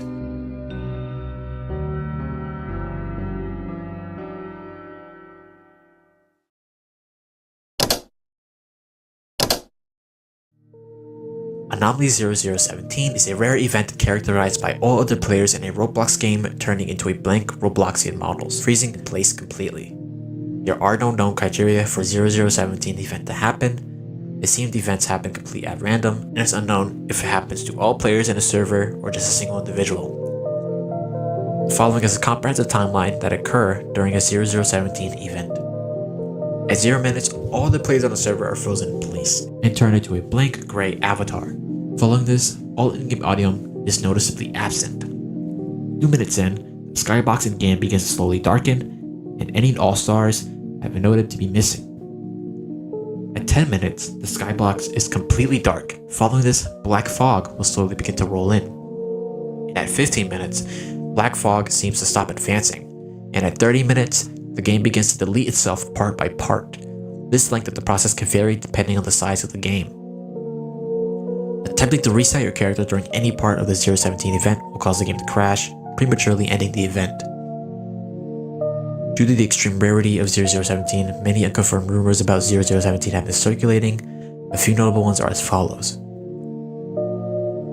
Roughly 1 to 2 hours after the first event occurs, a sound reminiscent of crickets chirping will begin to play incessantly. A pair of white eyes watches the player affected by the event at a set distance. Sky slowly begins to turn a bright red. Player affected by 017 suddenly turns into a grey Robloxian, similarly to the ones at the start of the event. Large tendrils with a flesh-like texture begin to emerge from the ground, stretching upwards towards the sky, seemingly forever. There is no footage of this event actually taking place, but the screenshots attached show this instance happening in what looks to be prison life, and there's currently no other screenshots showing this happening in any other game.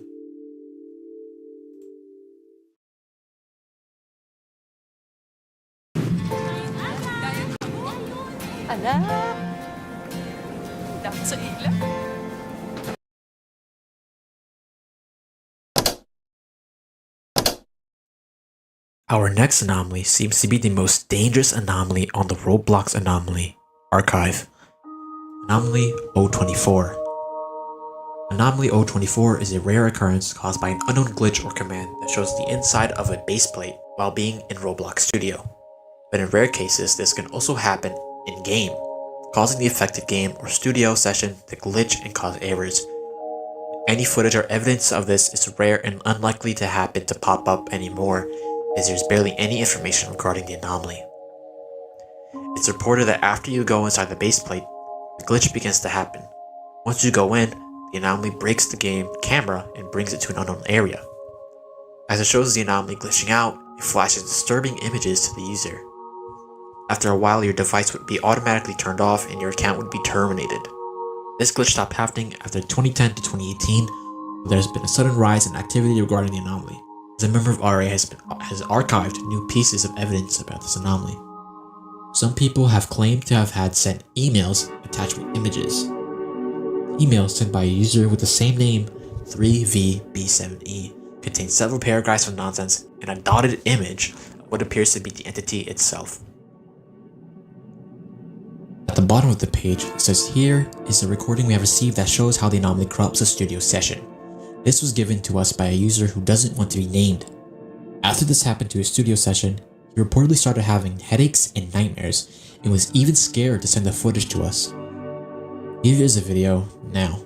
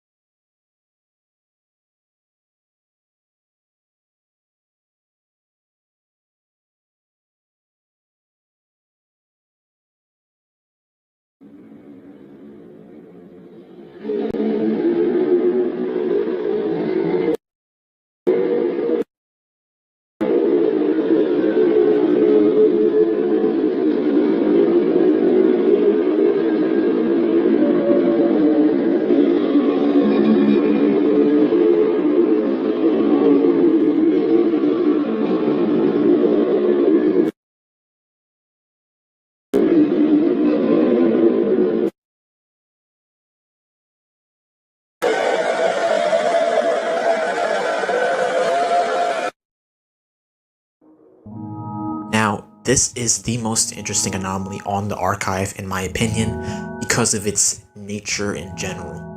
It seems to be some kind of malicious code or maybe some sort of paranormal or supernatural sort of presence that could probably manipulate electronics or computers. I'm not sure how it is, but it seems to be some kind of malicious entity. Whether or not it is man-made or supernatural is completely speculative. Now, the photos and events that are shown lead me to believe that this is not something man-made and that I'm likely leaning more towards some sort of supernatural or paranormal entity, or at very least something that is not piloted by a person, such as maybe some kind of virus or artificial intelligence. Now, this is a really interesting anomaly, but without further ado, let's continue on to the next one.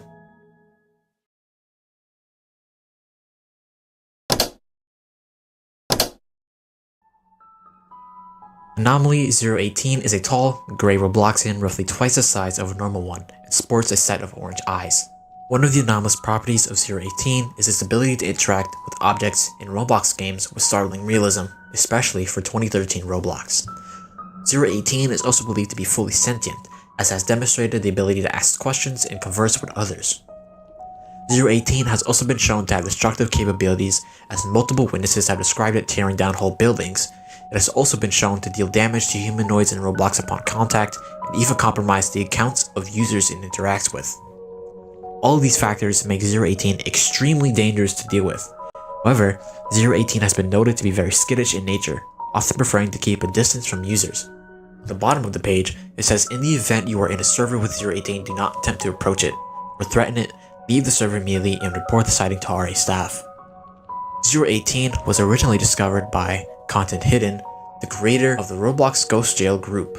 018 was somehow captured by Content Hidden and was held inside of the game for an unknown amount of time. In an interview with the former member of Roblox Ghost Jail group, they stated that the owner of the group released 018 from its containment. Their whereabouts are currently unknown. 018 has also been shown to have connections with other anomalies documented by RA, notably 0010 and 004. 0010 is some kind of malware or something that has some sort of intelligence. I haven't really read much on it. It lags the player's game and stuff like that. It is an entity, and 004 is some kind kind of executable file known as Roblox Fun Client. But unfortunately, I don't have enough time, so I cannot be going into those anomalies in this video, so that's gonna have to wait for the next one. This is also one of the most interesting anomalies on the Roblox Archive website, primarily because of its humanoid appearance. It kind of looks like that dude from, what's that game? Identity Fraud. And what's most interesting about this entity is that it has connections to other Roblox anomaly entities like 010 and 04. Now, upon searching up Roblox Ghost Jail Group, nothing will show up in the communities or group tab, and upon googling anything, I cannot find any sort of information about a Roblox Ghost Jail Group except for this page being brought up of 018. Now, on the bottom of the page, it also says that a letter from 018 on Null Corporation, the company behind 004's behalf, seems to greatly imply that the two are working together. The extent of this relationship is unknown, but it's believed that Ben had some hand in the creation of Roblox 2. Roblox 2 is some kind of anomalous clone of Roblox that manifested itself onto the internet. I believe it doesn't have its own category on the Roblox Anomalies website, but it is mentioned with other anomalies such as 004, I believe, with the Roblox Fun Client. Also, another interesting aspect is that these anomalies are actively involved with each other. That's something that I haven't seen yet with any of the anomalies on this website, is that they are actively working together and involved. It seems like they have some sort of mutual creator or existence with each other, like some sort of symbiosis that one cannot exist without the other. Or I also find it very interesting that one anomaly led to the creation or the assistance of the creation of another one, the Roblox Fun Client, and 0010 as well. I think that is super interesting, and I hope to see more of that on this website with other anomalies.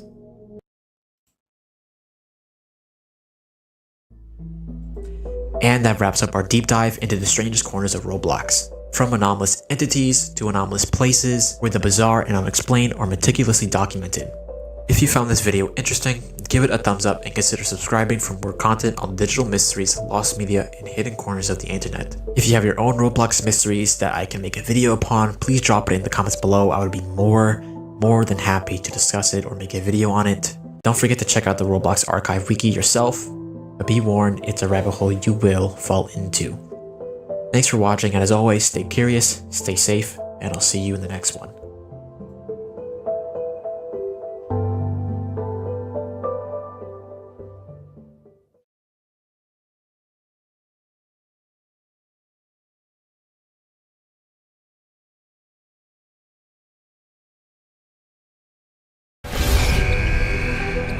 Hello guys, ako si Alvin Patrimonio and welcome to the Goats Teach Codes. And for today's lesson... Ano? Halika! Uy! Silang pre! Nangyari? Nakaka-bad trip, coach eh. Practice ako ng practice, di ko pa rin matama. Paano na kaya yung pick-up game natin na ito? Silang pre!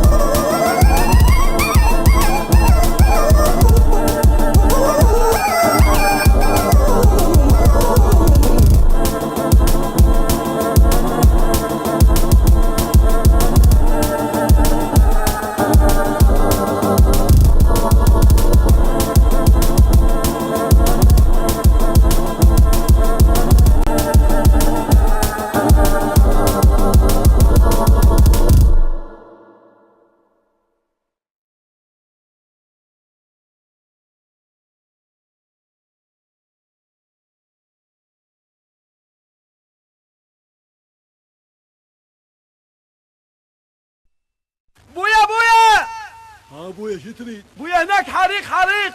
يا معود يا حريق انا على ابوك لا ابو شرفك. أبي ماذا تريد يا ولي؟ أريد أعمل في الأطفال هذا عمل فيه على حب الخير حب الناس يسعدني هذا الإحساس هل ستوافق يا أبي؟ علي ماذا يا ولي؟ علي ماذا يا ولي؟ أبي ماذا تريد يا ولي؟ أريد أعمل في الأطفال هذا عمل فيه على حب الناس أسعدني هذا الإحساس هل ستوافق يا أبي؟ علي ماذا يا ولد؟ علي ماذا يا ولد؟ علي ماذا يا ولد؟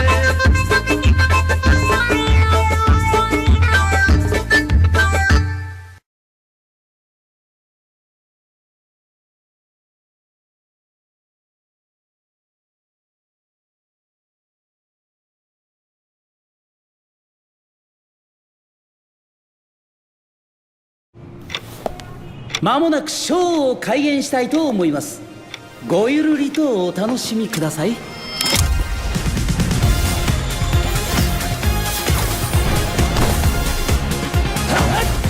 さて今宵の前夜祭、我が死体が繰り出す奇跡をとくとご覧あれ。江戸川コナン安定さ。そうはさせねえ。残念ですが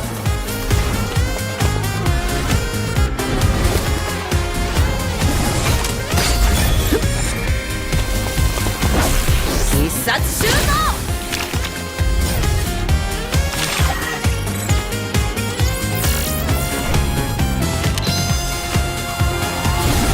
やろう。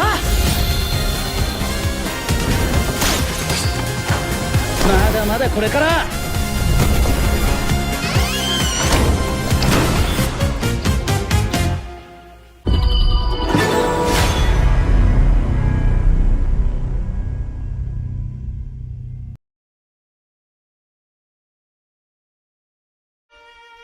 Although I'm currently not at a pool, I like the ones at the water park, of course. Jumping into a pool on a hot summer day is both beneficial for outdoor exposure and overall health. For example, it enhances mental health, reduces inflammation, promotes better sleep and heart health. Just like running, swimming also helps with balance in general, whether indoors or outdoors. But swimming outdoors is typically what I prefer. Tune in for more summer fun!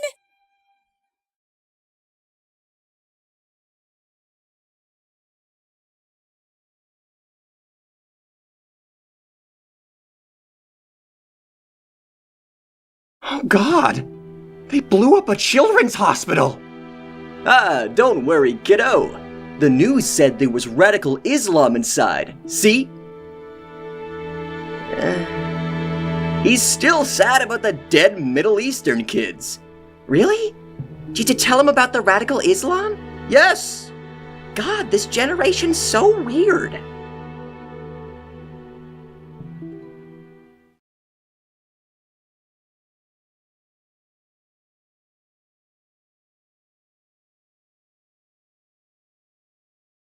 Good.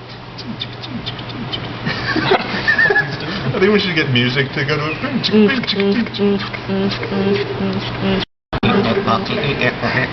Oh man. He's going to town to that, Mark. Damn, we need to find him a female bug. Yeah.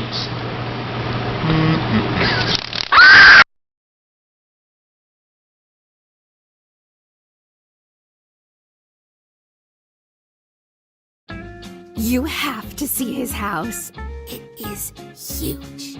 How can he afford all that? He's like a super popular streamer with kids. They're obsessed with him.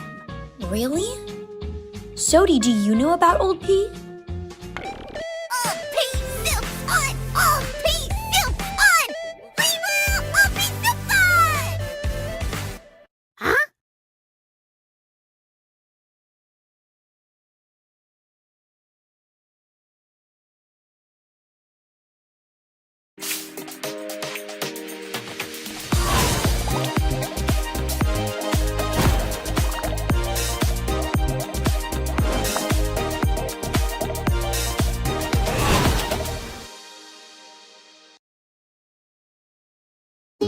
Looking for a place with a quality atmosphere to enjoy a quality burger?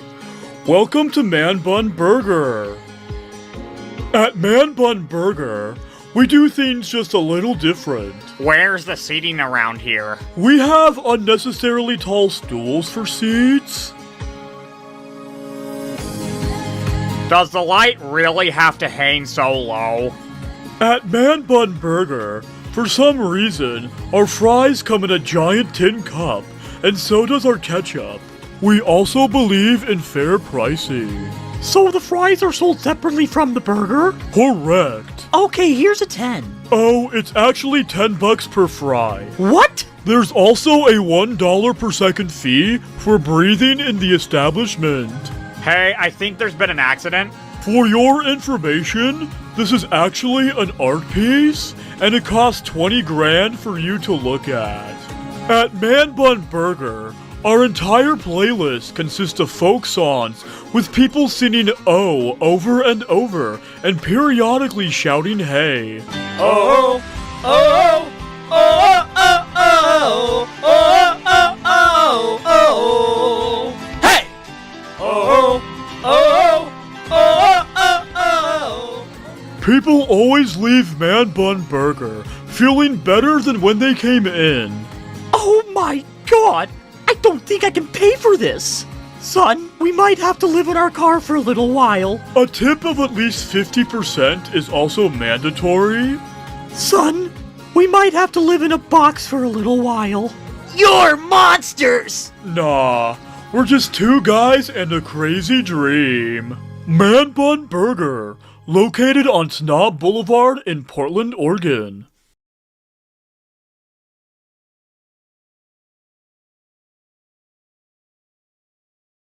How old are you? I'm 4 years old. You are the youngest person ever. You are the...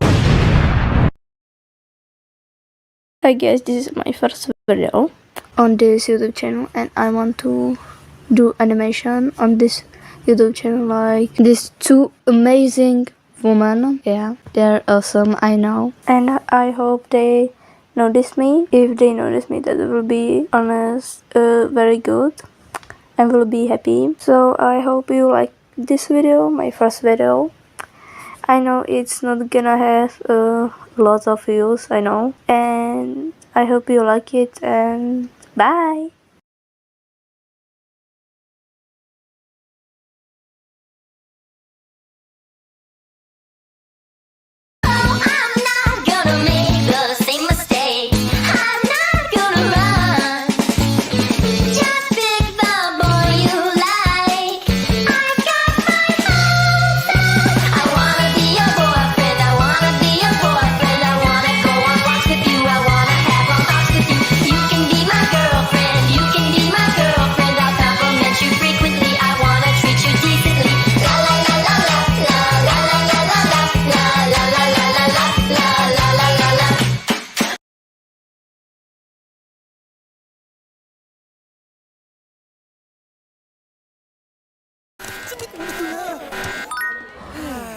Time to relax. Nissan Butter Coconut. Enjoy relaxing moments with Nissin Butter Coconut. Just right ang coconutty taste. Just right ang sweetness. May fantastic crunch pa. Nissin Butter Coconut.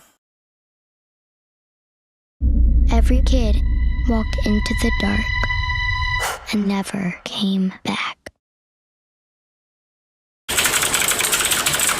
No way! I hit 10,000 subscribers! Well, I guess that means I'm gonna go make a special video. Here we go! Chalupa. Huh? Go back to that computer. Check out the boyfriend's video. Okay? Oh my goodness. Please no. Please no! If you guys want me to review this again, let's go for 1,000 likes. Should be impossible. That's right. Time to make a sequel. No, please! Have mercy! Somebody help! Help! Alright, here we are again. I genuinely thought that like goal would be unreachable, but look at us now! Whatever. Anyways, Boyfriends is a popular webtoon with the focus being on these 4 guys. Can you guess what their relationship is? In the last video, there were people saying Boyfriends isn't really a story-based webtoon, and it's just a cute little comic strip. And if you like the webtoon, cool, but you are not changing my opinion. You wanna know why? This line, that's why. Anyways, I think you guys know the drill. 10 episodes, let's get this over with. We start off this episode with Prep wondering why he's the worst person in existence. Nerd then sits down next to Prep, and he wonders why so many cute guys are around him. Oh, I wonder too, Prep. I honestly wonder too.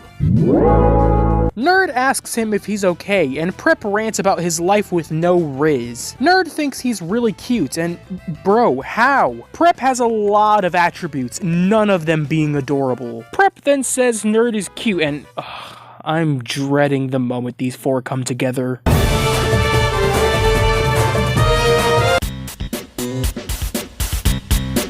Goth begins to think that he should make their relationship official, and he says he really likes Nerd. Nerd likes him back. And Prep. And Jock. Oh, but only romantically. How else could he like them? Platonically? No such thing. Goth is into the whole thing, and oh jeez, it's happening. Oh no, and now they're gonna kiss! Oh no, I have to do something. Hey, other chalupa! Yes? Quick, assassinate me so we can transition to the next episode! You got it!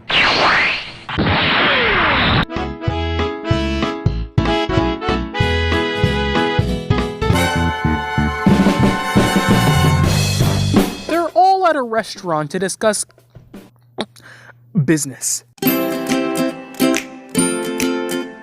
Prep and Jock lock eyes, and Prep runs away to Mexico, never to be seen again. Oh wait, no, he goes to the bathroom. Why can't we have good things?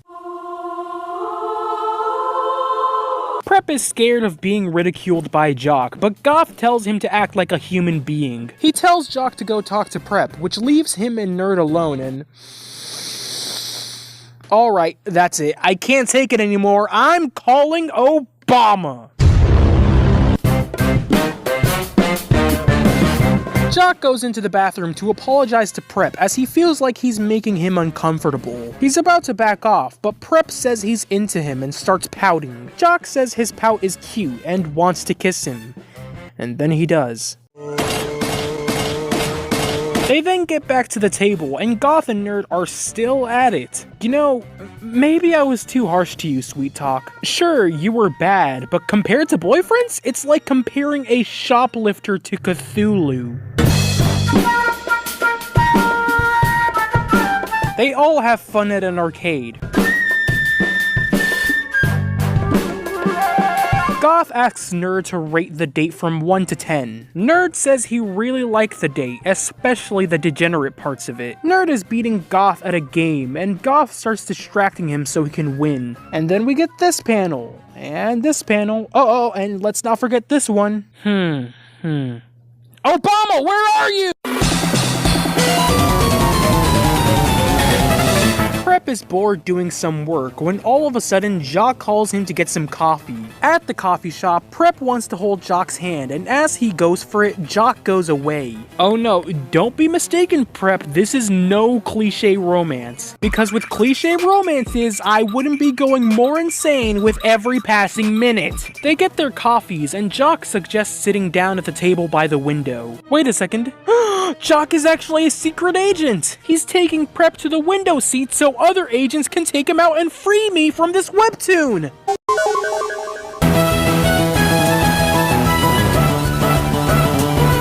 Prep tells Jock about Goth and Nerd making out on the couch, and Jock touches his face. Prep does his usual pout and whatever. Prep wants to do the touchy-feely thing Jock does, and he decides the best way to do so is by sneak attacking Jock. Unfortunately, it spills his coffee, which will totally lead to them breaking up, and Jock ending up on a better series than this.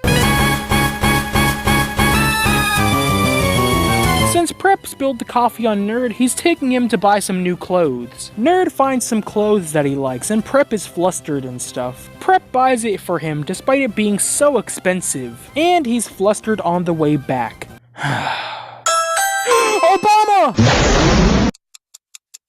And now I'm here reading this horrendous webtoon. I have to find a way to make sure this never happens. Well, from the sound of it, the only thing that can really help you is time travel. If you stop your past self from making the first video, you wouldn't be suffering right now. Alright, let's do it! Alright, it's time to end this torture once and for all! Wait, don't you still have one more episode to read?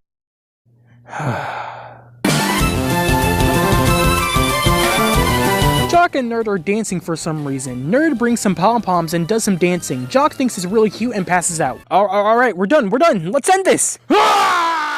Man, this boyfriend's webtoon seems to be trending. I think I can get a bunch of views on this. Well, I guess it's settled. I'm gonna make a video on boyfriend. What in the world? Past Chalupa, I've come to stop you from making this video about boyfriends. Wait, what? Why? Does it not get us a bunch of views? Does it crash our channel? Oh no, it does get us a bunch of views. Over 10,000 as a matter of fact. 10,000?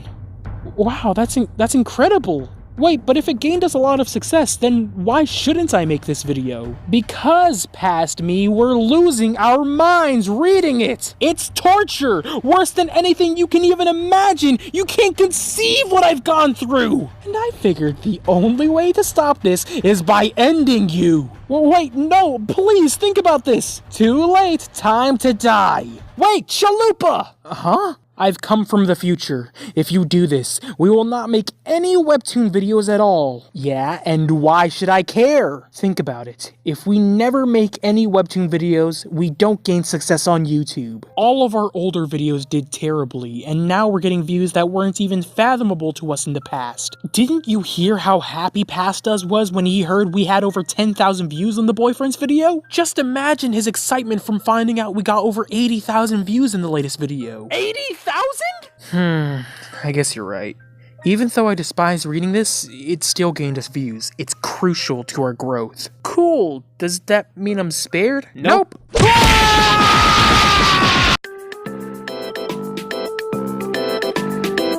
Alright, anyways, I think that's gonna wrap up this video. Thank you guys for watching this video in its entirety. Remember, the 10K special is on the way, so stay on the lookout for that. If you guys like this video, then please like, share, subscribe, and hit the notification bell. If you guys have any video suggestions or any other webtoons I should read, then please leave it in the comments section below. And with that, I'll see you guys on the next video. Peace.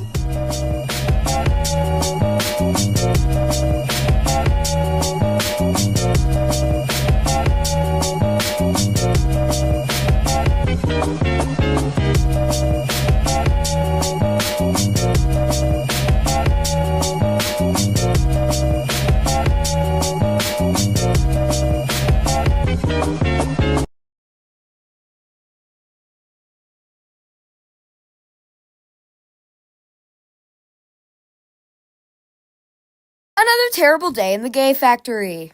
Give it up, Black. He's my boyfriend. He'll never be attracted to you. Like I didn't see you kissing a woman.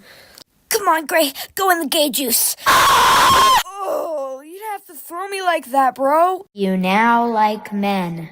Oh, we're gonna play it like that? Come on, Gray. Men are so much better than women. Oh, I don't think so. Don't worry, Pookie. I'll save you. Crash. As the gray emo cat floats through the air, he falls in rainbow just due to gravity. And then he explodes. Soon enough, he'll like men.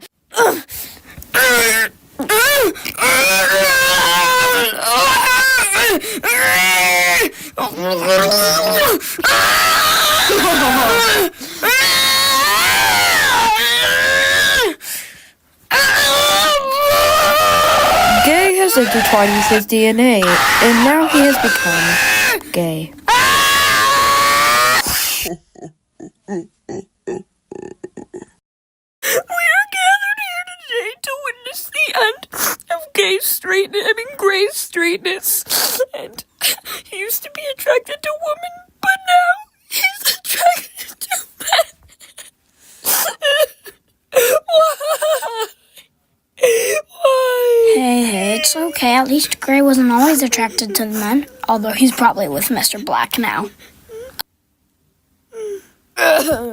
What's up, Brother Sprunkers? Actually, he's not with me, but...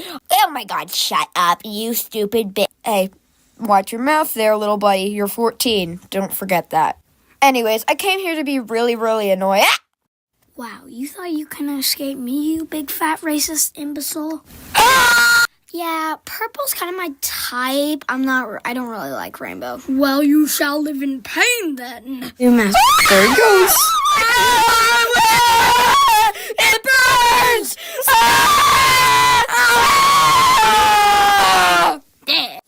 As the rainbow gray spits out Mr. Black's organs, he's wondering if he choked on a raisin. Let's be honest, he always goes for the weakest one in the group. Gray, you're okay. Oh, kiss me, Gray. Gray, you're back. Not so fast. Get your crusty, musty, purple hands off me. Thump. Gray, what the hell? What the Sigma? Skibbity Ohio Phantom Tax. What did you just say to me? I swear I'll burn you alive! Cheerio, mate, that's rainbow piss. I am no longer gray. I am gay. Taste the rainbow. Maybe we should run now. Oh, damn, rainbows are powerful. That was Gray's only straight photo. No. Well, at least he's not with Mr. Blow. No, get away. Don't touch me. I'm week number 1. Gray, stop it, please. Oi, blood kisser, put him down. You're grounded, you hot air balloon. Can I order a Big Mac with double fries? Yes. Oh, he was too straight to handle it. Stop hyperventilating. But my boyfriend. My God, can you stop talking about your boyfriend for 2 seconds? Pookie. Hey, what the hell? No one calls me Pookie and leaves without punishments. Oh! What are we gonna do, Grace Kate? Listen here, buckos. Have you seen that rainbow cat? He's hostile. I'll say he killed the bad guy. He's the bad guy. But my boyfriend... You never listen, Wenda. Shut up. Shut up. I'll tell you to shut up. I'll shut you up. At least I don't look like a deformed blueberry. Finally, someone else said it before I had to. Okay, well, at least I don't have a Wii U disc for my head. California girls were undeniable. Daisy Dukes. Bikini's on top. Picky let me in. I don't know if you need glasses, but I'm a bunny. I heard you singing in the bathroom. Get out of my house, you pervert! Crash. Here's Johnny! Leave me alone, you freakazoid! It's karaoke night with the girls.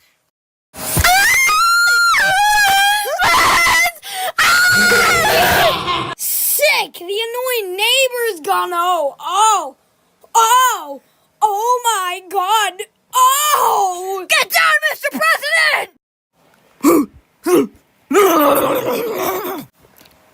Becky, are you okay?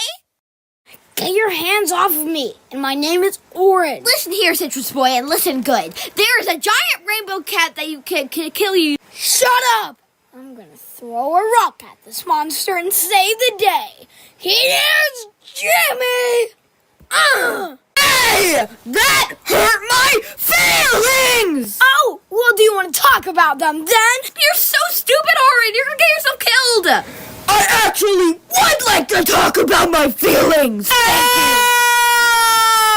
No! Don't touch the headphones. My headphones were worth $6.99 and I didn't even have enough money to pay interest! Wait, there's interest in headphones? Well, I don't feel too bad, but I still feel horrible. Hey! No one escaped me! Well, this is what she gets. Ooh, Gray! Ooh, Gray! Tell me about it. Grade this, grade that. I mean, let's be honest. He never really liked her anyways. Michael! Don't leave me here! Michael! God damn it! You really thought you could escape me? Well, yeah, you're really slow and you don't even have any legs. Hey, that's mean. I'm self-conscious about my legs, you know. Well, I also don't have any legs, so I don't really have any place to say this, so... You, like fluffy cat, have no room to be talking about my legs. I get it. You're a stump, but I am too. What? Ding! Taste my pew-pew device! Surprise gas. Dang it, that was my third best polo. Cut it out.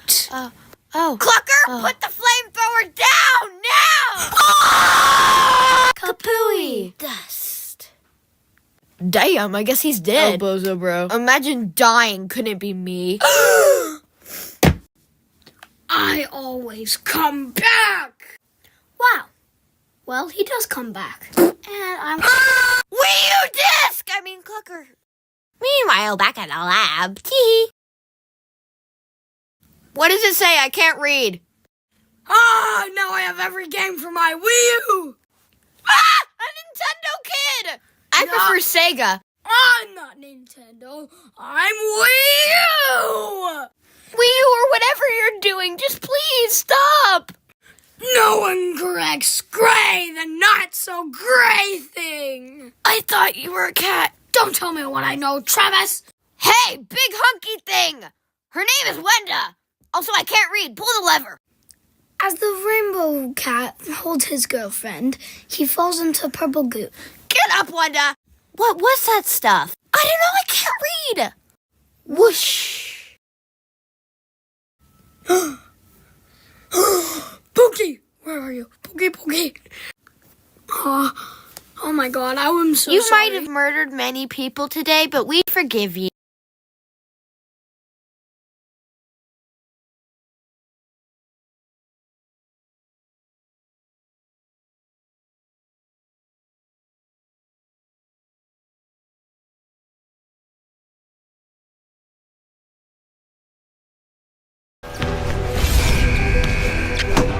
Hello guys, ako si LA Tenorio and welcome to Goats Teach Goats. And for today's lesson, Coach, nagpa-practice ako para sa pick-up game natin. Paturo naman na mag-dunk.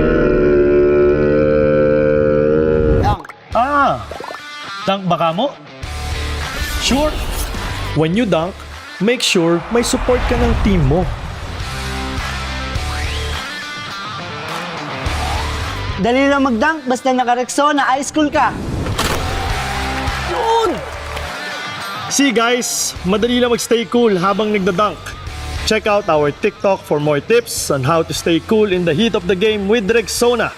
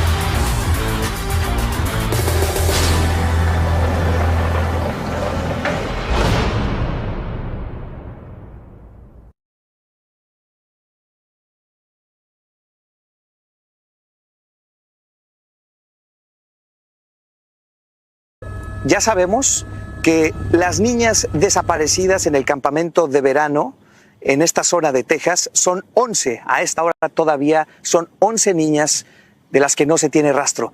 Y 27 personas, miembros de este campamento, han fallecido. Esto lo confirmó el propio centro de este campamento de verano. Nosotros aquí hemos visto la destrucción, los árboles caídos, las casas completamente destruidas y sobre todo el pánico en el que muchos residentes que viven en esta zona sienten.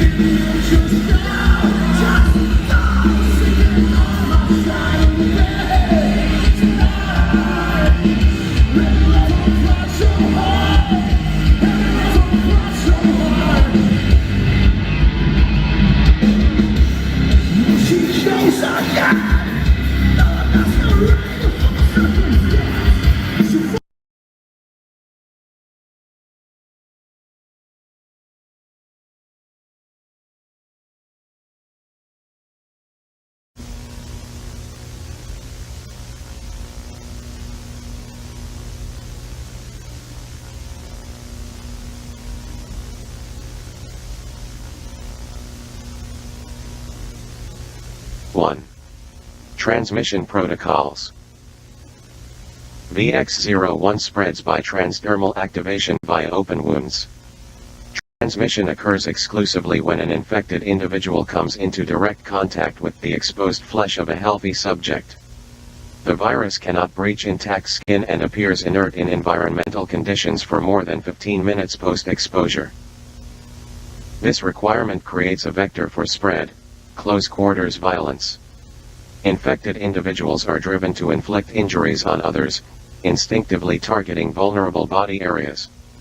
Bite wounds, clawing lacerations, and blunt force trauma are common tactics observed in encounters. Once contact with blood or tissue of a healthy subject is made, incubation is rapid, averaging 2 to 10 minutes, though mutations in the strain can cause near instantaneous infection. 2. Pathophysiology and neuropsychic effects. Upon entry, VX01 migrates quickly through the lymphatic system and into the central nervous system. It does not destroy tissue in the traditional sense. Instead, it reprograms it.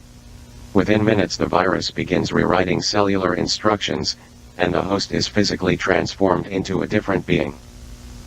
These changes may sometimes continue evolving post-infection. Additionally, VX01 does not eliminate higher cognitive function.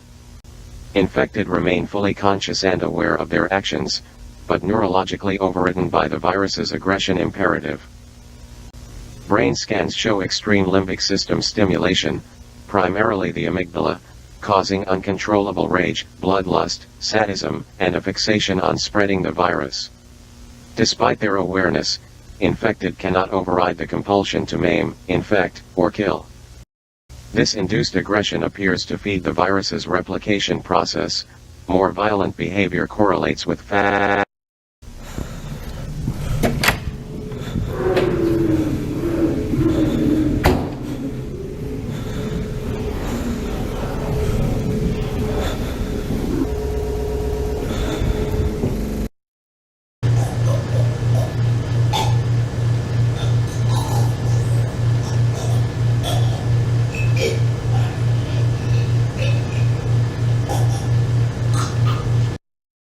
correlates with faster spread and mutation cycles. 3. Variability and immunity window. A small percentage of subjects exhibit temporary resistance to the virus's behavioral override. During this latency window, ranging from 15 minutes to several hours, these individuals get partially or fully transformed but retain cognitive and emotional control. Once the virus achieves full neural saturation, however, resistance collapses. The mechanism behind this variable immunity is currently unknown. Genetic factors, neural architecture, or pre-existing psychological profiles may play a role. 4. Abnormalities. Sometimes the transformation process doesn't go exactly as it should for yet unknown reasons. The abnormalities may be small or big. A few images of subjects who had undergone an abnormal transformation will be shown shortly.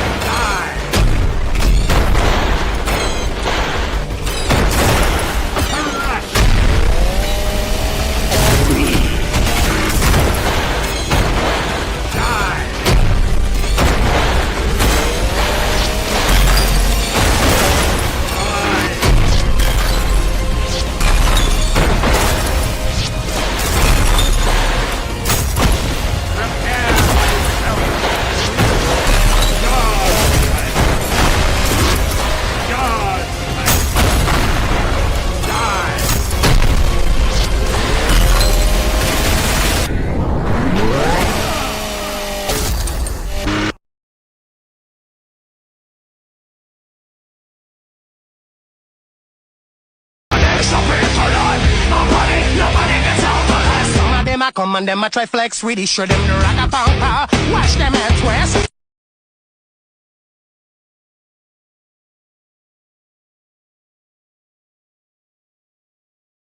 Love, Being alive, love, being alive, love, breathing, love, being alive. I'm in tremendous joy, I'm in tremendous joy, lovely, lovely, lovely. I'm in so much joy, I'm in so much joy, I'm in so much joy.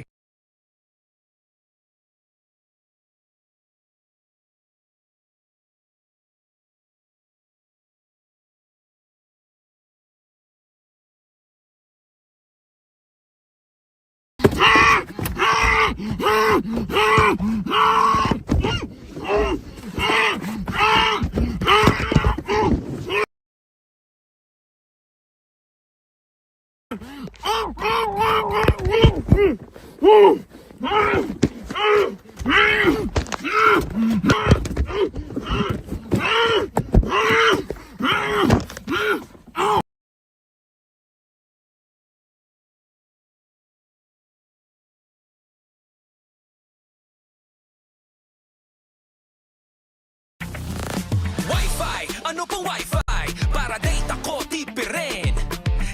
Yan, may diskarte, may pupunutin. Red Horse, beer pipiliin. Nakasalamat, pero di sa kawalit namin.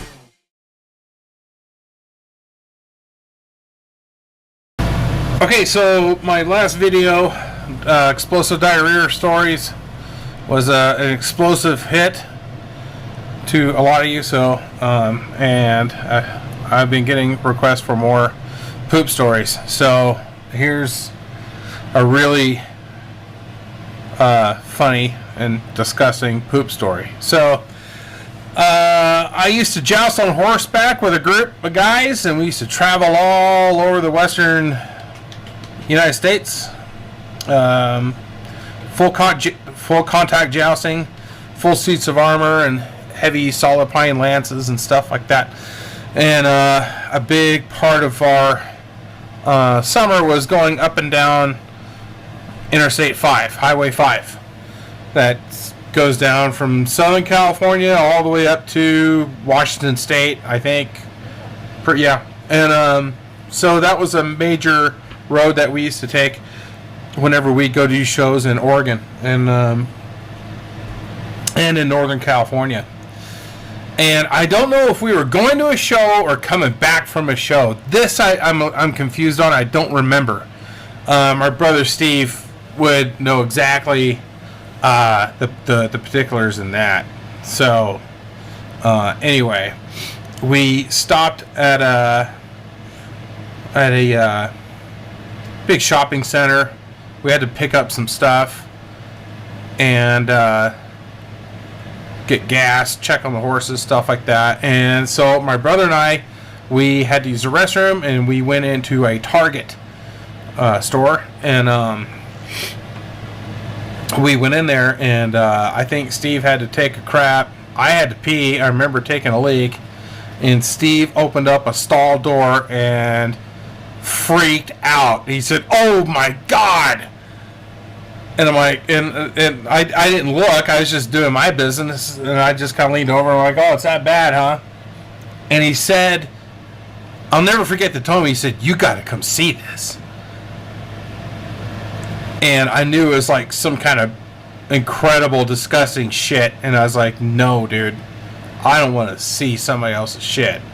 I'm not a big fan of looking at my own shit." And he said, "No, you get over here right now. You have to see this. You are not going to believe it. You have to see it." And he practically dragged me over there, and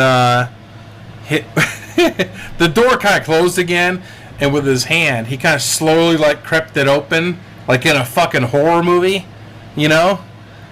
And I looked. I didn't even have to get into like look down and see what it was. It's very painfully obvious from the door frame what had happened in there. And I hope the guy that left that shit there went to a fucking hospital or something. Because what we saw was a log. It was the exact... I mean, I didn't have a tape measure or anything like that, but it looked exactly the same size, length, girth, circumference of a Pringles can. Maybe a bit bigger.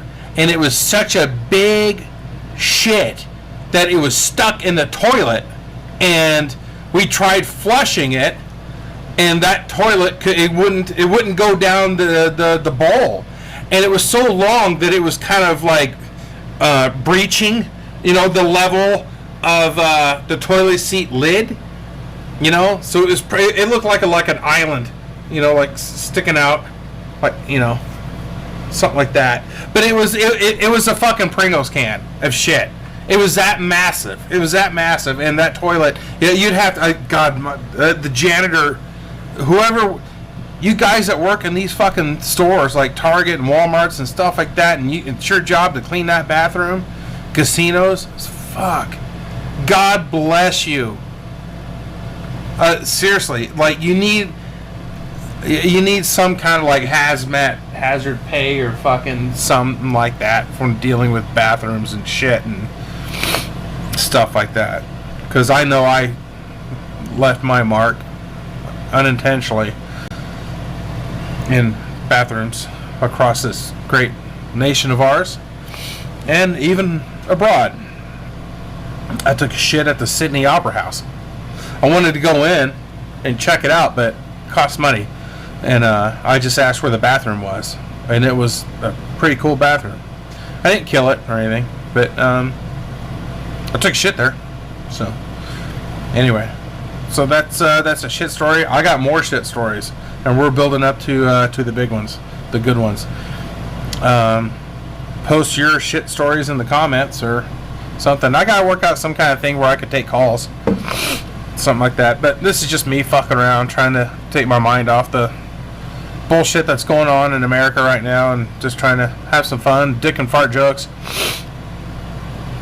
all that good stuff. So anyway, alright guys.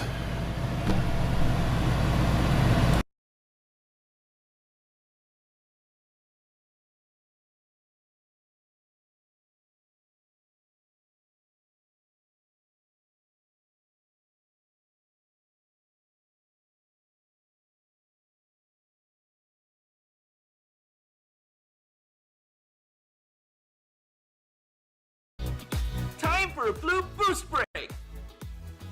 Boost up with the refreshing blue!